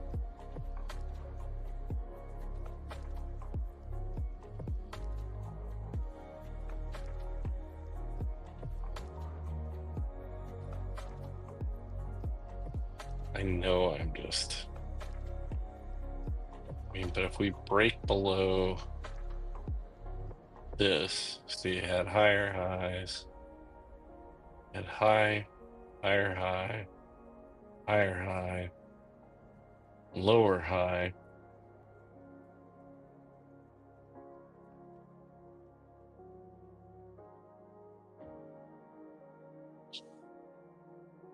Guess these are all lower highs that are actually truly being formed.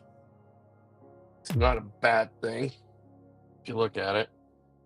High, lower high, lower high, lower high.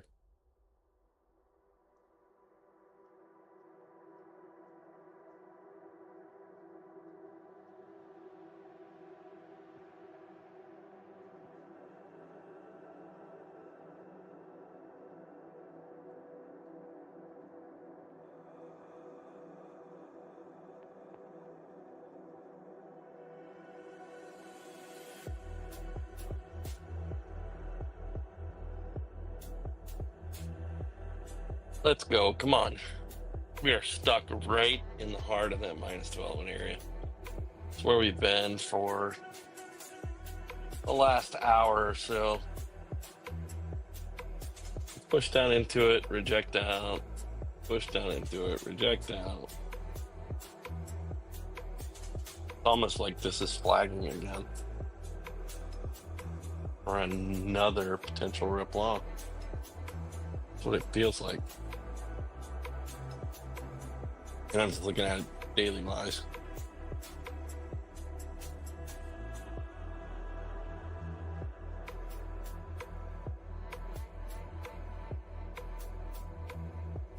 I like my short. How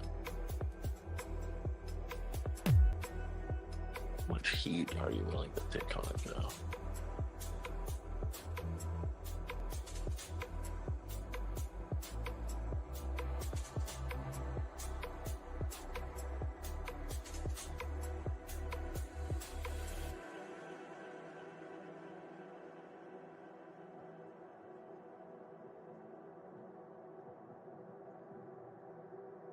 Let's see what we got.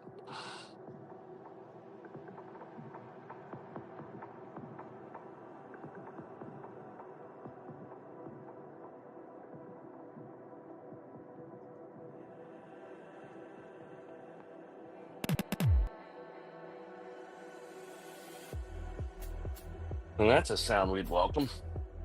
Let's go. Come on. Okay, we broke structure again short. That cipher was there. We broke that structure on the twos now. Let's see what the ones have to say. Broke structure on that one.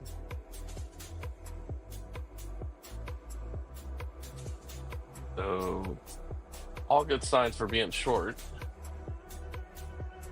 And they've yanked the liquidity long. Liking it better and better.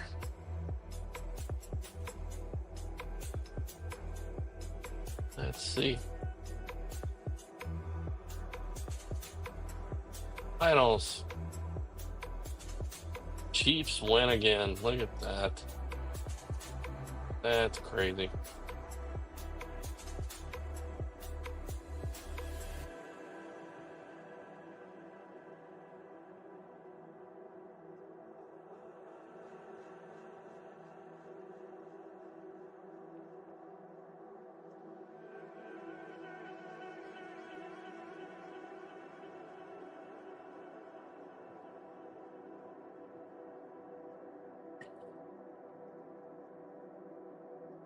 All right.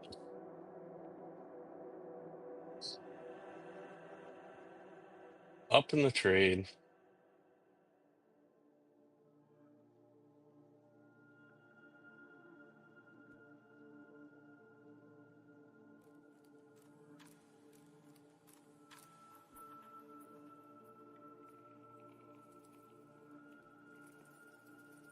Give us a push.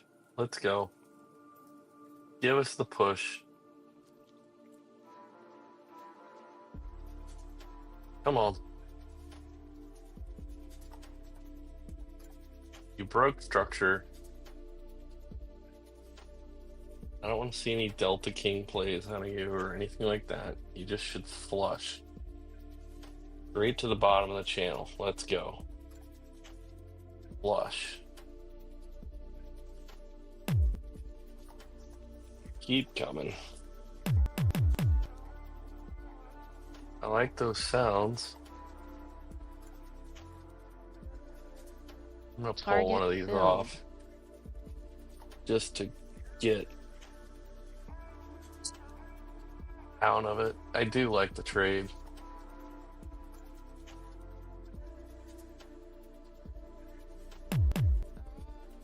Let's go. Give us a flush.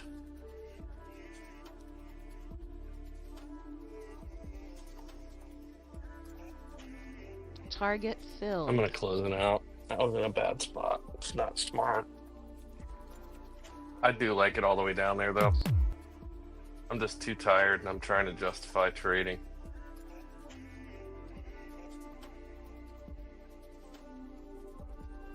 Too tired and trying to justify a trade.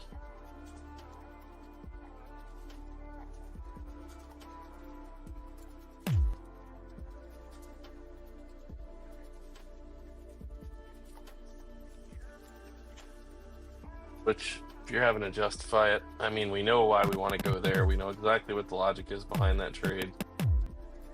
And of course, I get on them and it just flushes.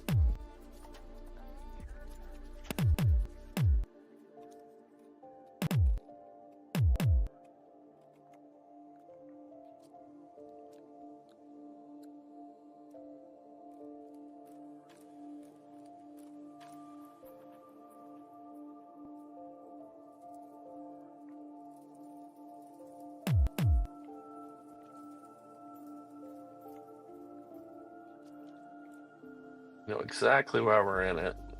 John.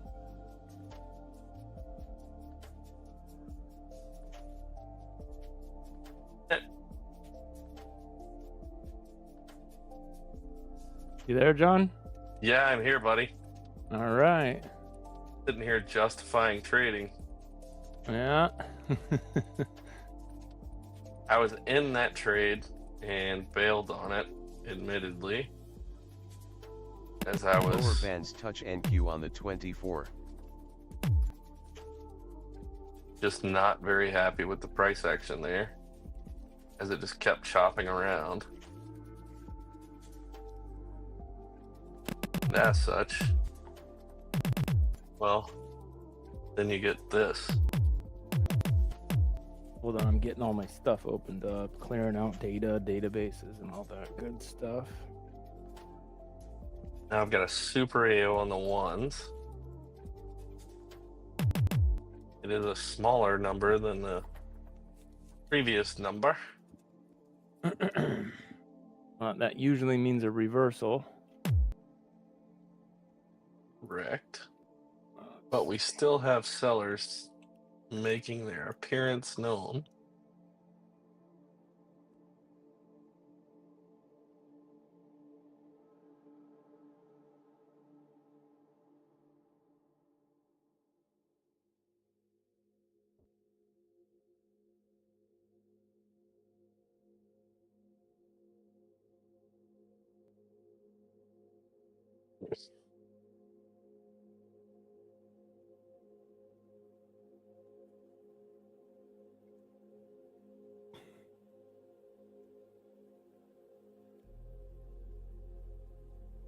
And I know why I want to get to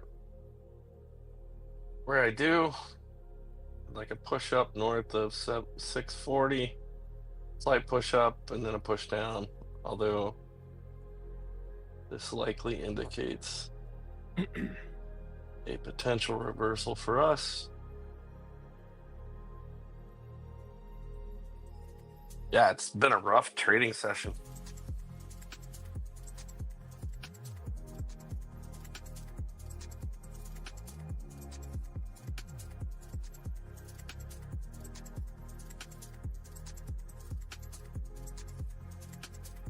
Not rough as far as P&L wise, but rough as far as like just brutal price action. Super slow. Super slow.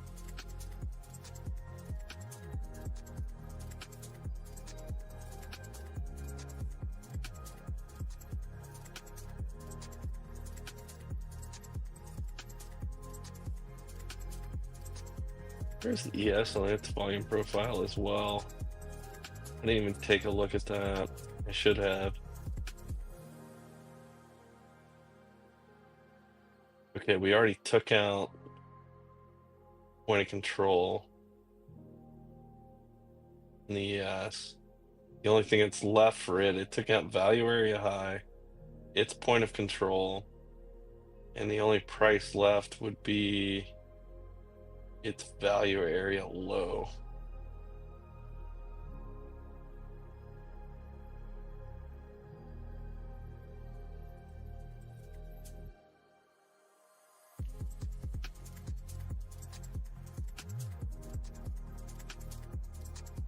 So,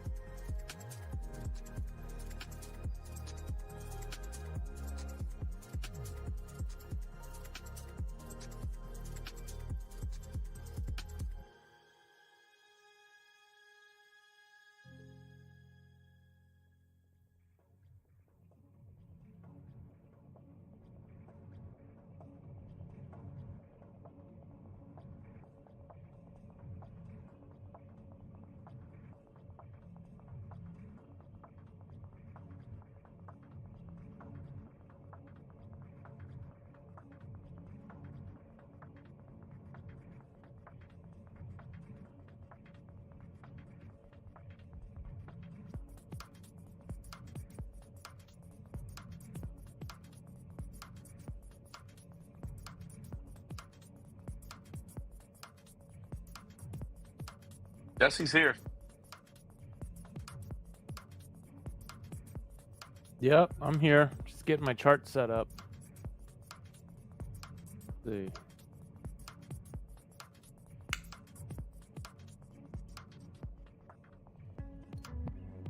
So every time you follow your rules, you've hit your profit target, or at least haven't lost. But when you take them, yeah, that makes sense. Because you're probably getting 4 entries, right? I'm guessing.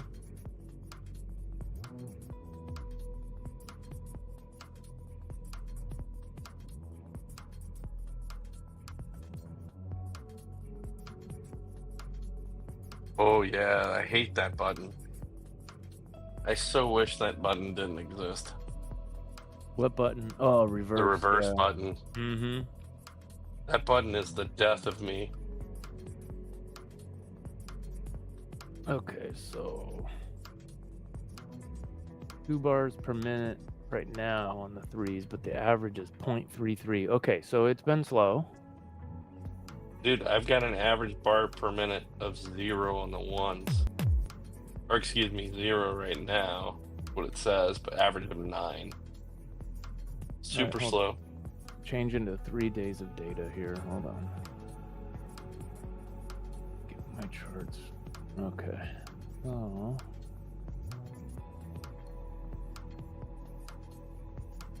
All right. So on the 3s, we've got a lot of double deltas here. Let's see. Let me zoom out or zoom in.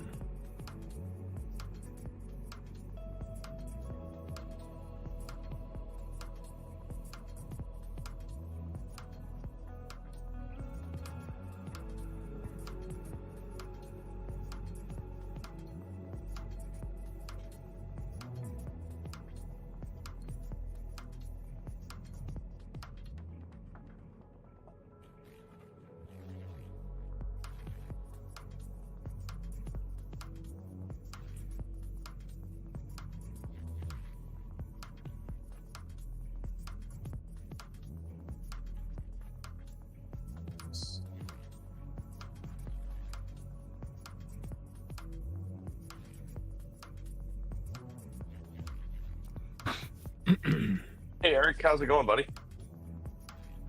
Eric's in the house. It's pretty good at identifying the trend. That's for sure.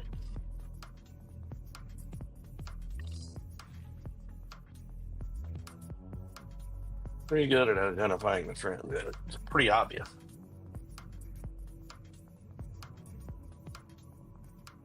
Or it makes it pretty obvious. I shouldn't say it is pretty obvious. By the way, does anybody know if there's a promo code for TradingView still, or is that over with? So they're running a deal right now. I don't know. I didn't use anybody's promo code, but it is $14.95 a month. And then after you sign up, you obviously got a free trial, right? So you get 30-day free trial. And then after you sign up, the $14.95 is for essential, and for some of the features I want, I need to step up to the plus. So it's like it's $30 a month. Okay, but regardless, let me. Yeah. I just bought it this weekend.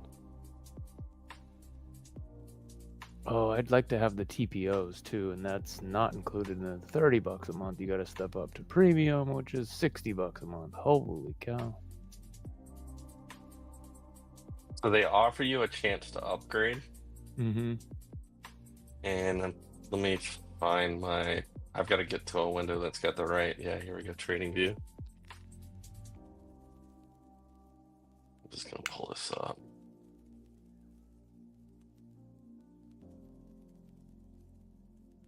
By the way, I think I was making an assumption last time we talked. When you subscribe to TradingView, that includes live data, right? Yeah. Okay, thought so. Let me look at the chat.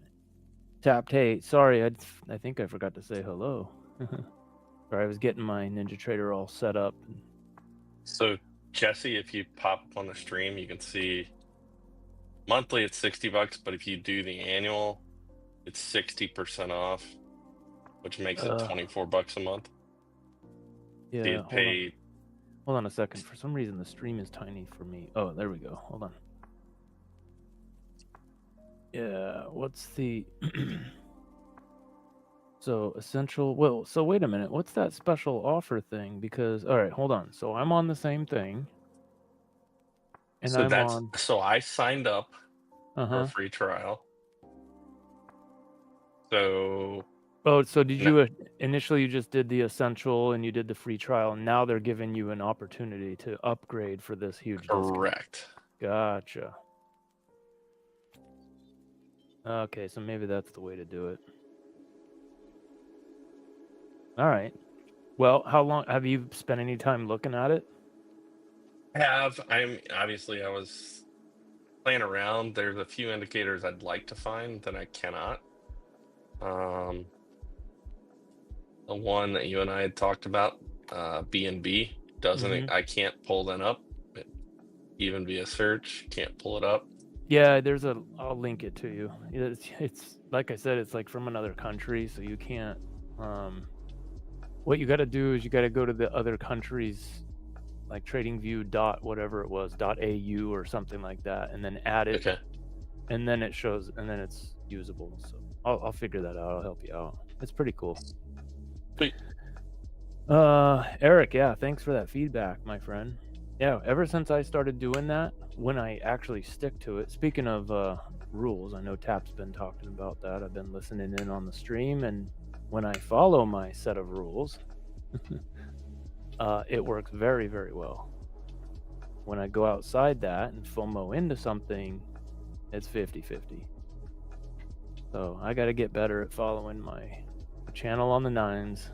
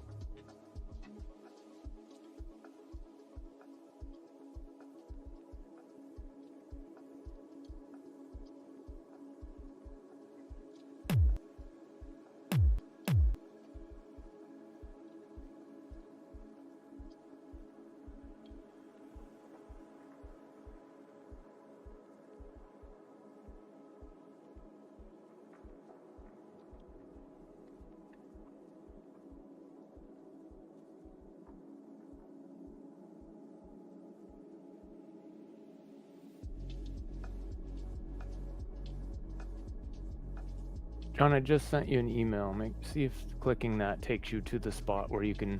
So it should take you to their landing page, and then you have to scroll down and click on Add to Favorites, and that should then add it into your TradingView, where you can go into your indicators, go to My Favorites or something like that. Yeah. And then add it from there. Once that email pops in, I'll take a look. There we go.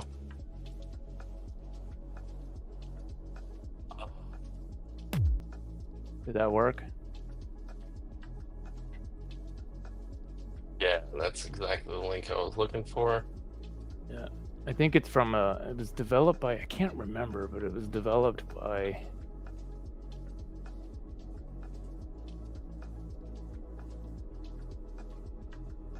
reading the notes. I had the user, I just couldn't.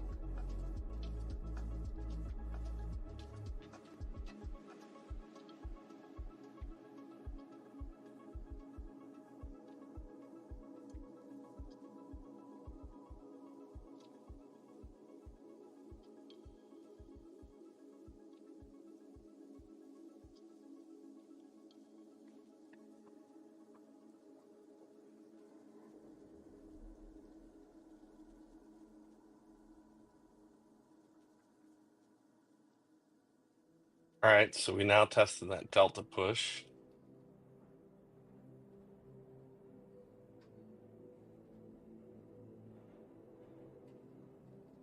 I'm looking for just a push back to the top of the channel, and then I'm getting short. Yeah, channels are all red on my charts. I mean, that would be a good plan.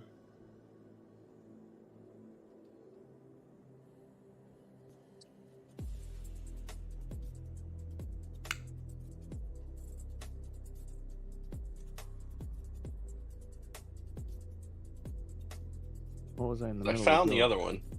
I found that other one, so this was just the only one I couldn't find. Oh, gotcha. I have a whole list in my favorites of stuff I like on TradingView. It basically helped me kind of look at it, like, Larger time frames. basically I'll put be honest with you, I bought it just I did the trial just so for the stream whenever we want to pull up and look at any chart like the dollar. I love looking at the dollar at night. Yeah. And I hate the ads. I'm tired of ads. Yeah, it me was too. worth the $12 to not have ads. Yeah. So for me, what it helps me do is put like the 89 chart, for example, the 89 chart in AlgoBox helps me Right. bring that up and put it under a microscope. Not so much of a microscope as down to like the 38 nines or threes. Right. But lets me look into what's happening inside those 89s. So anyways, bigger picture stuff. Volume profile stuff. Are you by chance in a position that you can share your screen? Let me see. I think we've got it. We've got it. Yeah. Yeah. Let me see. Let me try it. So give it a preview before you put it on the stream, just in case I absolutely will. In case I mess something up. Let's see. I think, let me stretch this down. Actually, let me save my workspace. Let me just make sure I don't have an account numbers or anything like that. Well, you don't have to worry about that otherwise, because I'm cropping that, right?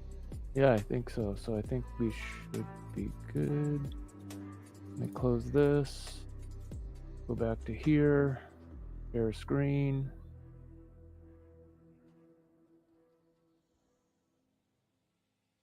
Oh, the web page isn't big enough to. All right, let me see. Okay, share.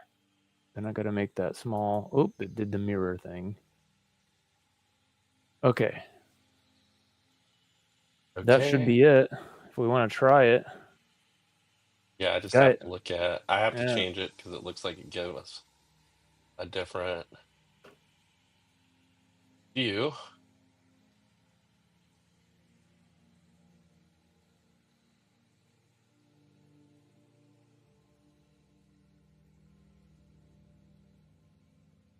You have to crop it again or something? No, it's just not preview. I just want to make sure before I throw this up on a chart that it's actually, yeah, it's just a black screen right now. For whatever reason, that is not properties. Copy to clipboard.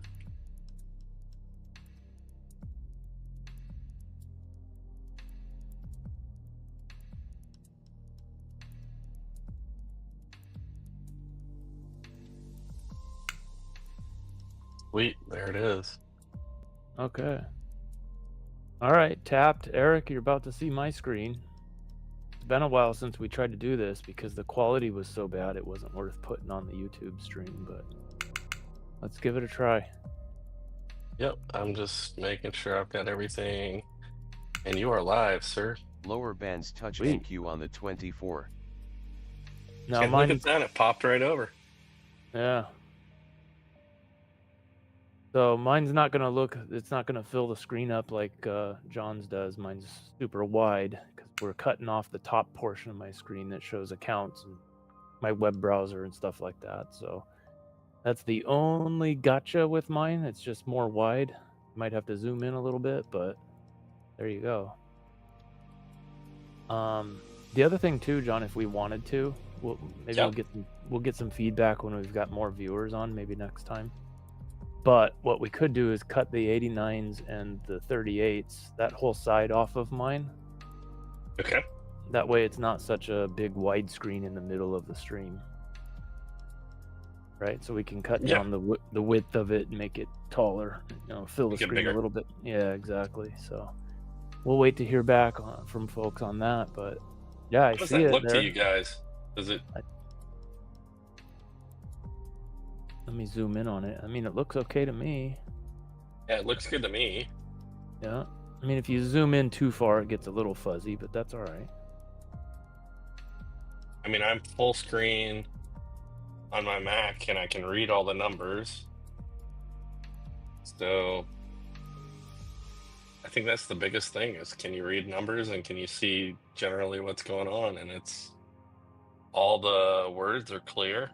So Yeah. I'm declaring victory, sir. All right. All right. I have to step up. I got to take contacts out real quick. All right, go ahead. Let's see. What am I trying to do? There we go. Bring that red forward. Okay, so we got shorts are favorable, which means we're below the open price. There it is there. What else do we got? So we're still kind of ranging right at the top of this range from Friday.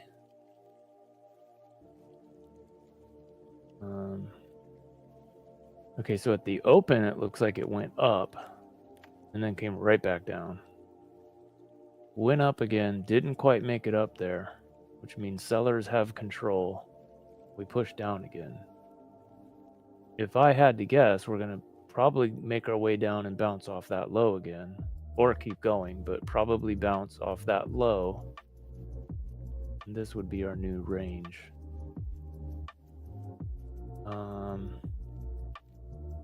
I'm gonna draw. I don't remember how to draw a. What's the hotkey for drawing a zone? Let's see. Region highlight. Is it X or Y? I can never remember. Nope, that's the wrong one.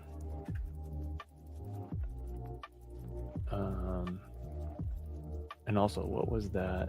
Okay, so it's Shift F2. That's going to be our zone. Whoops. Right there. And then what I want to do is, how do I put that on global?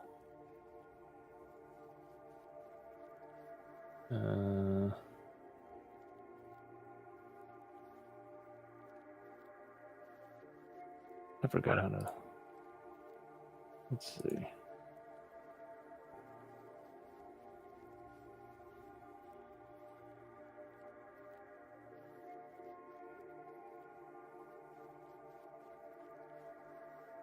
Get up here so I can see. All right. Hey, John, I drew a zone here on my 38s. How do I make that show up across all my, actually, I think if I come over here. I think if you just go to it and did you draw it as a global zone? No, I went into the properties and I don't see that. Maybe I'm doing something wrong. Okay, I'm in the properties of the drawing object. Oh, attached to. Oh, here. I gotta say all charts.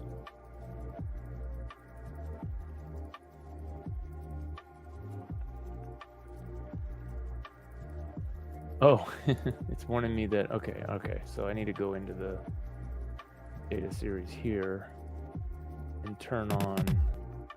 Ooh. There we go. So there's my zone. I hear AlgoBox thumping on us.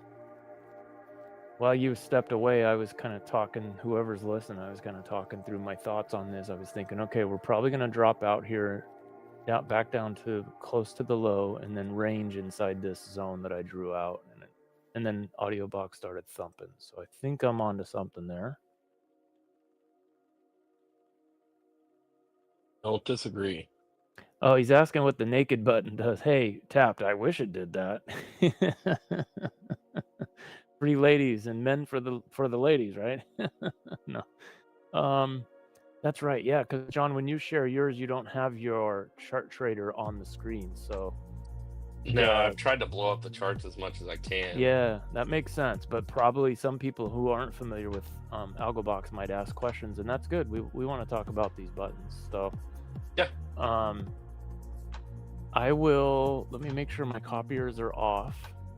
And what I'm going to do for you Tapped since you asked. Yes, everything's off. So I'm gonna go ahead and get into a short. Okay. So this is my triplet big ATM, by the way. So it puts 3 contracts on. 2 of them have a target, and the third one is a runner that has an automatic trailing stop on it. And so if you were ballsy, or let's just say, let's pretend for a second, then these 2 orders hit target. Okay, I'm gonna take them off. So now I'm left with my runner. And let's just say I'm getting a little bit antsy and I don't want to wait for it to start trailing, or this is like really starts dropping out heavy, and I'm feeling confident that I don't want my trailing stop to take me out too early, right? So what you can do is click the naked button and it takes that stop loss off there. It also takes off any targets. So it strips your orders of any stops and targets. That's what that does. Now, if you do that accidentally and you need to put a bracket back on, you can click the bracket button and it puts a stop and a target. And I think it goes 40 ticks, if I'm not wrong, 40 ticks from the current price. So that's what the bracket does. Now let me naked that out. There's also a button that says add stop, and that just adds the stop instead of a whole bracket. Make sense? So let me go naked on that. Let me add a bunch of contracts. Now, I'm in a sim account, so don't think I'm going crazy here on I don't have the copiers turned on. So if I wanted to, you might notice we have the half and the double button here, right? So right now I have 7 contracts on. I can hit double and it's gonna buy 7 more. Or sorry, sell 7 more because I went short, right? I can hit half and it's gonna close half of them. So that closes half of them and removes half of the stops and targets. And then I'll half it again. I'll go ahead and half it again. Now I'm down to 2. Now I'll hit naked because it's going in my direction. Now I'm manually managing this trade. Let's half it again. Okay? I use that half button all the time in sim. in my funded accounts, I only trade 1 contract at a time, and you can't half that, unfortunately, unless you're trading micros. But that's the naked bracket, add stop, half, and double buttons. There's also a flatten all. That obviously closes everything and cancels any pending orders. So that's those buttons. They're very, very handy. That's part of AlgoBox. Now, with your ATM strategy, if you press the half button, you do have to close manually, right? I'll switch to that one and I'll show everybody. So let's close out of this position. So the half and the half button only works. I'll demonstrate. So let me go to my tiny trail and let me just sell a bunch. All right. So I've got 4 contracts on, and you can see up here I have 4 stops that are trailing stops only.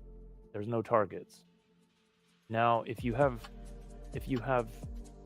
stops only on your ATM and you hit half, it doesn't remove half those stops. See that? So I hit half, my contracts drop down to 2, but I still have 4 stops up here. And this is critical learning right now, because if price comes down and takes you out of a couple of these and then goes up and hits those stops, it's going to trigger buy orders. So you got to manually close a couple of these. So just something to keep in mind if you're using an ATM strategy that does not have targets on it.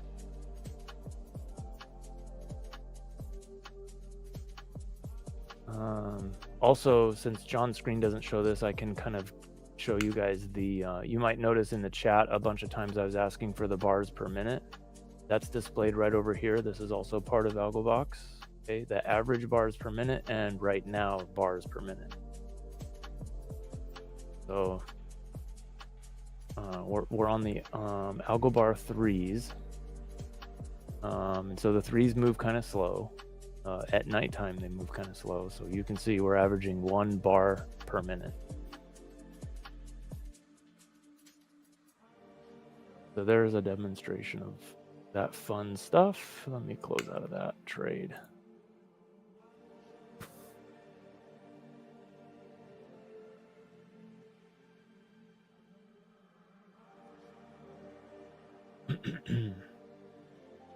I'm surprised we didn't get back down to the bottom of that range before we started clicking back up on AlgoBox.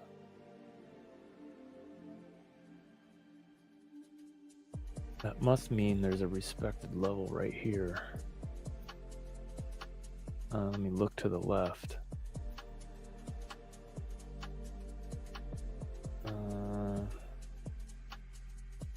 Well, when we came back off the low, we did drop back into that area a couple times before going back up.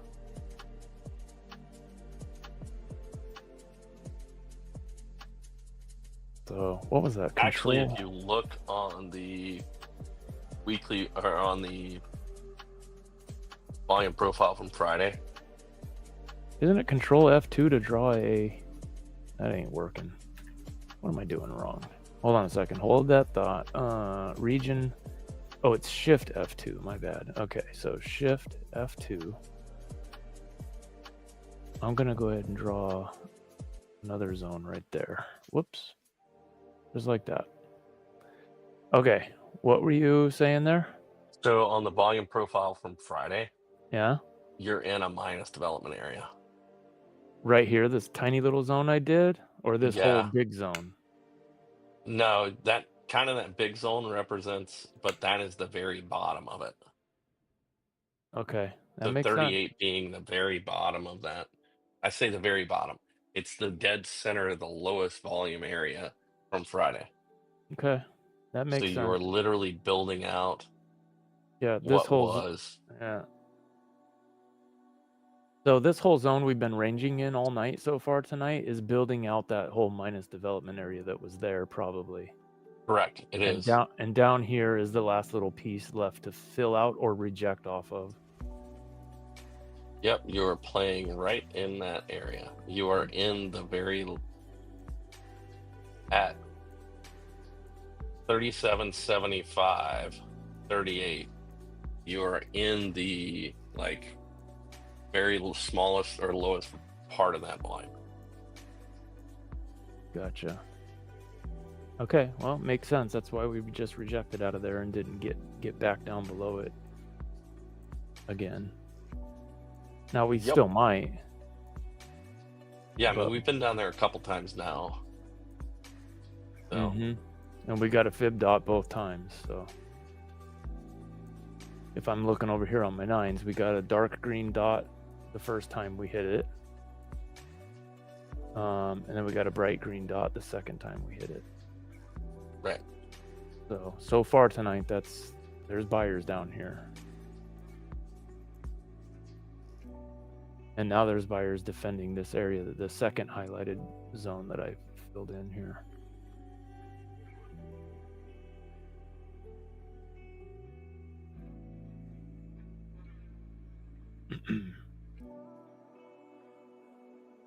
We even have a disclaimer now too, Jesse. Yeah, I heard you talking about that. I looked at it. Looks great. It's not perfect, but it gets the job done. I like it.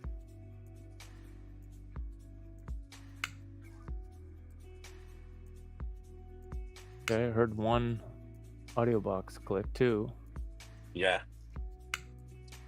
3. Are you still in a trade, John? I am not. I flattened everything. I just got Okay. out of it. I mean, I like playing down in that area for sure.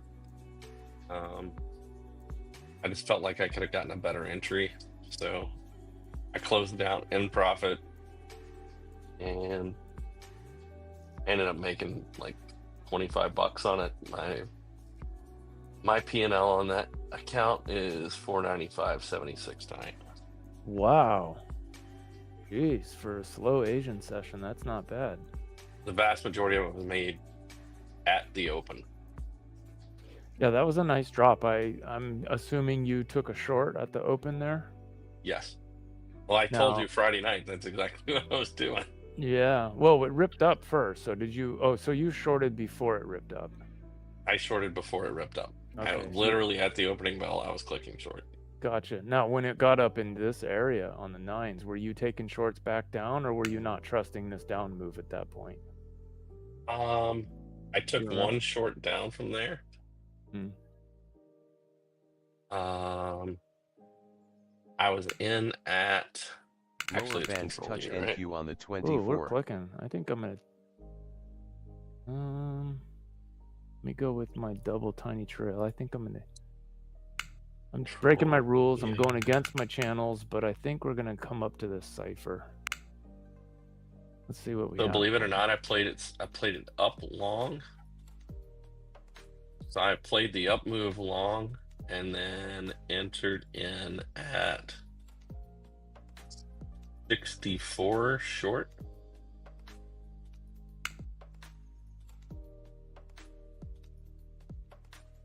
$64 short on the way back down or during the up move? On the way back down. Okay, gotcha. I was gonna say, if you took 64 short on that up move, you took some heat. Not bad though. Even I mean, it's 25 ticks. It's not that bad. No, I entered in on the down move. All right, so I'm hearing clicks still, but price isn't going. That's not good. Okay, let's go.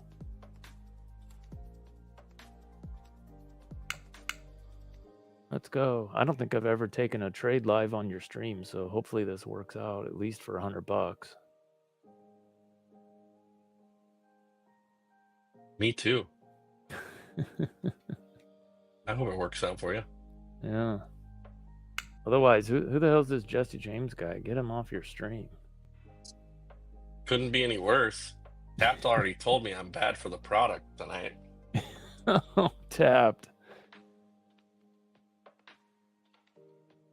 I am doing my best to be a disciplined trader on here. That's the hard part. Yeah. Did we lose MP? He was in earlier, right? Yeah, he bailed. He's in California. There's no excuse for that behavior. He didn't want, his excuse was market's not going anywhere. I don't want to force a trade. He had forced several trades at that point, and he was left at break even every time. So, I mean, that makes sense. 100% makes sense. The Asian market for a while now has been like that. It's like, geez Louise, let's go. Except for, when was that? Thursday night was okay. But the rest of the last week was brutal. Yeah. It's been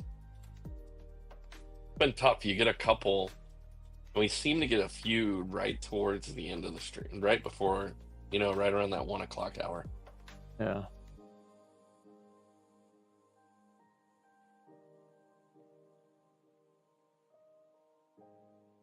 One thing I've been doing is going through all my ATMs, and when I get a chance, I'm editing them, because what I don't like is when they're both on the same tag, I can't draw them in, or I can't drag them individually, the Right. stops. So I'm just changing that up. You can always right click on one of these tags and, increase or decrease one of them and then move that one. But that takes a while to do that. And when the market's moving, oh boy, there's a pretty strong enigma down. If I hear one thump, I'm taking one of these off.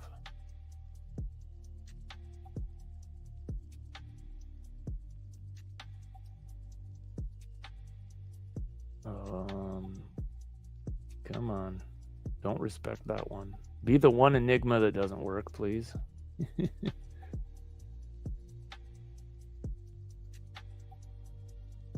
mean, the channels are red. We're almost up into that upper third. I mean, that would be a nice short play. Would you play that short normally? I don't really. All I hear are buyers still. Yeah, I don't normally short, so I wouldn't. But there we go.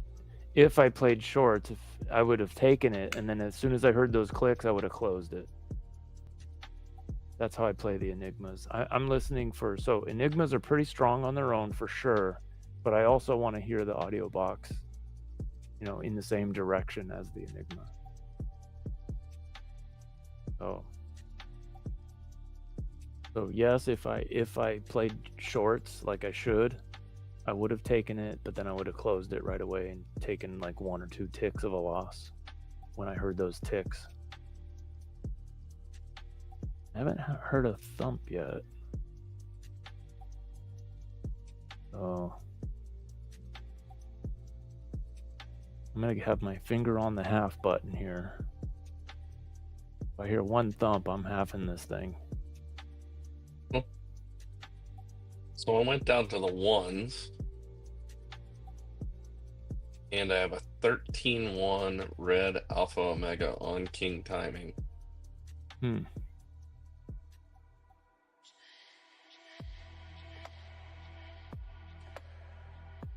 But nothing. It's above a broken shark.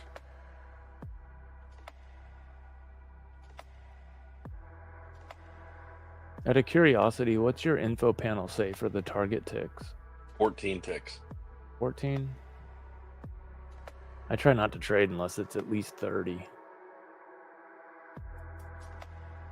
Yeah, it's a pretty tough spot to be in right now. Yeah, we're just kind of stuck. We are absolutely stuck. I'm up $60. That's not much at all with 2 contracts. $30.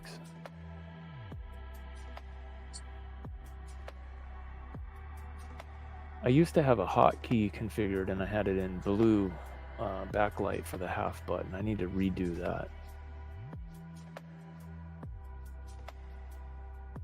Oh yeah, Jesse.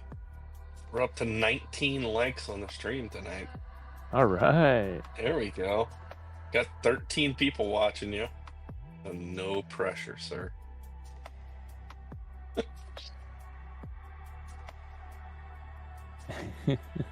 Tapped puts mouth tape on before he sleeps and he can never find it. I hope you're not eating it, man.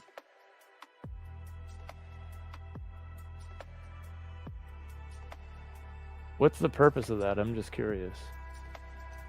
Do you have night terrors and you scream and wake up the family or something? I don't know. I'm assuming you have some kind of medical condition that requires night tape. I'm not too familiar with that, though. I think it's... Oh, breathe through your night tape. Wait, well, if you're taping your mouth... Wait a minute, did I read something wrong? No, you didn't read it wrong. Okay, mouth tape. Oh, so you don't breathe through your mouth. Okay, yeah, makes sense. Yeah, it's supposed to train people to be nasal breathers. Yeah, I gotcha. Yeah, because otherwise you end up with a really dry mouth, right? That can cause some dehydration issues, I think. That happens to me when I got a stuffed up nose. Oh, I'm not hearing any thumps, but the price is dropping. I'm not happy with that.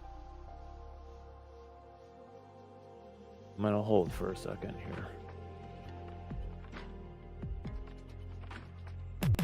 Oh, I don't like that. I'm having up, and I'm gonna move my stop up to about here-ish.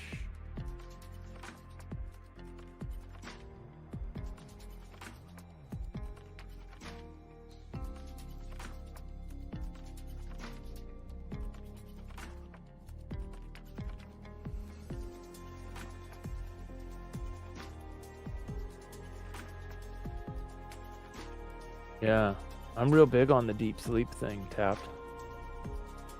There's a lot of things that can cause that.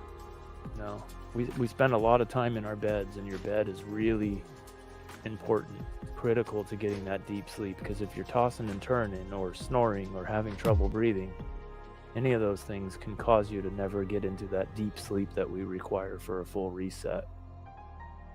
So I don't blame you. Thank goodness I've got a big nose and no deviated septums or anything like that, so I breathe pretty good. I've got a buddy who has to do a CPAP. I think it's called a CPAP. You know, the oxygen machine over your face when you sleep. I sleep with one of those. You do? Absolutely. I don't know how anybody could do that, man. I would be so uncomfortable. Actually, after you have severe obstructive sleep apnea, what you find is you don't know how you would sleep without one. Oh. When you have your first dream after 10 years of no dreams, yeah. It's a life-altering practice. That's cool. I was reading a medical article a couple months back about some new technology that replaces CPAP. Gosh, I can't remember what the heck it was, but it seemed pretty cool. I sent it to my buddy that has to sleep with that machine. I mean, it's a non-intrusive medical treatment, right? Yeah. Not exactly keen on anyone cutting my neck open. You can work on shoulders, knees, hips, ankles. Joints, fine, but yeah, I'm not exactly keen on anyone cutting into my neck. Yeah. Is the problem in your neck? Yeah.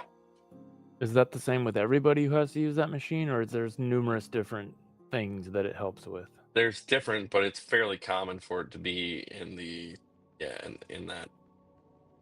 Because what ends up happening is your airway gets blocked off. Mm. And that's what they're doing, is they're forcing air. They're using air pressure. Yeah, it's like a constant pressure thing, right? In fact, that's so so the newest CPAP. technology is actually like it is sensing your breathing, and then it moves the pressure up and down based on how much you need to keep your airway open.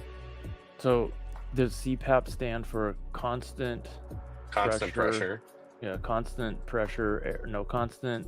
Oh, you said another word, another P. So it's constant P air pressure.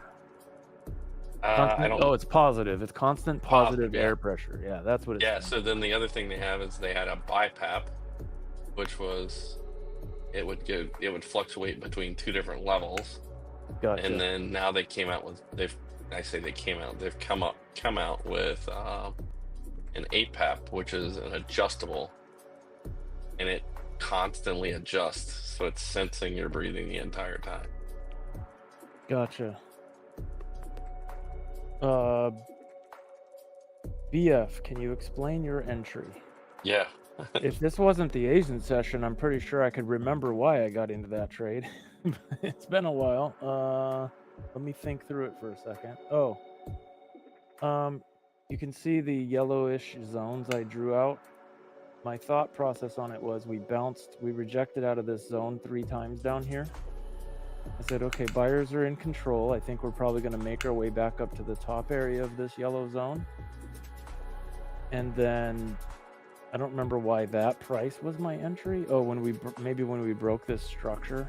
I think I got in right after we broke this structure right here. Boom. And then there was a little slippage because there's some slippage tonight. Most nights there is. So I think that was my thought process there. We came down, right? We got this double delta. There was a big delta dump right here, right at a previous level of support. And so on the way up, I got in once we broke that level. And my thought process was that we'd make it up to this cipher minimum, potentially even up to the top of this zone. And if you haven't been here for a while, I actually had 2 contracts on, but as soon as we dropped down here, I took one of them off and took a couple ticks of a loss on that one. I didn't want to lose several $100s or a couple $100 on 2 contracts all the way down at my stop. So that was my thought process there. It sounds to me, I'm hearing it on the audio box, sounds like it's maybe trying to work out. We'll see here in a second. Or half an hour.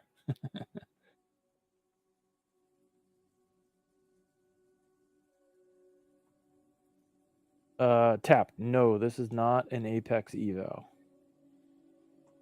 So I always trade on the Sim 101 account, and then off screen you guys can't see it, but I have trade copiers loaded up on a couple other charts. And I set those up to trade to whichever accounts I'm wanting to trade for the session. But everything starts with the Sim 101 account.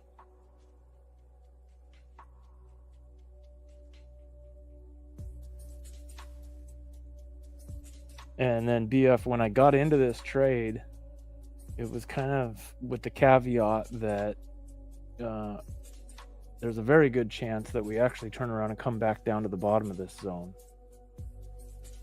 Or even further. We have tapped this session low a couple of times tonight, so could potentially even go down to there. I'm not going to let it go all the way down there without getting out, though. But my thought process is once we broke this level here, I was like, okay, we're gonna go back. We're gonna go back and revisit up top. So, Were you looking at the Bollinger Band touch on the 9s at all? no, to be fair, I don't really trade off the Bollinger Bands, and it might just be because I'm naive, but I don't like how they adjust. So, for example, I'm kind of like a zone player, right? So the channel regulator is super critical for my trading.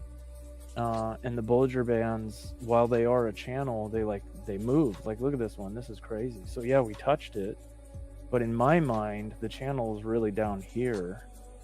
And so I know the Bollinger Bands are kind of a channel based off of current ATR, right? Or something like that. But I'm just naive to them or ignorant to how they work and do they work. So I did not notice that. I don't even know how far of a move you can expect off of a Bollinger Band touch, but I can see the last 2 times we came down here and touched them, it was pretty big move. But yeah, I don't know too much about those. I don't trade off of them. It's just part of the AlgoBox system. It's automatically loaded on my charts, so they're there. But most oftentimes, if I had a big winning trade or a loser, I will go back and try to figure out, okay, what went right, what went wrong. And oftentimes, the Bollinger Bands are involved, but I don't yet know how to take trades off of those or look for them as targets or anything like that. So maybe you can educate me a little bit on that. The only time I really pay attention to them is obviously I'm looking for one of the fib dots on a Bollinger Band touch, but admittedly that fib dot doesn't actually pop until we've made you've made it off of that Bollinger Band at some point. Gotcha. You're 25 ticks into the move. But again, like I was explaining to someone earlier this evening, we're not necessarily trying to catch the very bottom or the very top of any of these moves. Yeah, I just want the trying to middle. catch that middle 26 ticks. Yeah. Yep, exactly. Did you buy any more to copy with? No. So tapped. What happened was I got my replacement Apex accounts when they were 90% off, and then when I went on tilt, I don't remember what day that was, and I blew them all up like an idiot. The sale was over, so I did not buy any new accounts, but I didn't cancel those either. I'm gonna be patient and wait for them to renew.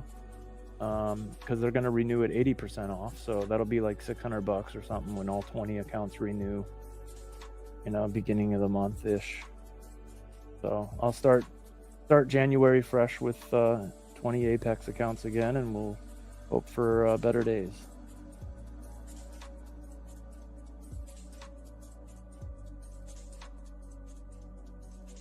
Yeah, the advantage to the reason why, I don't know if it's an advantage, it's just my preference, but the reason why I use the sim account as my leader and then all my actual accounts as the followers is because I want them to all be as close as possible to the same dollar values.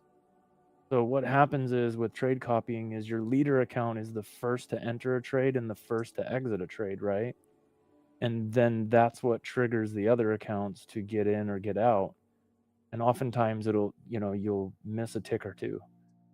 And I just personally don't like seeing So for example, if I was using one of my live accounts as the leader and copying to just one other account, they won't be in sync. But if I use the sim account as my leader and I use the 2 live accounts as the followers, then they'll both be at exactly $175.75 in most cases. Now that does get off a little bit due to slippage and stuff sometimes, but it just helps me keep them a little bit more accurately aligned as far as their dollar value goes and the dollar amount of the win or the loss. I hope that makes sense. So it's not really an advantage. It just cosmetically on the screen, I like to see round, even numbers across all the accounts that I'm copying to. So that's why I do that.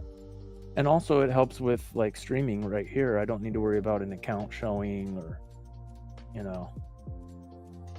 So I just keep it on the sim account and works out okay for me. I can't think if I don't, you know, if there was some disadvantages to it, somebody could probably easily convince me to stop doing that. But I've been doing that for quite a while and I haven't had any issues or seen any disadvantages. But I'm more than willing to change my ways sometimes if something happens bad and I learn a lesson, or somebody says, hey, did you ever think maybe this could happen? You know, something I didn't think about. I will change a bad habit real quick. But anyhow, that's how I do it. What about you, John? So I typically use the sim account as a lead. Typically. Occasionally, it depends on the scenario of where I'm at trading, but 99% of the time it's a sim account.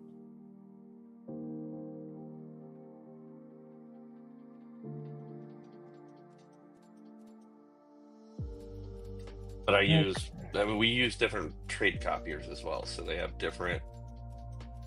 You use the AlgoBox trade copier. I'm a Replicanto user, have been for 18 months or so. Gotcha. And I just believe in their product.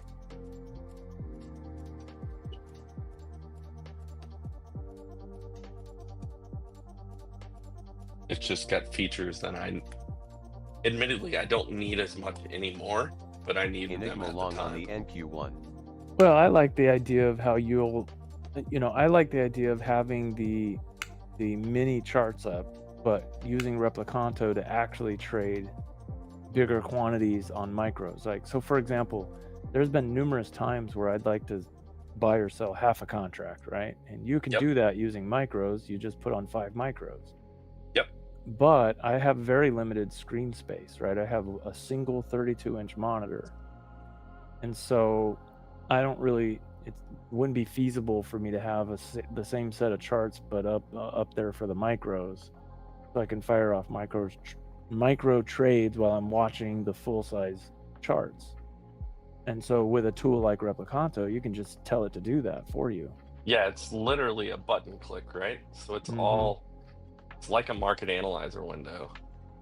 And then you have ATM copy.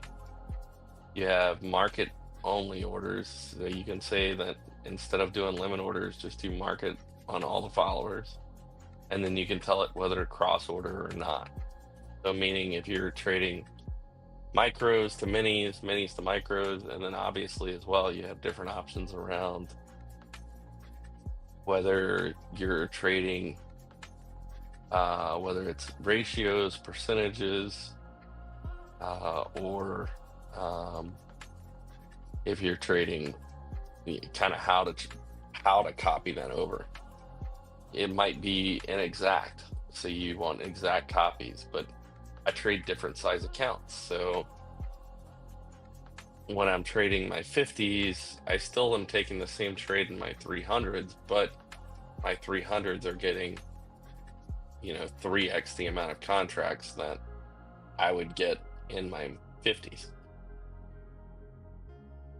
So it's a way for me to be able to do some of that without, I don't have to think around how, when I'm trading, you know, at one point in time, I was trading 47 accounts at one given time every time I click buy, but I had different account sizes depending upon prop firm. So it allowed me to scale the trades. So that way I was still meeting targets in the other maybe larger accounts and then still trading my 50K accounts or my, at one point in time, I also had 25s as well. So I cross traded into those. Gotcha. Yeah, makes sense. The ratio thing's pretty cool. Yeah. So I used Replicanto for all kinds of, like I said, at one point in time, I had a boat ton of prop firm accounts.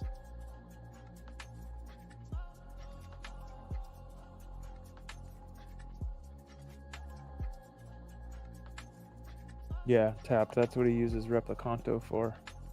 It can do the ratios. It can go from minis to micros. It can do all that fun stuff.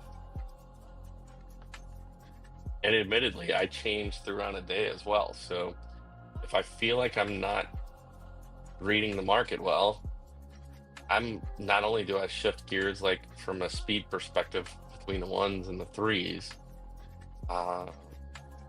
I may also shift gears from minis to micros. And if I'm having a great day, I might all be across all of my accounts. I might be minis, and then I can also mix and match across all of my accounts to get to what I want. Johnny C, you are alive. Johnny, it's been a few days, my friend. Well, it's been more than a few days. Dude, I was worried about you. I was gonna say we were about to put your YouTube channel picture on a milk carton. Yeah. So Johnny, what we did over the weekend is John and I did some testing and we figured out how to put my charts on the stream and have them not look all fuzzy and crappy. So hopefully it looks okay.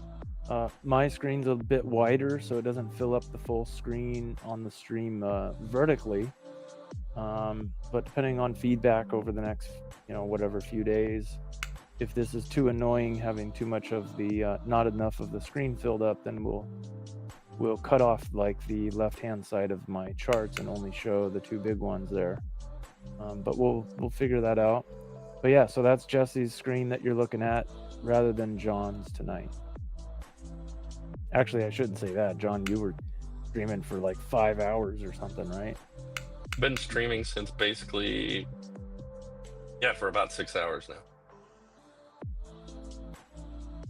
Admittedly, Yeah. low as can be tonight.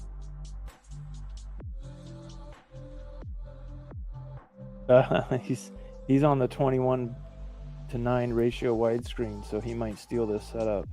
Yeah, so this is how I trade. That's my setup. So really, I think the only thing I'm missing from what John uses is the AlgoBox 6s, which on his screen sit up on top of his 3s. So I don't have those, so I'm missing a piece of the picture. I used to run those, but I found it more beneficial for me just watching the channel regulator on the 9s and the 3s. And as long as I'm following those, I'm okay not seeing what's happening on the 6s. Yep. But if I had to, I could give up some screen real estate somehow and put them back. But this has been working out pretty well for me. So Me, it's more beneficial. I like being able to see. I like to be able to look left and see stuff. Yeah. Instead of looking up, right? Yeah, I like to be able to, like right now, during the day, I can easily see 15, 20 minutes of chart just in my AlgoBox 3s. And then in my 6s, I might be able to get closer to maybe an hour. Because it really allows me to to see Lower bands how touch the NQ zones on are the being formed 24th. and how we're transiting between maybe zones. Gotcha. Because then you can really take, and instead of when you catch that dropout, instead of catching just part of it, I can catch maybe a little bit more. That's some of the thought. Does it work all the time? Hell no.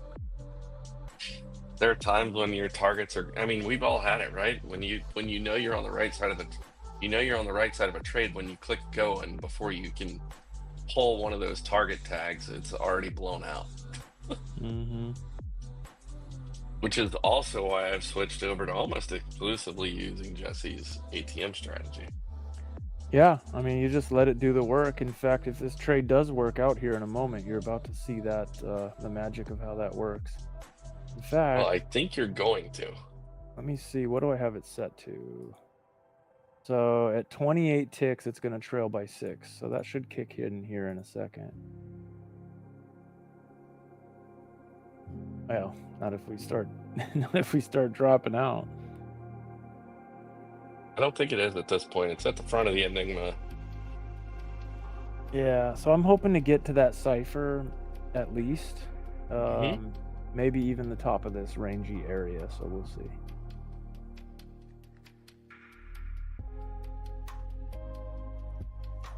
That's the hope anyhow.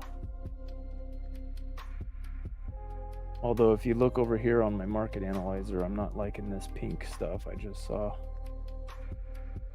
Those are aggressive sellers hitting sell market. Not good.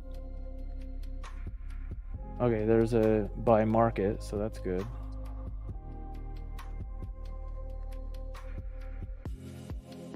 That means at least somebody, one other person's got my idea here.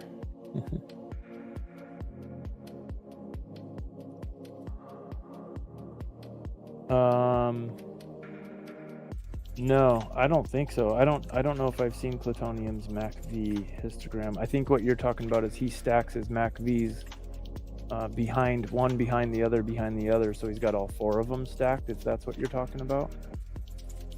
I've thought about doing that actually, but no, that's not that. So the market analyzer, I have all 4 instruments up here, and it shows me the net change on the session, the last price, which I don't look at that stuff really. But really what I use it for is a couple things. The time and sales trend, and I've customized the colors here. So what this is a tape that rolls automatically, like scrolls itself, and it's showing me the trend of the time and sales. And I've got the colors customized so that aggressive buyers and sellers show up in bright pink and bright green.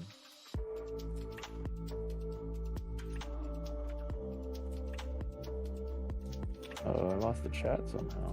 How'd that happen? Did I hit click something? So David, I got your feedback there on the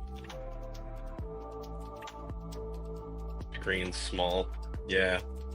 It's just due to the layout that he runs. So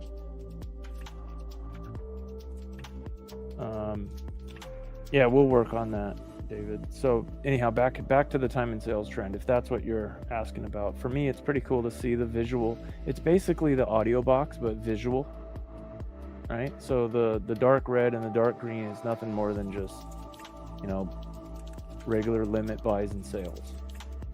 The bright pink is aggressive sellers. The bright green is aggressive buyers. And so what I like to see and hear at the same time, if I'm going long, I want to see some bright green over here, lots of it. And when that's happening, you'll also hear the clicks on the audio box. And then the exact opposite for if you're going short. So it's just another confirmation, a visual. So we have the audio with the audio box, and then a visual with the time and sales trend. And then also I've got just the daily ATR. So that's an average ATR over the last 14 days. And then the target ticks is a custom indicator that I wrote for myself.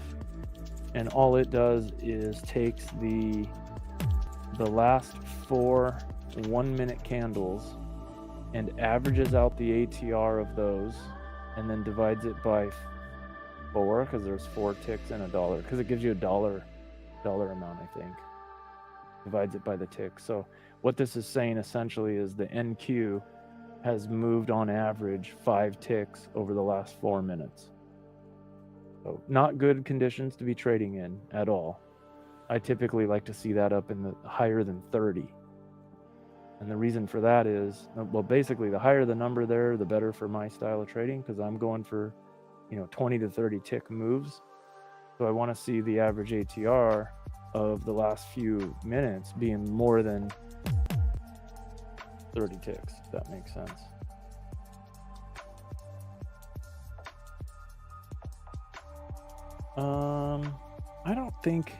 I don't think my custom, I don't know, Johnny, but I can show you.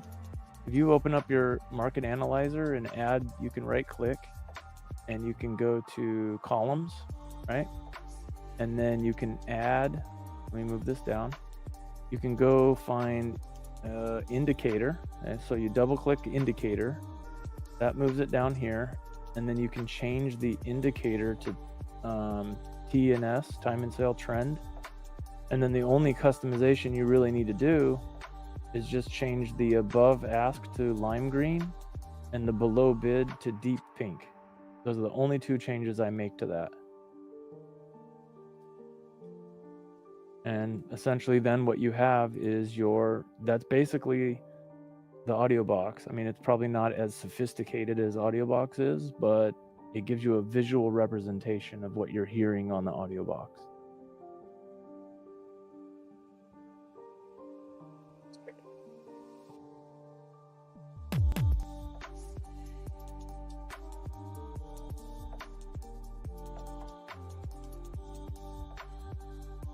Yeah, no problem, Johnny. Ask any questions if you have any. I'll bring up the screen again if you need to see any of the settings, but it's pretty straightforward. In fact, I think John, did you add that too? Somebody did. Somebody saw that on before and Bob, oh, gotcha. Yeah.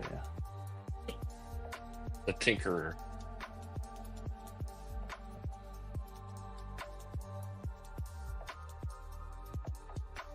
Oh, yeah. Tapped. Oh, that's you. Okay, cool. Yeah, I saw you in the Discord. Oh, sweet. You're in there now. Yeah. It's a great group of people in there, lots of support. A lot of people, especially mostly during the New York session, everybody's posting their results, screenshots of their trades. It's pretty cool. You'll figure out who the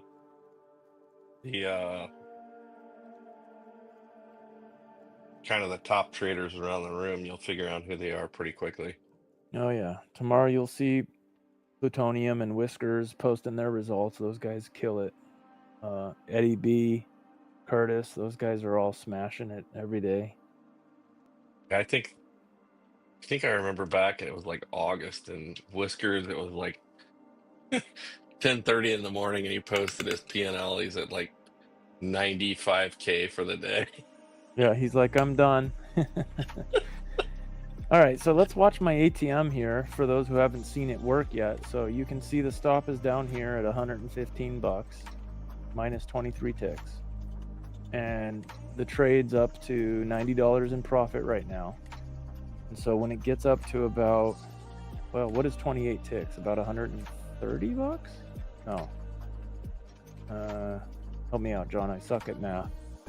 140 bucks. Okay, 140. So if it gets up to 140, you're going to see the ATM strategy is going to automatically move that stop up to 6 ticks behind the price. And then if it stops me out, I'm okay with that. But if it keeps going in my direction, it'll just follow it. It'll just follow it up 6 ticks behind until it gets stopped out. So it's automated. And then I've got different variations of that. I've got a single, a double, and a triple. I try to stay away from the triple. It's gotten me in trouble a few times.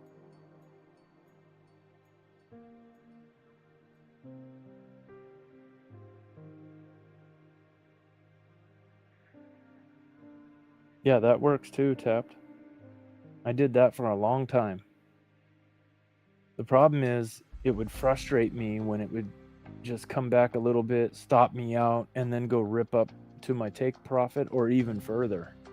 So frustrating. So that's when I stopped.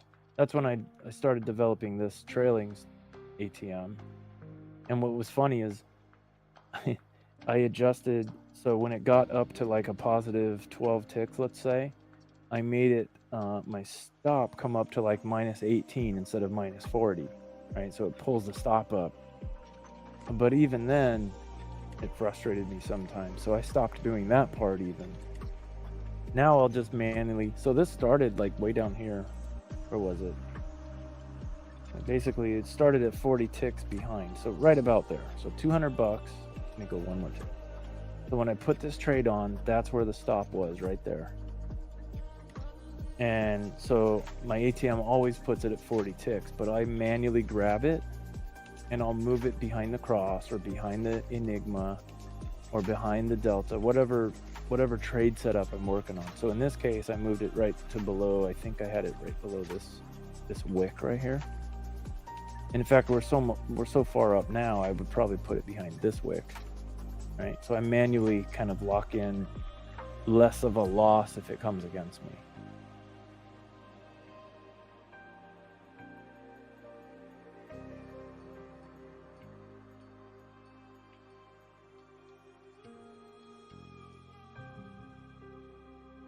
So at this point, I'm either going to lose 40 bucks or it's going to rip up there and my trail will kick in and it'll be 120 or 130 bucks, something like that. So we'll see. We'll let it play out. But, you can see on these up moves over here, we got a lot of rejection at this point. So, we rejected 1, 2, 3 times right here. So I'm not holding out a lot of hope that we'll make it up to that cipher. So I may just manually kill the trade right at, what is that, 648-ish. It depends on how AlgoBox is sounding and how the tape over here looks on the time and sales trend. So if this is bright green and I'm hearing AlgoBox clicking, I'll just leave it and it'll go.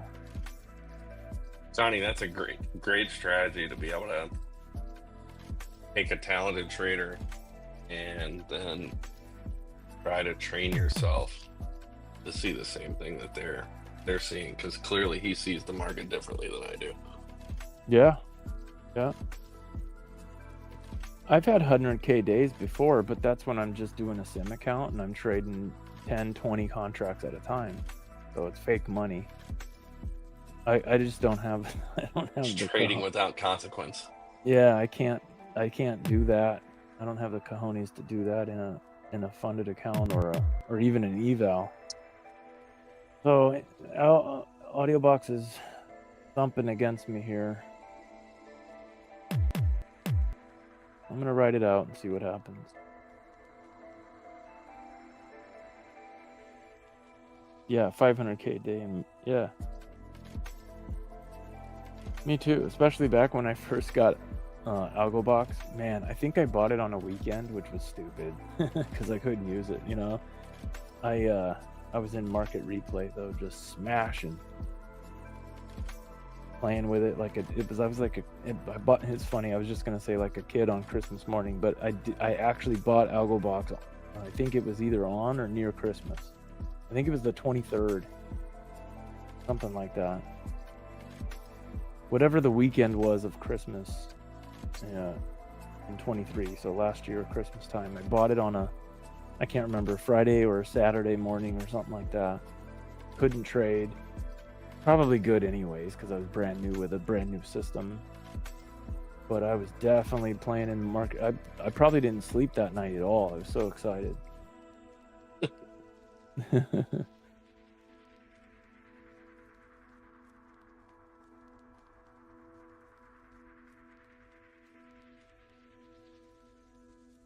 Yeah, tap. That's the problem. I mean, I've done that too. I think we've all done that. The problem is that, if you trade an eval aggressively and you pass it super quick, the problem with that is the bad habit that helped you pass it is going to be the same bad habit that, blows it up real quick too. So I learned, I'd like to say I learned quickly, but I didn't. I learned very slowly and painfully that I need to just trade one contract at a time and be okay with base hits. $100 here, $200 there, $100 here. You know, just a few $100 a day on multiple accounts and I'm good. Yeah, it'd be nice to have 10K days, and I've done that before, but I've also had 10K losses on a day, and that's not, it doesn't it doesn't make up for it, you know. It's worse emotionally. And then blowing up accounts because you get pissed off and you go on tilt. It's just not worth it. Not worth it for me to have those 10K days. So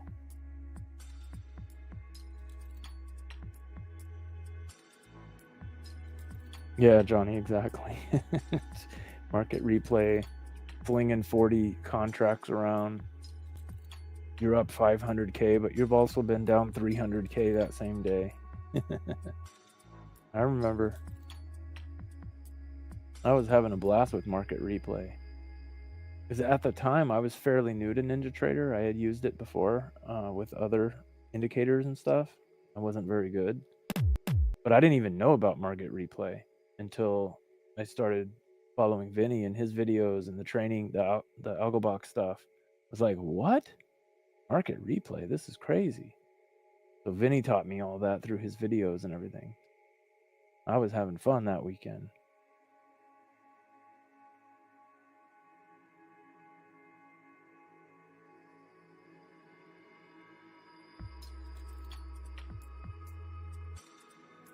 Yeah, I like how the PAY is capitalized there, Johnny. Very true, my friend. Very true. Oh, what's this trade gonna do here? I'm hoping it rejects off that 200 EMA one more time and goes back up a little bit so I can get out of this thing. Should have taken my $90.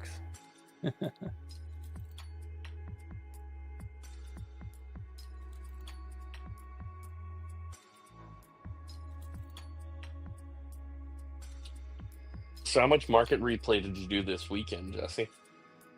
Me? None. Yes, none. Yeah, none.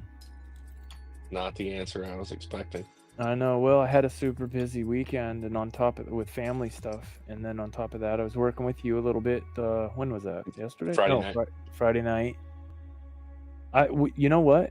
When you and I linked up, we had every intention of going live on YouTube, surprising everybody with a market replay session, having some fun with the crew. Yep.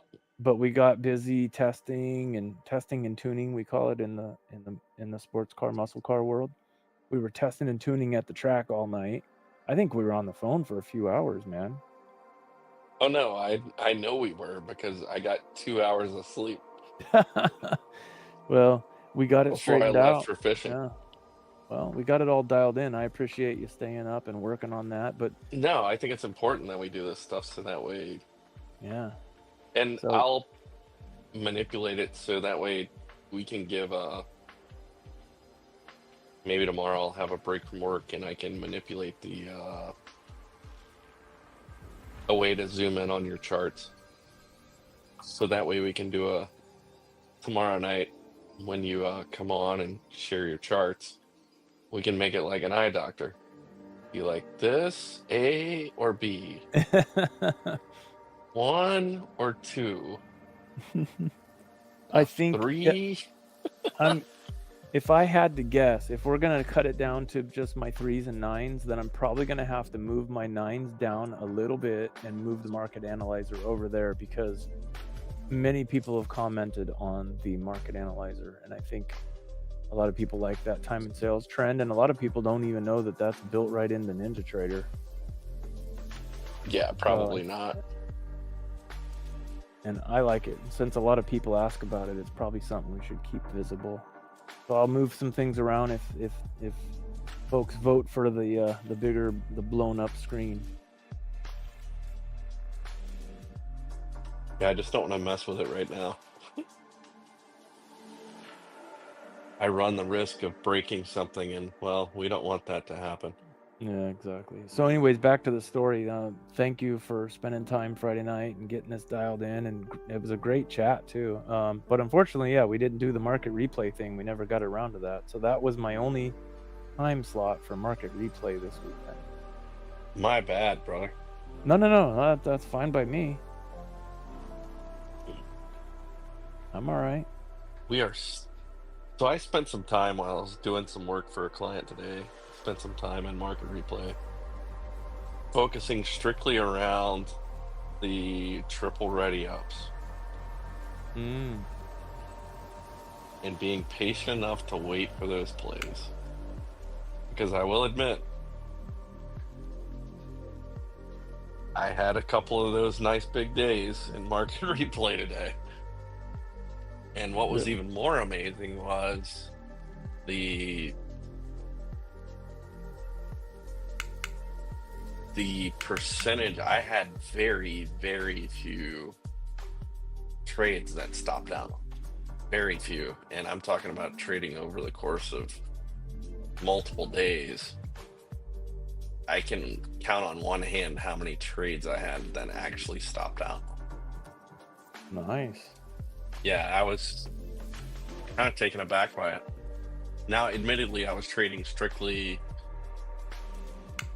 the early sessions, so trading kind of open to, say, 10:30. But I was super impressed with the power of that. Obviously, they need to be clustered. They can't be spread out over time too far. But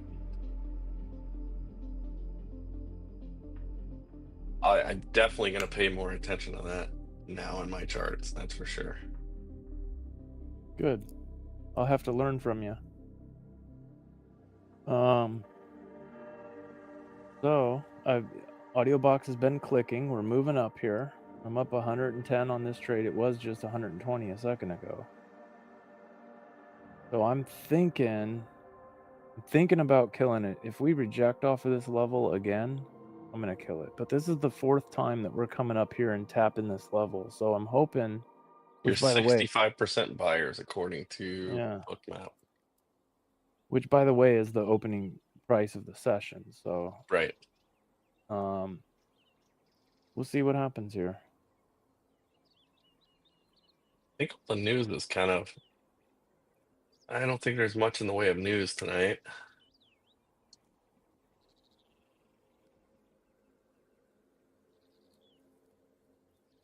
Yeah, so the next thing you have is at 3 a.m. Eastern, and that's the Swiss consumer climate. But last week we had some Swiss stuff several nights and it didn't do nothing. No, now tomorrow night could be interesting because we don't have anything really during the day.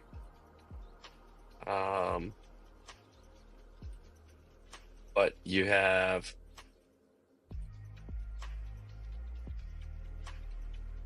Australia doing their rate statements tomorrow. So revising their interest rates. Tuesday, there's nothing really on tap. Except if you trade oil. Obviously OPEC meetings Tuesday. So that could be extremely interesting. But Wednesday is the day to watch out for. CPI. CPI, PPI, those could be very, very juicy trading opportunities. There goes my automatic trail. So it popped up there. And so you can see now, there it goes, popped up a few more ticks. So it's moving right along with that. I'm not going to touch it.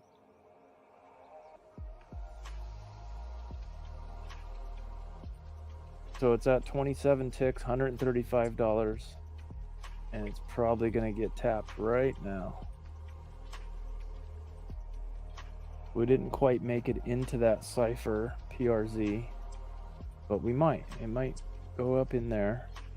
Hopefully give me a couple more ticks. Maybe give me 30 ticks. That's what I'm hoping for here.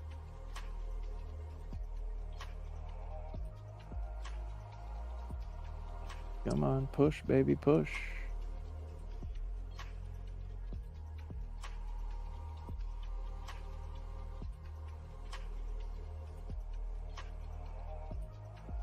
So during the New York session, when things are moving fast, I've watched that trailing stop get me 100 ticks before. You know, when you get a flush or a big rip, it just keeps going up.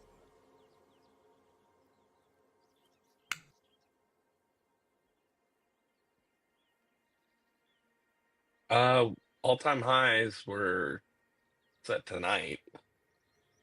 So Yeah, by that, just a few ticks, right? Or yeah, yeah, like one tick higher than the all-time high that was set Friday afternoon. right, right. Just a couple ticks.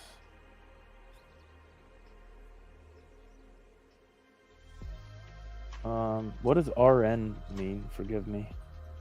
Right now, maybe? I Right. think it is right now. Yeah. Yeah. Come on, get up into that cipher. Give me a few more ticks here.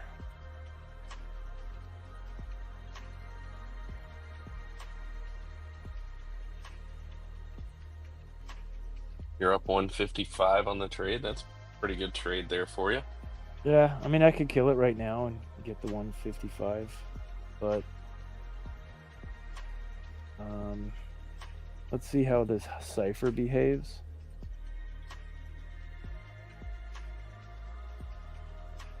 Come on. Come on, pull my stop up a couple more ticks.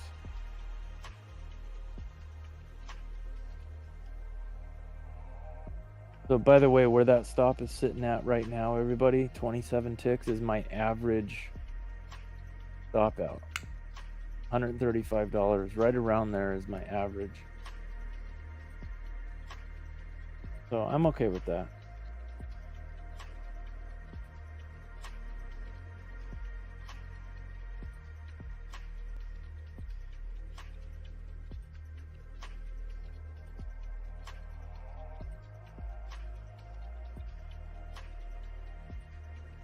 You know, I'm usually copying these trades to 20 accounts or more.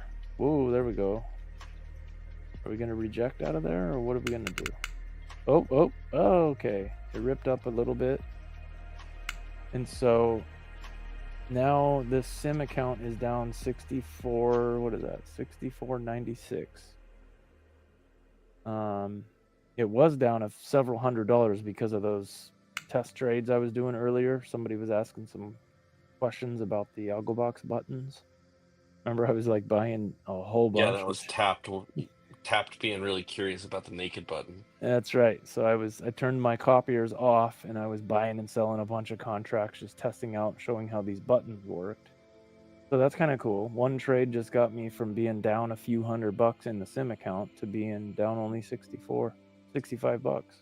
Not bad. Not bad at all. Yeah. So that was a 6-tick trail. And that was about roughly $145 trade right there. Now I'm kind of kicking myself for closing. Remember, it was actually 2 contracts and I closed one out earlier. Yep. Should have kept it. Yeah, hindsight's 20/20 too. It always is. But just to recap, when we got this little pullback right here, I heard a couple thumps on the audio box, which also showed a couple pink slivers over here on the time and sales trend. So that scared me a little bit. I didn't want to take a full loss on 2 contracts, so I closed one out and I lost 2 ticks on that one contract, and then the second one just ripped up there and gave me $140 or so. Great trade. Thank you, Way to sir. go. Thank you, sir. Well, this is the 10-minute call for stream here. We will be back tomorrow night. We'll get rolling at around 7:30 Eastern.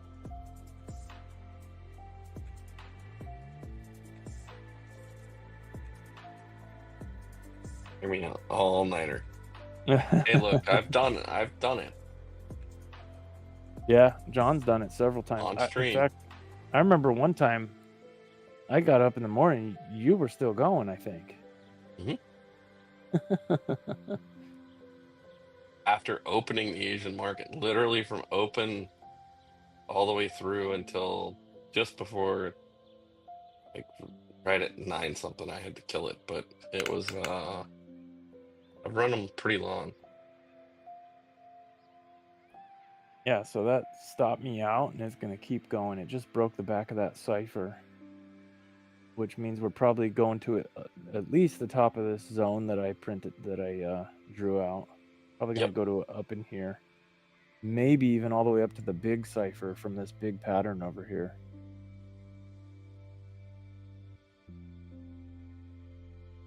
Which would probably be the same cipher that's over here, I would imagine. Let me look at the price. 661. Yeah. Yep. That's a big cipher.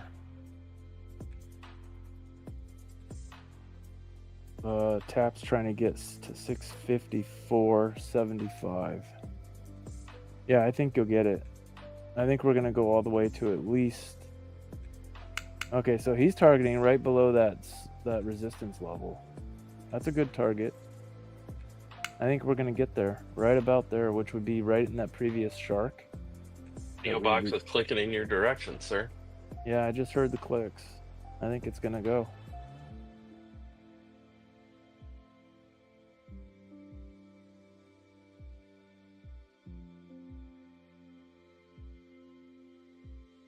Excuse me. Let's see.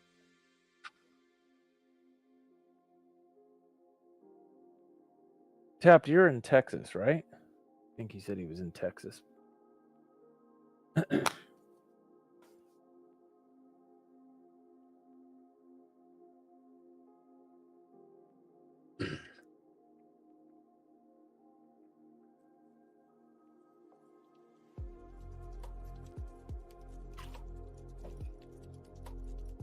Let's see what we have. Anything interesting?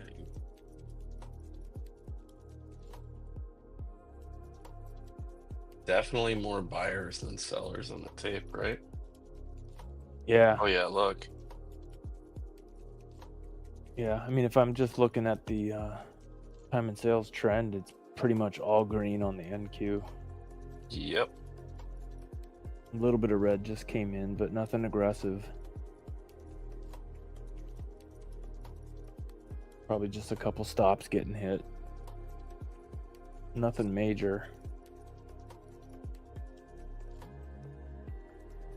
That cipher pattern that we're in right now is relatively small in the bigger picture of things. If you look at the nines over here on the nines, you know, You've already cracked the back of that cipher too. Yeah, big move down, big move up, big move down, small move up, small rangy moves here. So I would expect we're gonna get back up to that big move up area, and then reject back down to big move down area. That's my anticipation, anyways.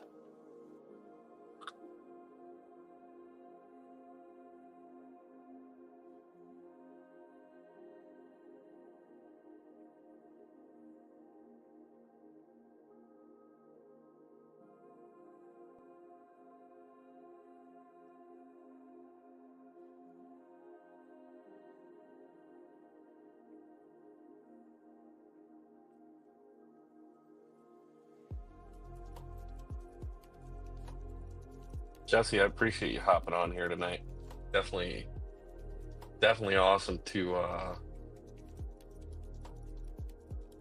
get your screen up there. At least start showcasing some of the stuff that we can do. Yeah, no problem. I'm glad to be here. I like hanging out with the crew. Yeah, absolutely. It's great to have. I mean, it is 1 o'clock in the morning. We got 17 folks sitting here watching with us. So that was a great trade you executed there. Catching that push up.